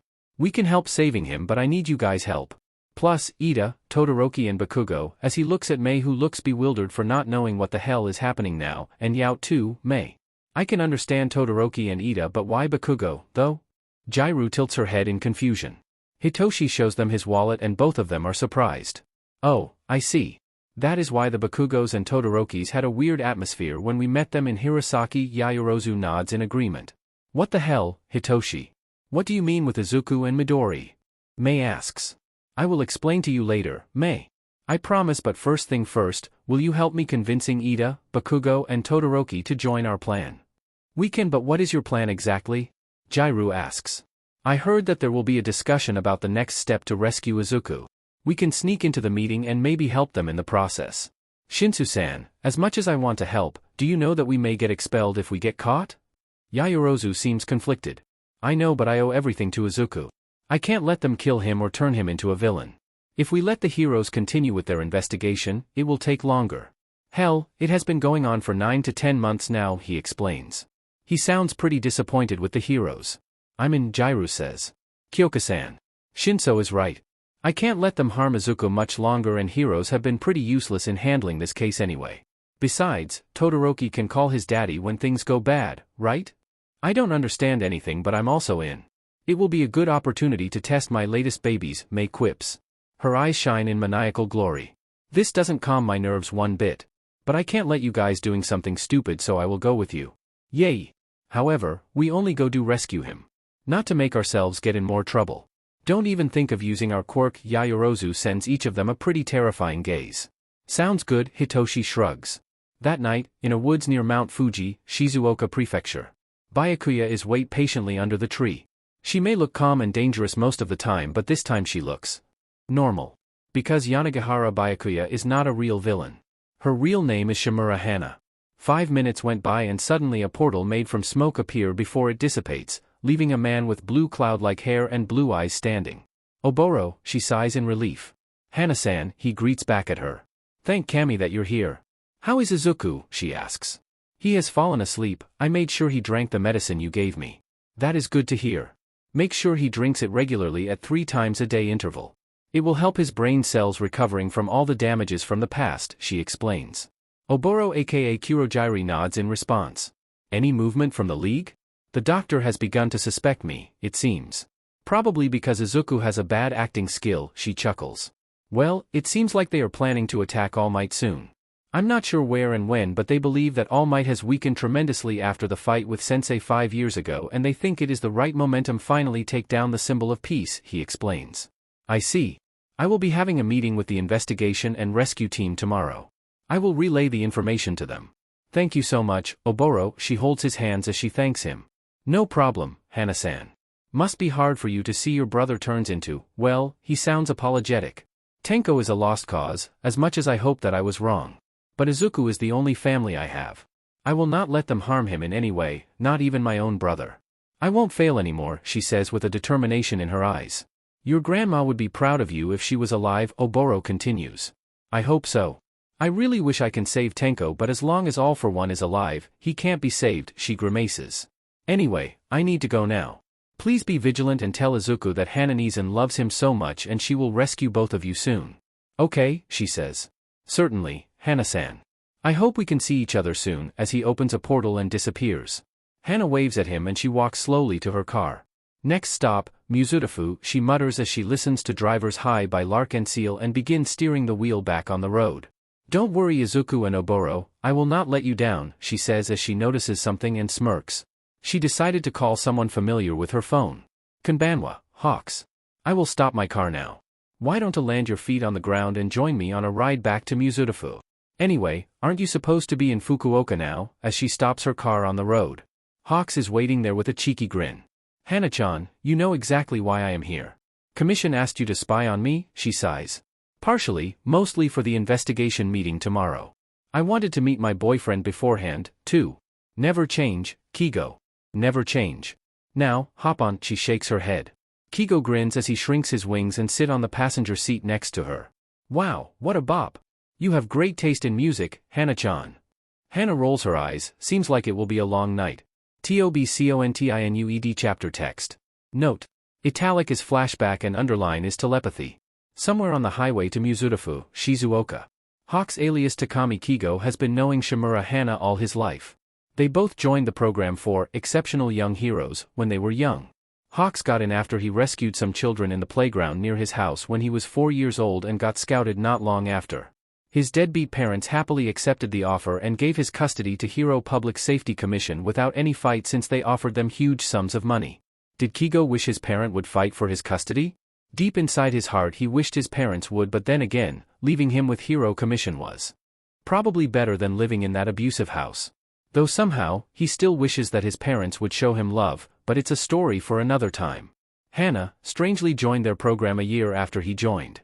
It was very much unheard of to see a new recruit since the program is very hard and Hero Commission already said that they rarely recruit any candidate due to how selective they are. However, there she was. Just appeared one day without any prior warning, as if the commission just put her up for the program without thinking.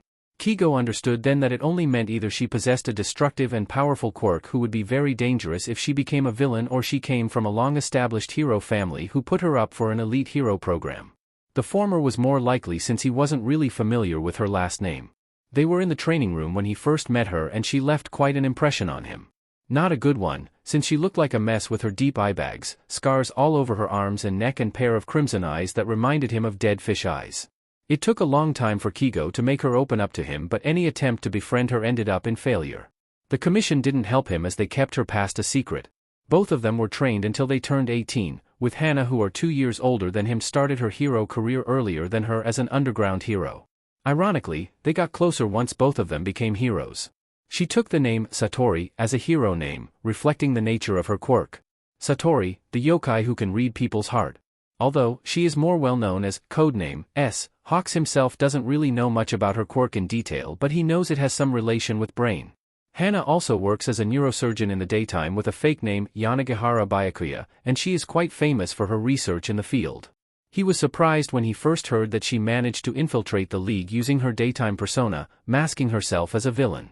The commission wasn't happy when they heard that she made a movement without consulting to any authority first, but since she gave them many information that the investigation team failed to provide, they decided to let her do her thing. They did ask him to spy on her sometimes just to make sure she doesn't do anything reckless. Reckless, huh?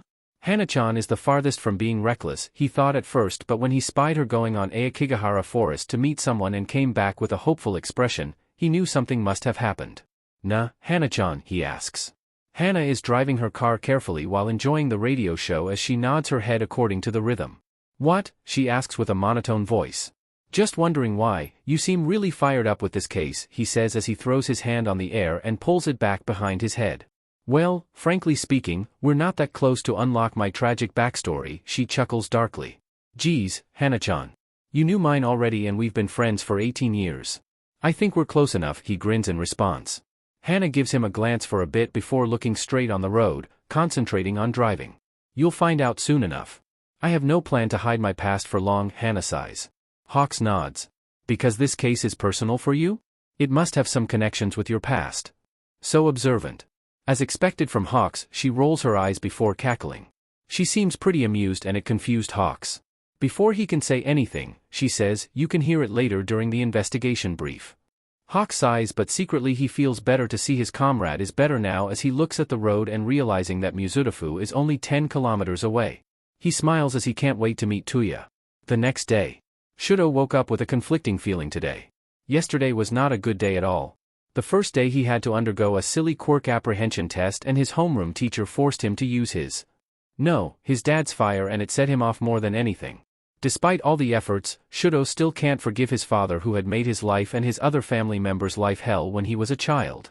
He even made Izuku's life hell when he first arrived at the house, and he finds it despicable as Izuku just lost his family. That is why he curses everything that reminds him of his dad. His turquoise eyes, half-red hair and his fire. Those remind him of him, and even his mother called it unsightly one time. Well, that was long ago before they became lovey-dovey as now, but he still feels trauma from all of it. He still remembers that night when his mother almost lost herself as she called her mother saying those words. Shudo wanted to cry, but he felt concerned about his mother's well-being, so he moved closer and then the kettle. Well, if Izuku wasn't there to negate the heat, she would have scarred his left side of his face.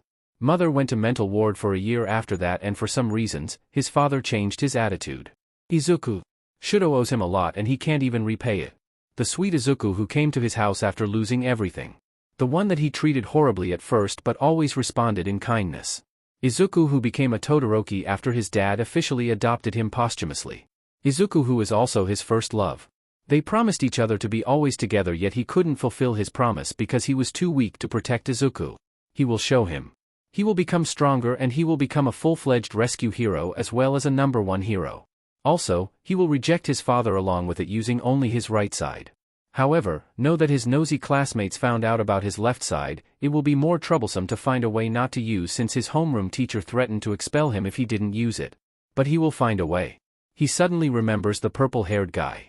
The one who possessed a crazy powerful quirk despite his lack of control of the said quirk. Shudo is not stupid, he knows that if he has a good control of his quirk, he may lose easily. He already marked him as one that he must watch out. Along with the blonde Pomeranian and the big wind oaf. The fact that he also dislikes him due to asking him a question about his beloved Izuku makes it easy for him not to hold back next time they need to fight in a training session. How dare him asking about his only weakness? As he grits his teeth, Shudo decides to get out of his futon and prepares for the second day at school. Well, at least today there will be a hero training with all might. If only Izuku was here. UA. Momo is nervous for today. She arrives at the classroom and nobody has arrived yet. She sighs and takes her seat while thinking about the schedule for today. There will be a training with number 1 hero today and she has been looking forward to it. As expected of UA, she doubts that she will have the same opportunity if she goes to other hero school. As for the other schedule. Well, basically committing an act of vigilantism for the sake of rescuing her best friend. She's still not sure if she really wants to do it. She has been texting with Jiru-san, Shinsu-san and Hatsum-san about the plan for today. They have agreed to talk with Ida and Todoroki during lunch. Shinso volunteered to talk privately with Bakugo since he has his wallet with him and none of them are crazy enough to talk with the angry firecracker. All of it are still surreal for her. Despite the emergence of Quirk, a quirk that able to resurrect people is not known nor ever recorded yet.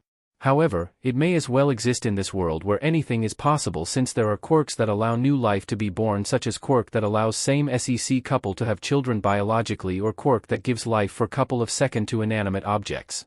Or even quirks related with ghost and such. As she is deep in thought, she didn't realize that people have been arriving in the classroom. Yo! Jiru-san suddenly put her hands on her shoulders. Ouch! Jiru-san, you startled me. Momo eyes widened in surprise. Hee, sorry. You seem pretty down, so I thought I should cheer you up. Jiru-san grins. Momo shakes her head. She is so not looking forward for the talk later. Izuku. I really don't know what to do. There is a hope in her heart that Izuku is still alive but this situation is very complicated. She takes another deep breath and listens to Aizawa-sensei who just starts the homeroom. She looks at Shinsu's direction and she has to admit. Can she really trust this guy? Lunchtime. Shudo doesn't eat lunch with people. He usually eats his bento under the tree in the quad by himself but for some reasons, Yaoyorozu asks him to eat lunch with her, Jiru and Ida. He did say no but Yaoyorozu was persistent. Well, maybe he can hear whatever she needs to say first. He didn't come to UA to make friends anyway. Especially with Izuku's besties. It only makes him remember him and it hurts. As he sets up his bento, he takes a seat next to Ida and both Jiru and Yaoyorozu sit facing them. It is quite awkward to be honest. Well, not them but him. Shudo really doesn't know how to communicate with these people. He does feel a bit of resentment towards Ida who has a crush on Izuku. Silly, he knows, since Izuku is dead but he just can't help it. Shudo is very competitive and he can't help what he feels. They also went to the same middle school and can loosely be a childhood friends since they got to know each other when they were 9 after attending Hero Gala together with their parents. Izuku was the one who made the first move and they had some playdates afterwards. Shudo tried to monopolize Izuku, though since he was really shy but Ida didn't seem mind. At the end, Izuku and Ida became best friend while Shudo decided to take a step back and train instead of having playdate with Ida. While he is pretty neutral towards both Yaoyorozu and Jiru. He didn't go to the same middle school as Jiru, so he doesn't know anything about her but based on his observation during their trip to Hirosaki, he thinks she is pretty cool. Jiru doesn't say much and he doesn't talk to him most of the time so he has no problem whatsoever. Izuku used to show him the video of Jiru playing her guitar. Shudo doesn't know much about musical instrument but he thinks she plays really well. He still thinks Izuku's piano is the best, though. On the other hand, Yaoyorozu is a whole different case. They went to the middle school so he knows pretty much about her. She is an outstanding student and she possessed a good leadership skill. Both Izuku and Momo are best friends since they met on Hero Gala and they began to have play dates with Ida afterwards. Shudo, who found it hard to socialize, decided that training was more important so they aren't close at all. As the trio began to talk about mundane things, suddenly Ida tries to include him in the conversation. What do you think of UA, Todoroki-kun? He asks politely with his trademark robotic hand. Shudo looks at him blankly as he chews his food. Not bad. The trio look at each other. They find it hard to communicate with Shudo. Let's drop the formalities and cut the chase, Shudo says. The three of them look surprised. Ida look at him in a confused expression. Well, I thought it is just a regular lunch, Ida retorts. Apparently not, Jiru says. Well, let's just explain it. Jairu-san, Yaoyorozu suggests with an unsure face. Jairu explains everything that she heard from Shinso and she even shows them the picture along with the plan to rescue him. To say that Shudo is fuming is an understatement. Even after he saw the picture and with the guarantee from the support department student that it wasn't doctored, he still can't believe it. He refuses to believe it. If Izuku is alive, he'd go back to his house and meet him. Impossible, he says. I know, but after I saw the picture. Jairu tries to explain but Todoroko suddenly says. Do you think it is funny to say things like this? You people are fing disgusting, as he raises his voice in anger. Ida looks down, exactly, despite I don't agree with the language that Todoroki-kun used. I expect better from both of you. The fact that you believe his explanation and would go along his plan that involves vigilantism on the side without a second thought makes me disappointed. Shudo doesn't want to be part of this conversation any longer. He sends a glare to both Jairu and Yaoyorozu. You people are despicable. Go rot in hell, as he stands up and leaves. This is too much, Jairu-kun, Yaoyorozu-kun. Look what you have done, Ida growls at both of them. But Ida. Jairu tries to persuade him but Ida stands up with his tray on his hands. I can't be part of this conversation. I suggest both of you to rethink about your future and decide if expulsion or permanent record worth the trouble.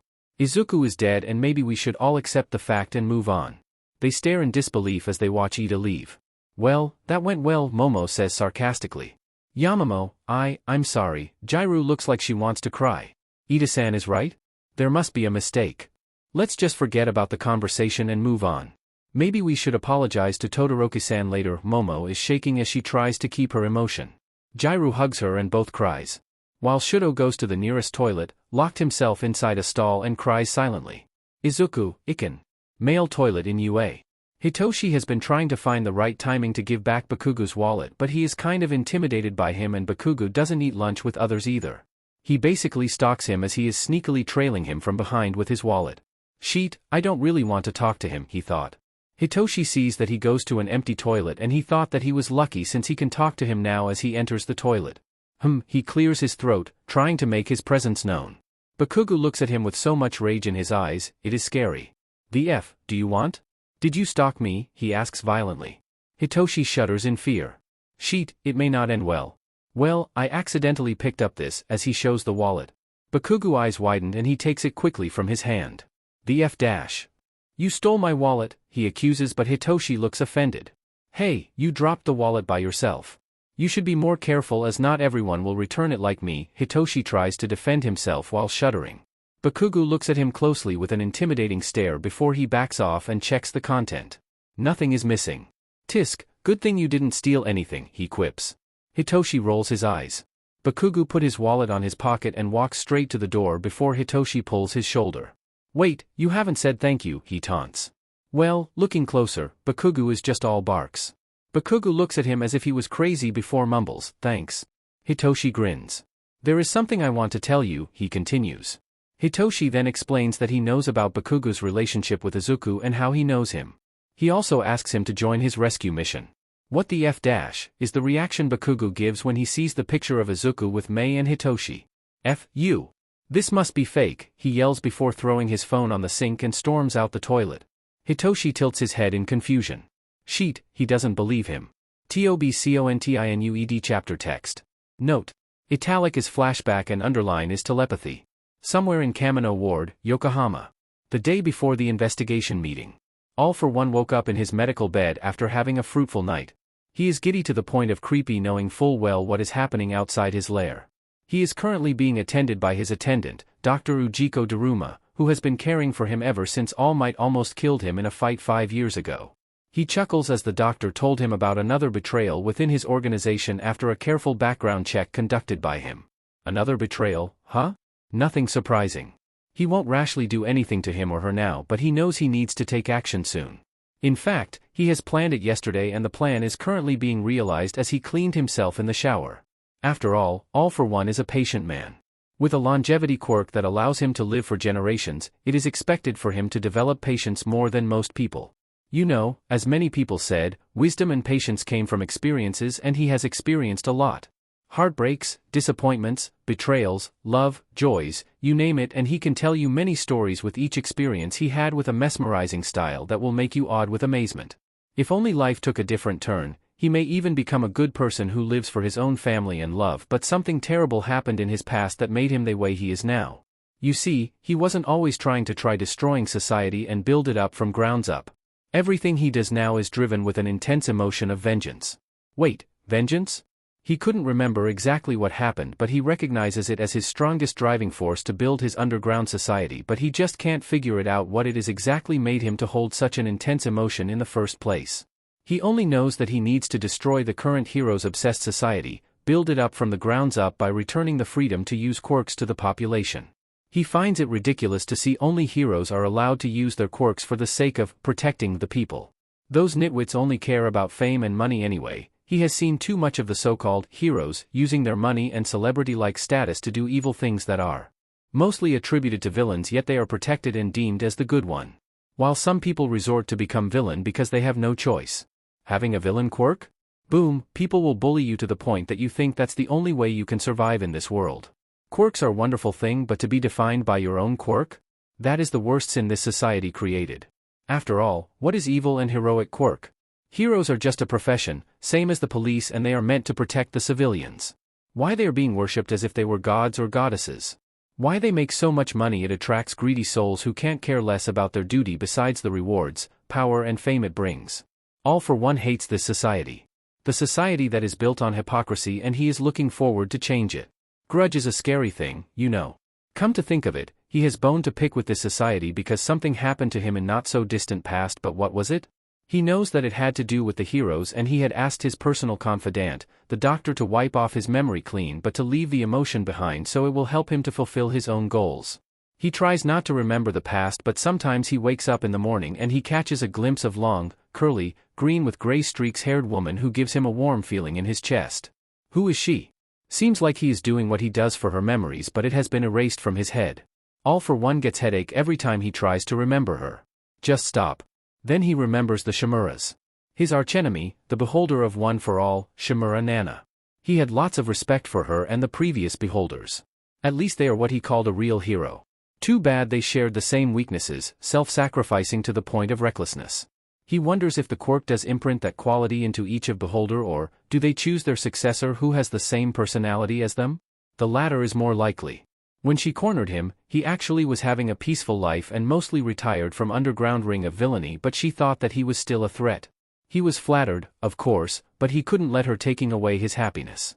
Therefore, he gave her a mostly quick and painless death as a sign of respect. During the tragedy of Shimura massacre, years after that, he actually took little Tenko out of pity. He didn't want him to end up in the system where people with a quirk like him usually gets abused. He even tried his best to resurrect Hana, and he succeeded with the help of Dr. Ujiko. Sadly, Hana ran away soon after that.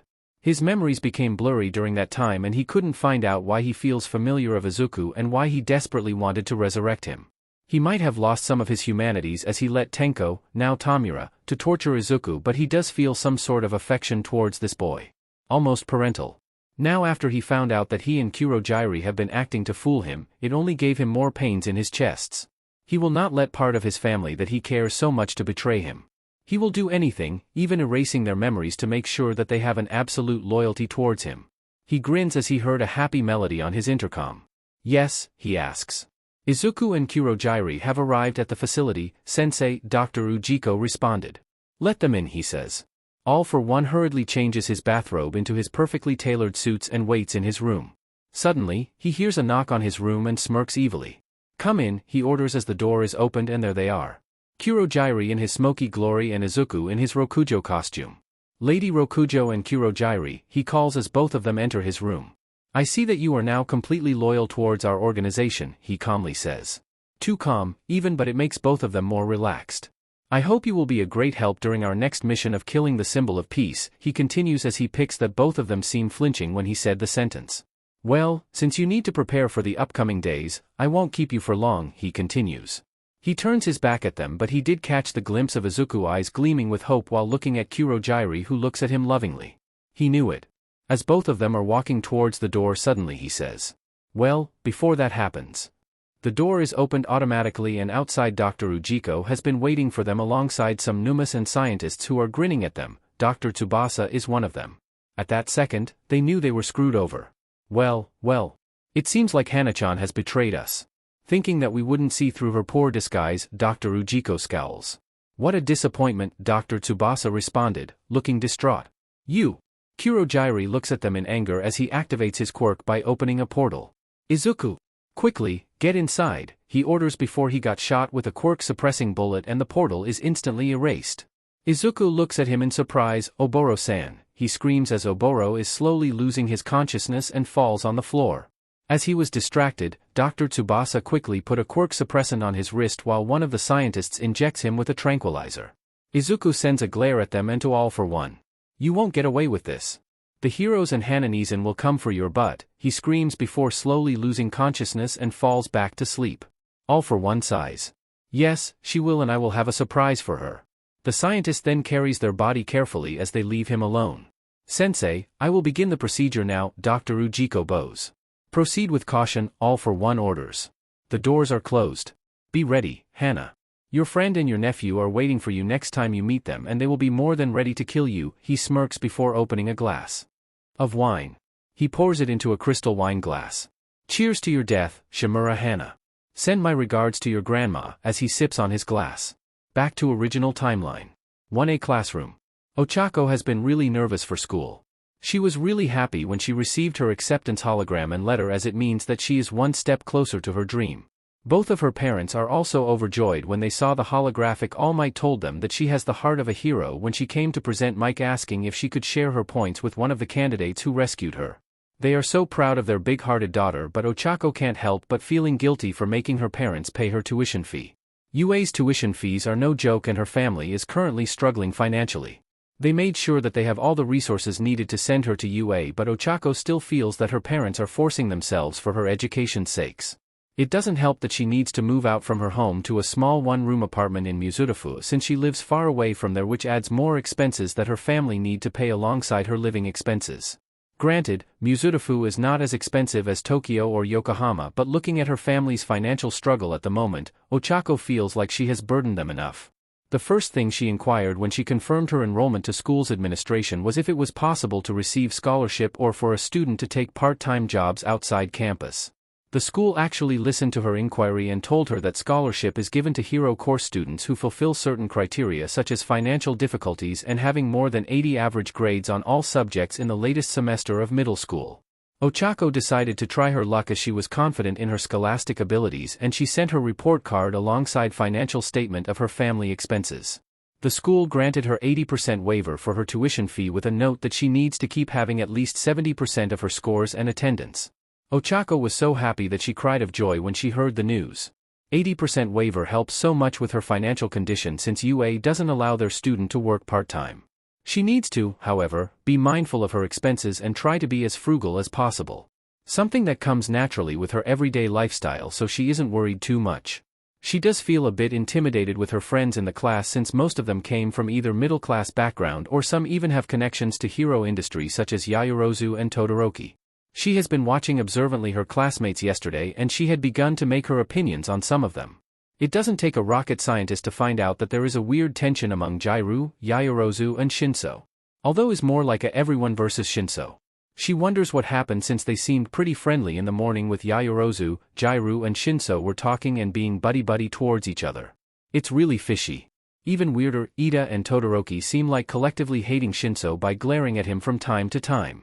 She also awares that the usually grumpy Bakugo is quieter and tamer than usual.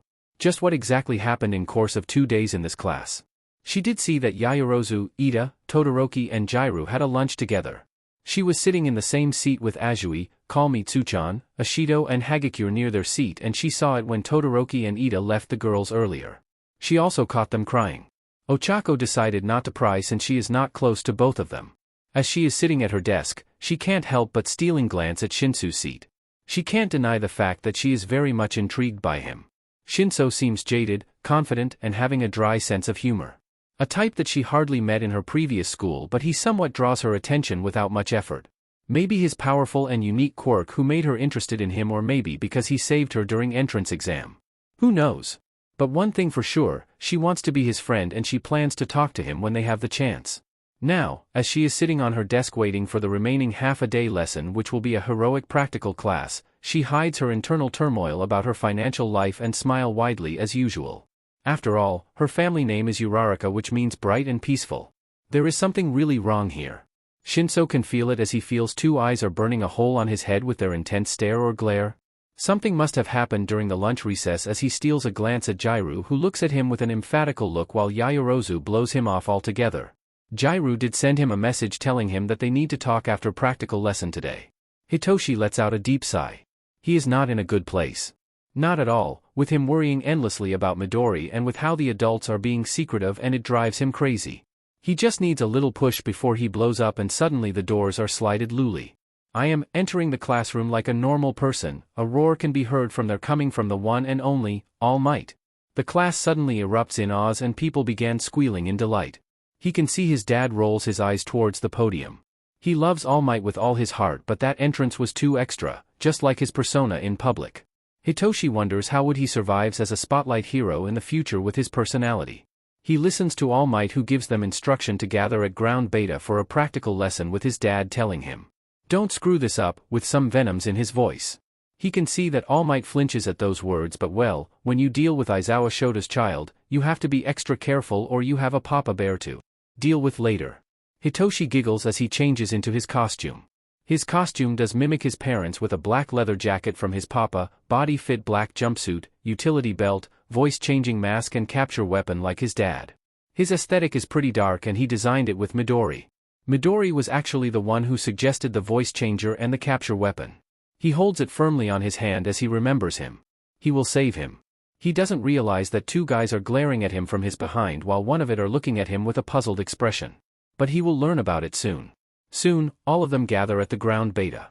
The place is huge and built as if it is a real city, with many of the buildings are pretty much dilapidated, looking like a scene from JoJo. Hi, as he suddenly hears a cheery voice calls him from behind, and there she is, Uraraka Ochako. Yo, he responded with a firm and short greeting. Uraraka grins at him widely. Hitoshi looks at her closely and he sees her costume looks like it was inspired by space. Nice costume, he continues. Yours too, she compliments him before frowning while looking at her own costume. Mine is too tight. I feel a bit embarrassed. I should have given clearer instruction when we sent our design, she sighs. Well, I can introduce you to someone who can give you a good advice about costume. She is maniac when it comes to these things. She also happens to be a support department student in this school, Hitoshi offers. Ochako looks at him with twinkles of stars in her eyes. Really? That would be awesome, she beams. Hitoshi stares at her blankly as he raises his thumbs. Finally, all the students gather at the entrance at ground beta, and golly, some of them look good. Some look, well, need some improvements. He knows that May will raise hell when she sees some of their costumes. Like the invincible girl, what the hell? Is she naked? She can request a costume made from her DNA and she doesn't need to be fighting naked. Yaoyorozu's costume also may become a disadvantage during battle. Girl, with so much skin, it will be easy for villains to target your weak area. Really, with so much resources and knowledges in the world that she owns, she can afford a fabric that may be easily tiered and stitches itself after tiered. Even he knows about those things. Todoroki looks like a fashion disaster with half of his body covered in ice, while Idas looks like he may get sued by Gundam if he debuts with that costume. Well, no time to criticize his opponents now, since All Might has started his guidance about the practical lesson. Alright, Zygotes. Welcome to Battle Trial. You will be divided randomly into teams and 2 teams will play the role of hero or villain. The heroes will infiltrate the building to find the nuclear weapon while the villain team will guard it. You have the freedom to finish your mission, but you need to act like villain or hero before the time runs out. He explains. Excuse me, All Might. I have an inquiry about the random selection of teams. Most of us only met for the first time yesterday. I don't think it is wise to randomly putting us into teams as we may not be compatible. Gundam bad imitation. Ahem. Ida raises his hand and inquires about the team selection. But in the real field, sometimes you will be paired with different hero from different agency for a mission. It is better to learn working with people in a pinch now than later when you become pro. Yaoyorozu answers him before All Might has the time to say anything. He sheepishly scratches his head while forcing a smile. That is correct, young Yaoyorozu. You may find a situation where you will be paired with someone you never had any communication with, and this training will you to gain the know-how on teamwork with people you haven't had the chance to work together with, he explains. Sensei, I think this training is still too advanced for us since we haven't got any basic hero training. Frog Girl raises her hand. Young Azui, no need to worry. We will observe it via control room and I will stop the fight when it gets too rowdy, he says. Hitoshi is not too sure with that since it does sound dangerous and none of his classmates, well most of them, know about the cardinal rules of hero training. Some maybe not even too good at controlling their quirk as he has a suspicion on Kaminari Denki who he thinks his quirk might be self-harmful if used too much. This is like forcing these kids into a lion's den without protection. He shakes his head as they draw the lottery to form teams for the battle trial. He sees that he is in the same team as Uraraka. The petite girl seems relieved at that. Well, at least they randomly put us together. It is better to be in the same team with someone you know, she smiles. Hitoshi nods as they listen to the announcement of their battle opponent and their position. Ida and Bakugo. Of course, today is his lucky day.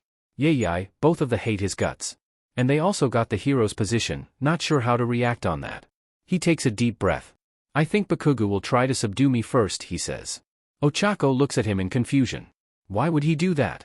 I might have riled him up today. Ochako seems surprised. Yikes, she says. Yes, yikes, Hitoshi sighs. So, let's go like this. You go to Ida and I'll take Bakugo. Ochako looks at him in worry. Are you sure? 100%. Ochako nods and smiles. Alright, then. Be careful. As the alarm rings, signaling that the trial has been started, both Ochako and Hitoshi enters the building. Uraraka, float yourself and try to look at each window. Don't make a noise, he whispers. Ochako uses her quirk and she does as she told. 5 minutes later. Shinso, the bomb is being hidden in the 5th floor. I only see Ida there, I assume Bakugo is trying to find you now. Hitoshi smirks. Perfect, now don't draw any attention and enter the building. Hide in the 5th floor, he orders. Roger. As Ochako finishes her report, Hitoshi starts stomping on the floor, trying to draw attention to him. As he predicted, Seeks and an angry Pomeranian will appear. Well, hello there. Tinker Bell, he smirks. Bakugo looks at him as if he was crazy. The F-? What the hell is Tinker Bell? Tinker Bell was a Chihuahua dog owned by Paris Hilton. Hitoshi is playing with him. Not even using his quirk. Bakugo jaw drops, not knowing how to react. Huh? Hitoshi's expression changes as he uses his quirk on him. Stand still until I say you can move. Bakugo's eyes suddenly become cloudy as Hitoshi quickly secure him tightly with a capture tape. Sorry, Porcupine, he grins as he goes to 5th floor. At the 5th floor, he joins Ochako who are waiting in front of the door. That was fast, she whispers. Pfft, piece of cake, though he must admit that Bakugo was pretty terrifying when he came at him with his explosion. What should we do, she asks. Knowing Ida, he must have prepared everything so you can't use your quirk easily. Maybe by sweeping and destroying any objects that you can float and use as a weapon. However, Ochako tilts her head in confusion. Nobody in this class know how my quirk works, as he opens the doors and smiles widely at him. Heroes, Ida seems startled as he looks at him. Ha ha ha ha ha. You think you can take away the bomb from us? Shut it down, Hitoshi retorts boringly. Excuse me. Ida suddenly can't move. Hitoshi walks at him while he secures him with capture tap as he gestures Ochako to touch the bomb. It was too easy. Hero team wins. Shudo is not fond of Shinso. The way he uses his quirk rubs him the wrong way as it is practically overpowered. What is the quirk anyway? Total control of people's body? Hypnosis? Anyway, he marks him down as one of the opponents that he needs to crush. The way he made a stupid story about Izuku is alive is the last straw for him. If they put him in an opposite team, he will crush him here and there, but sadly, he wasn't. Shudo listens as Yaoyorozu explains to the class how both Shinso and Uraraka supposed to be the MVP for their seamless plan and their cooperation while Bakugo and Ida failed to convince Bakugo to form a plan as Bakugo just left him by himself to hunt for Shinso. I believe there is a problem with both of their communication, she ends her summary and All Might agrees wholeheartedly. He is still angry after the conversation that afternoon and he can't even look at both Jairu and Yaoyorozu. Well, shoot the messenger, right? He knows they mean well after being convinced by Shinso who uses their weakness to do whatever agenda he has in mind. Seriously, F him. Now the second group has started the trial. It is Yaoyorozu and Jairu as the villains versus Azui and Yurashi as the heroes. He sees that Yaoyorozu is having a hard time concentrating during the trial. Seems like she is very distracted and they lose. He takes a deep breath as his turn is next. Todoroki and Shuji as heroes versus Hagakure and Ojiro as villains. He talks to his partner, Shuji, to stay outside. He is set off, he will use the energy to show these people who he is. He touches the building as he freezes the whole building in just 5 seconds. Go on, touch the bomb, he instructs the dumbfounded Shuji, who looks at him in fear before entering the building. Hero team wins. That is only natural, he scoffs. He looks at his hands. Izuku, I won. I showed them, he mumbles while softly smiling. Hitoshi has started the plan. He knows that tonight the meeting will be held and All Might will attend it. He already asked Mei to give him a tracker that can transmit his location as well as listening to the conversation. The tracker looks like a small sticker with a NDE skin tone. He received it that morning and he already stick it into All Might hand when they shook their hand after he got elected as MVP during battle trial. Now, he is waiting for the other classmates who are willing to join his mission.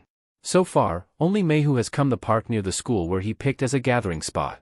Where are the others, Lavender Brain? I'm bored, she complains while playing on a swing. Hitoshi looks at the time and yeah, it has passed more than 30 minutes. I guess, they chickened out, he grits his teeth. He sighs deeply. Disappointed at his friends. Well, what did he expect anyway? Suddenly if he enters UA that everything will be alright? That people will be trustful to a kid with villainous quirk? Ha, that was stupid.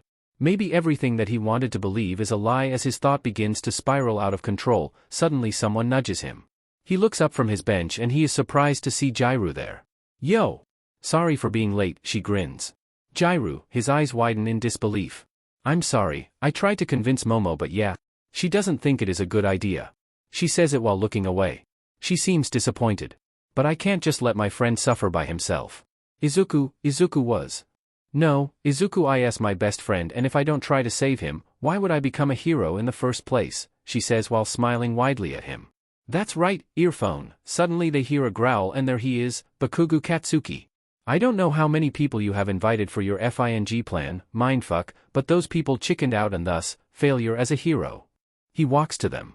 Both Jairu and Hitoshi are standing still with both jaws dropped.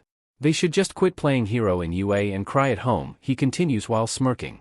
Jairu and Shinso look at each other before changing their expression. Smiling. Welcome to the team, Hitoshi offers a handshake. Bakugo grins widely while taking his hand and shakes it. Don't pull out my legs, you hear me? PFT, I can say the same to you, Jairu quips. The F, you're saying, earphone?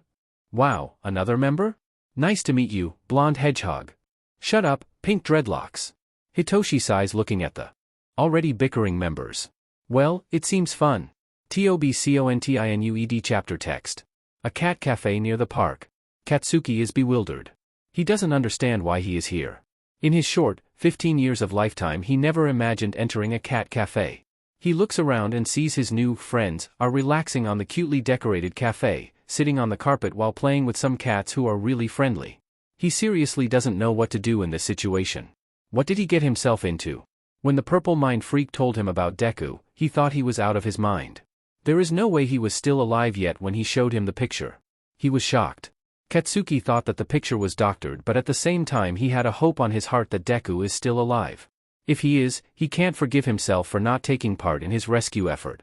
He began to observe the purple freak for the rest of the day and they ended up in an opposite side during the battle trial. He thought that it would be easy to beat him up since he knows that he can't use his quirk really well with his massive drawbacks, which was shown during the quirk apprehension test. He was set at that time, so against his better judgment, he presumptuously went against Shinso alone and left Glasses to fend for himself. What slied him the most after that was, he lost his consciousness during their encounter, and when he regained it, he was already lost. At that time, he learned that this purple mind freak guy had a strong mental-based quirk and he gained so much respect from him, but it didn't make him instantly agree to take part in this risky rescue mission. However, when he looked at the picture inside his wallet of Deku and him smiling brightly, he realized that he needed to do it for his own sake. A closure, and maybe he can forgive himself after that. Who knows? The purple freak was adamant that he told him the truth and his description of Izuku's mannerism was spot on. If it turned out to be a false alarm, at least all of them will be able to move on from the grief. Not instantly, but yeah, it may help tremendously. So far that he knows that these crazies have some connections with Izuku. The earphone went to the same music school as him. He remembers her when they met last year in Aomori, but he didn't pay much attention since he was too angry to chat with them. Purple Freak and Pink Dreadlocks used to train together with him a year before UA. He would call it a bullshit, but looking how strange and blunt the Pink Dreadlocks is, it is unthinkable that she made it up. Purple Freak also assured that she told him the truth. She even showed him her software that able to determine a picture is doctored or not. Not that he needs it since he already believes the possibility that Izuku is still alive. He also found out that the pink dreadlock is completely nuts. She was so enthusiastic about his quirk when she first met him in the park. You sweat nitroglycerin and able to make explosion from you hand, right? Ever think making explosion from your other part of body? She asked while touching his body like a shopper touching clothes on a mannequin. Katsuki was very uncomfortable at that. Stay away. You pink freak, he barked as he jerked backward from her grope. Ah, you're no fun, she pouted, but in a second, she moved closer towards him while inspecting his limbs. May, I told you not to grope people without consent. Shinso shook his head. Is she always this eccentric? Jairu asked him with a bored tone. Yeah, unfortunately, he hummed while sitting on the bench. Jairu lightly chuckled as she sat next to him. She then patted her hand on his shoulder. Well, at least we won't be bored, she said while watching Mei and Katsuki bickered about his hero costume. Katsuki has to admit though, Pink Madman's idea of adding a grenade-like weapon attached to his hand that able to store his sweat is a great idea. This is something that Izuku has told him once about his quirk possibility. Geez, he really missed his little broccoli. He sighs while patting one of the cats who purrs to him happily. Katsuki is a dog person, but he had to admit, the cats here are really cute. Wow, never thought that you are a cat person. Earphone looks at him in surprise while holding one blue Russian cat. Shut up, Earjack, he sneers while showing an out-of-character smile towards the adorable cat while rubbing her belly. The cat meows back at him. That nickname doesn't make any sense whatsoever. Jairu rolls her eyes. Shut up, Earphone Jack is too long. Life is too short for that, Katsuki retorts while trying continues playing with the cat. What a mood, Jairu sighs as she drinks her tea. Gosh, tell me about it, Hitoshi says while lifting up a cat to his lap. You guys are more alike than I thought. Mei comments while doing whatever she is doing. It seems like she is sketching some designs for Jairu and Katsuki. You mean all of us are fed up with life? That's true, Jairu quips while shoving a piece of strawberry shortcake to her mouth. I don't want to be that person, but aren't we supposed to do something? The meeting is tonight, isn't it? She continues. Shinso puts down the cat. He takes a seat next to her. Well, the truth is we have set the plan in motion now, Shinso explains. The F-? Do you mean Purple Head?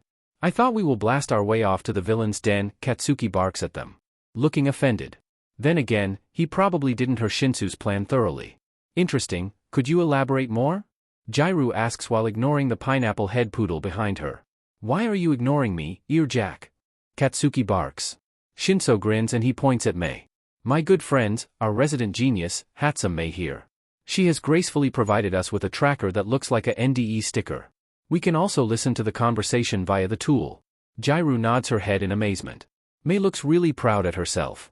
Wait, the crazy chick did what?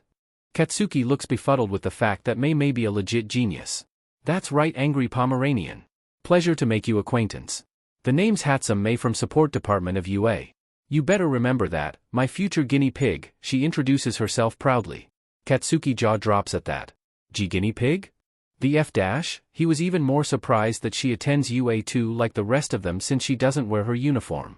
Well, she will help with our costume. Maybe that what she meant. I hope. Shinso scratches his head, unsure with his own statement. May really do experiment with their costume unknowingly. Katsuki feels chills throughout his back. F-? This chick may tamper with his costume if he makes her angry. Cool, Jairu just nods her head boringly. That's your reaction? Shinso is surprised to see her unhinged. Well, this is UA. After I met an invincible girl in my class, anything is possible, I guess. A crazy inventor is tame compared to whatever we will face in the future, she shrugs. Shinso hates how it may be true. UA is a weird place, man. Enough with all the dilly-dallying bullshits. Why are we even here? Katsuki ruins the moment. Shinso rolls his eyes. Well, in order to figure our next move, we need to know what the investigation team is planning. They will be having a meeting in the next 30 minutes, then we can go to my house, which is just a 5 minutes walk from here, and listen there. We went to this place just to calm our nerves and get something to eat, he explains. We can just go straight to your house, idiot, Katsuki snarls. But I can't cook and my parents won't be home until late. I can cook for you, provided if you have a functioning kitchen and the ingredients, Katsuki says it as if it was nothing. Jairu, Shinso and Mei stare at him. What? If you got something to say, he looks said. No, don't take it the wrong way, but... You cook? Jairu asks while pointing her finger at Katsuki in disbelief. Yeah.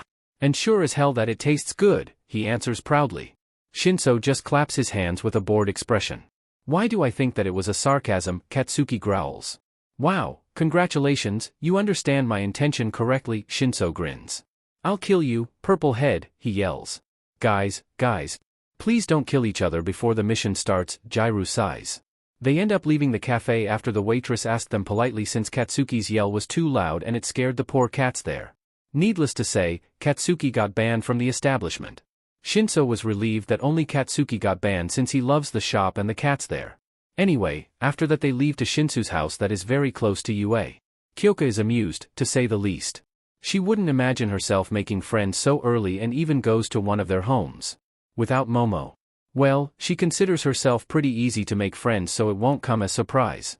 However, ever since she found out that they will enter UA together, she thought that both of them will be inseparable, but ever since they argued about the mission, let's say things will be quite awkward between two of them. It was after the lunch and they were inside the girls' toilet. Momo cleaned her face and said, Jairu-san, I have thought about it over. I don't think it is wise to do the rescue mission. Jairu looked at her, surprised. Yamamo, we have told Shinso that we will join him. We can't back down now. Especially now, since we know that Izuku is alive, she raised her voice. Momo flinched a bit at that. I have been having a second guess since then. It is highly unlikely, she said before interrupted by Momo. Momo, we have seen the picture. The crazy chick from support department has even confirmed it with her own software. What is it hard to believe? She exasperatedly tried to make her understand, yet Momo looked like someone shoved her back on a wall. I know. But, I still find it hard to believe, she grimaced. Kyoka was so frustrated at her crush for being so indecisive. Momo, I don't even know how to make you understand. One thing for sure, I will do whatever it takes to find out the truth because I can't never forgive myself if Izuku is still alive and I let him die again because I'm too chickened out to save him despite the disreputable proof earlier, she explained. Momo stared at her widely. She seemed shocked at her determination. She stuttered. Momo, why do you want to be a hero?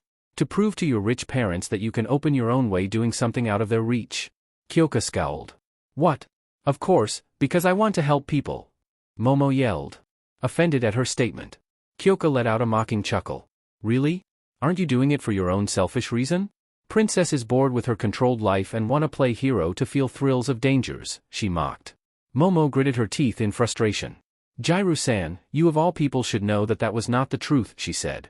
Well, prove it then. If you came here to UA with those shallow reasons, then there is not point to reason with you. You won't even save your own best friend because you're too much of a coward. As she tried to finish her sentence, Momo suddenly slapped her on her cheek hard. She was shocked as she caught the glimpse of tears on Momo's face. That's enough, she said before leaving hurriedly. Kyoka suddenly couldn't feel her legs as she slumped down on the floor. Jaws still dropped. Yamamo, sheet, I'm so stupid, as she let out a sigh. Momo hasn't replied her text and she has been ignoring her for the rest of the day. It feels weird to be fighting with her since they never fought before. She sighs as they arrived in Shinsu's home. Shinsu's house looks pretty normal. It is located in a nice neighborhood that is only 5 minutes walk from UA. It must have been expensive since the real estate's price around the area is pretty high due to its closeness with UA. The house itself looks like a modern Japanese house everywhere. It has 2 stories, a small garage and a small garden in front of it. As they enter the house, it looks normal with a foyer and shoes inventory next to it. They take off their house at the foyer and walk into a dining room adjacent with kitchen. Not too many decorations, but there are some pictures and... Holy sheet, you're the resident hobo's child? And present Mike? Wait, they are married. Good, the sparky Pomeranian voiced her own thought. Shinso looks horrified at the revelation. Ugh, I should have covered the pictures before you guys arrived, he smacks his own forehead. Anyway, please keep it as a secret. Okay, he please. I thought you guys knew, May tilts her head in confusion. May, my dad is our homeroom teacher, he deadpants in response. Oopsie daisy, you're in a hot fire, mister. May just nonchalantly leaves them to go to use the bathroom. Speaking of hot fire, Todoroki is a JRK, Jairu scowls. Wait, we're not talking about the revelation that purple freak is the child of our homeroom teacher? Katsuki still surprised with the fact. Let it go, Bakugo. Geez, you're worse than Ida when it comes to loudness, she rolls her eyes. I'm not as loud as that rude glasses, he barks. Which Todoroki? I mean Izuku's last name is Todoroki, Shinso asks. You ignored me? Katsuki yells. Izuku's last name is Midoriya. He wasn't properly adopted until he died. It was weird to be honest, Kyoka explains. I wonder why, Shinso tilts his head in confusion. Well, because his dad was a JRK, Katsuki scowls. Both of them look at him confusedly. I thought Endeavor is still alive. May suddenly appears next to him. Eek, seriously Hatsum. You scared the crap out of me, Jiru startled. I mean, he was a flaming trash grade A D-bag. At least used to be, Katsuki continues. You seem like you know a lot about Todoroki family, Jiru tries to pry.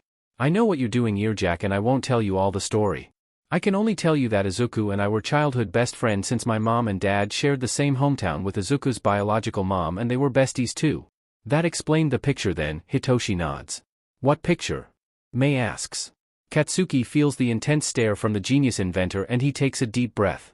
Here, as he shows them his treasured picture of Izuku and him when they were 4 years old in his wallet. Wow, he doesn't change much, May comments. Well, I never met him after he got resurrected so I don't know what the hell you yapping about. But yeah, we were pretty close to the point my parents tried to acquire his guardianship after the disaster, he continues. Let me guess, Todoroki family got the custody? Shinso asks. Yeah. I don't understand why they even interested in him in the first place, Jiru asks. Because it helped with his approval rating. Endeavor wasn't known to be a friendly hero. Fostering a child who lost his whole family in a natural disaster would help his reputation tremendously. A kid with a powerful quirk, Katsuki answers with a venom on his voice and he put an emphasis at powerful quirk one. That's disgusting, Shinso scowls. It is, that is why my parents hated them at first but when we saw the recording during his funeral. Everyone looks down at the floor, remembering the mighty Endeavor broke down and crying on Izuku's casket. Not just him, the whole family looked so broken. We figured that somewhere along the line, they really became a solid family. That is why I somewhat understand half and half BSDRD's grief. Wow, I thought you were angry at the world but it seems like you got a heart of gold, Jiru teases. Repeat that again and I'll shove you into a locker and throw the key away, Katsuki sends a threat.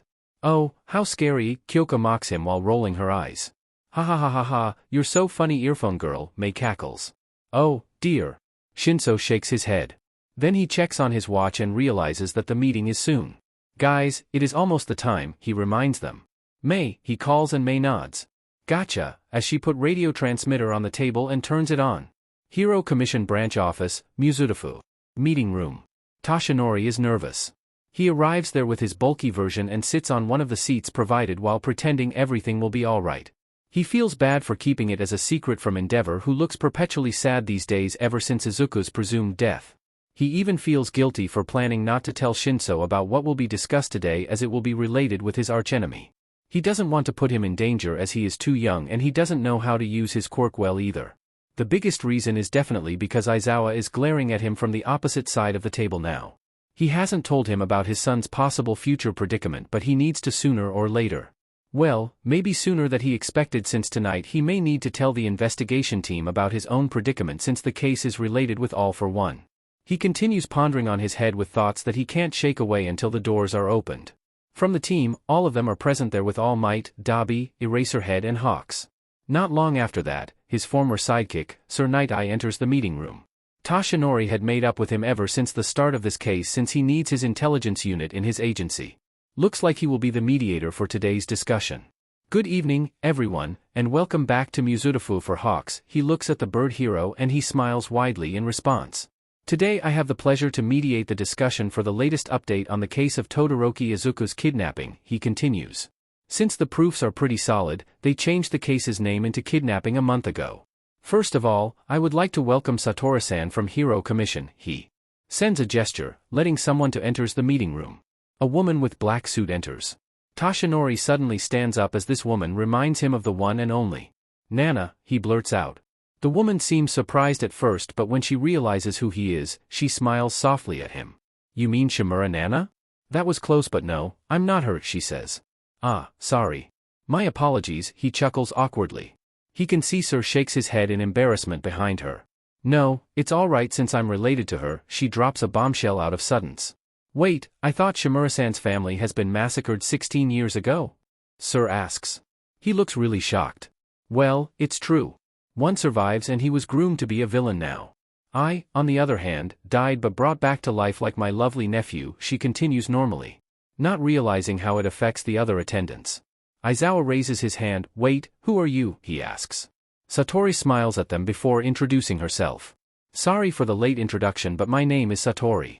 My real name is Shimura Hana, she says.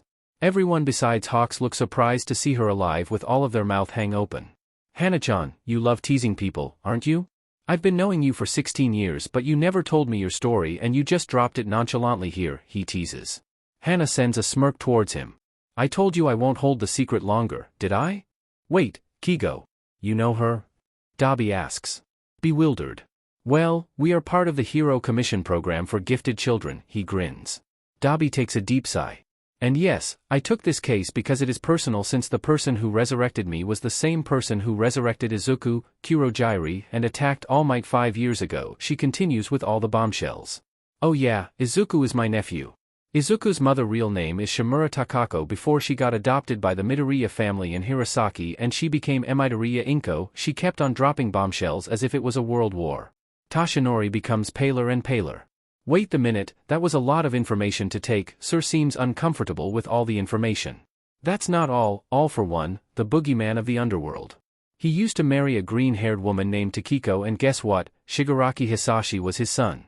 He married Inko Bacon and boom, you got Izu-chan. He took Inkobachan's surname by the way because of unknown reason, she explains. Wait the minute, please. We need to digest the information first. Dabi seems confused with all the names he just heard. Izuku is related with a supervillain? He was the grandson of a something Nana? Who is Nana, anyway? Satori was dead and got resurrected? Well, I guess me, All Might and Sir has to explain to you from the beginning, do we? She asks. Sir and Toshinori glance at each other before they start explaining about one for all and all for one. Toshi even switches back to his skinny form. Unbelievable. Dabi mumbles. A stockpiler quirk then can be passed down. That is too overpowered. Hawk seems really amused. Aizawa glares at Toshi. Me and you, we need to talk privately later, he says it in a threatening tone. Toshi swallows his saliva in fear. Oh well, he knows that it would come to this. Okay, he can only answer him that. Hana-chan, could you tell us why All for One decided to revive you? Hana looks at him before smirking. Let's just say, he was interested in making both Shimuras to be a villain. One was alive, who happens to be my brother Tenko and now goes by Shigaraki Tamura.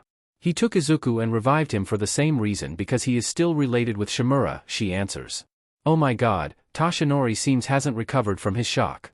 Learning that not only All for One is really alive but also has the quirk to revive people is terrifying. What I can tell you about his latest project is, they are making people into mindless SLV that they can control. They called it Project Nomu and well, me and Izuku can be considered as Nomu, she says. Shinsu's house. Holy moly, Mei says. What the F dash, All Might is weakening. Katsuki curses. They have the power to turn people into mindless SLV, that is too much, Jairu whines. Hitoshi just stands there in silence. Sheet, this is more serious than he imagined. If they made Izuku into a mindless SLV for killing people, it would be a disaster with how strong Izuku is with his quirk or hand-to-hand combat. Not to mention his mastery of weapons. Guys, we need to go to the meeting place.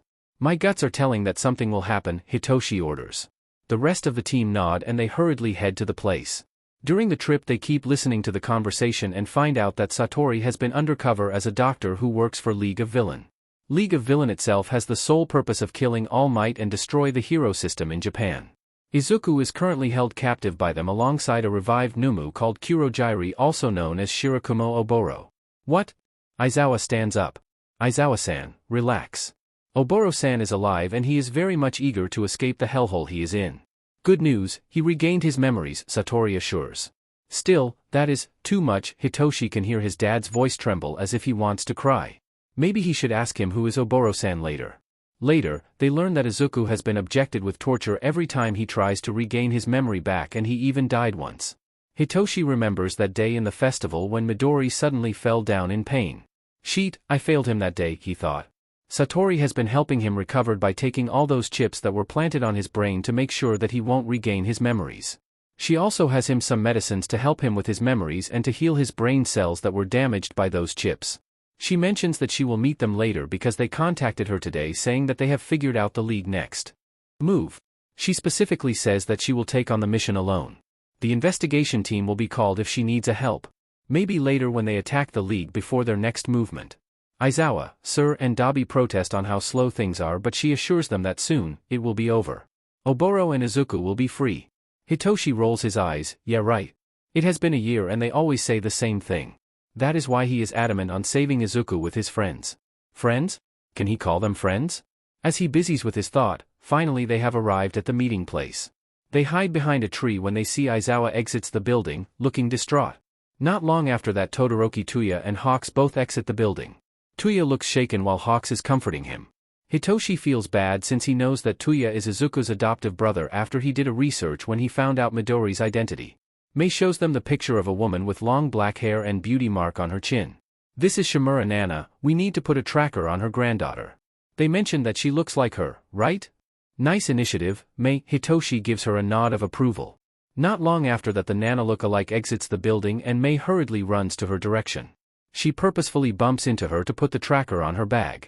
Sorry, she says. Satori aka Hana looks at her funny before shakes her head and walks into her car. She starts her engine and begins driving. Sheet, she is leaving. Bakugo gets a taxi. Kyoka orders. Tisk, why me? He whines as he stops a taxi. Hurry! Hitoshi yells. All of them gets inside the taxi. Oh my, you kids are energetic. The friendly driver seems amused with how many of them. Please follow that black convertible car, Hitoshi asks. He looks at them one by one, deciding whether to take their order or not. Please. Kyoka begs. Alright then, he finally relents.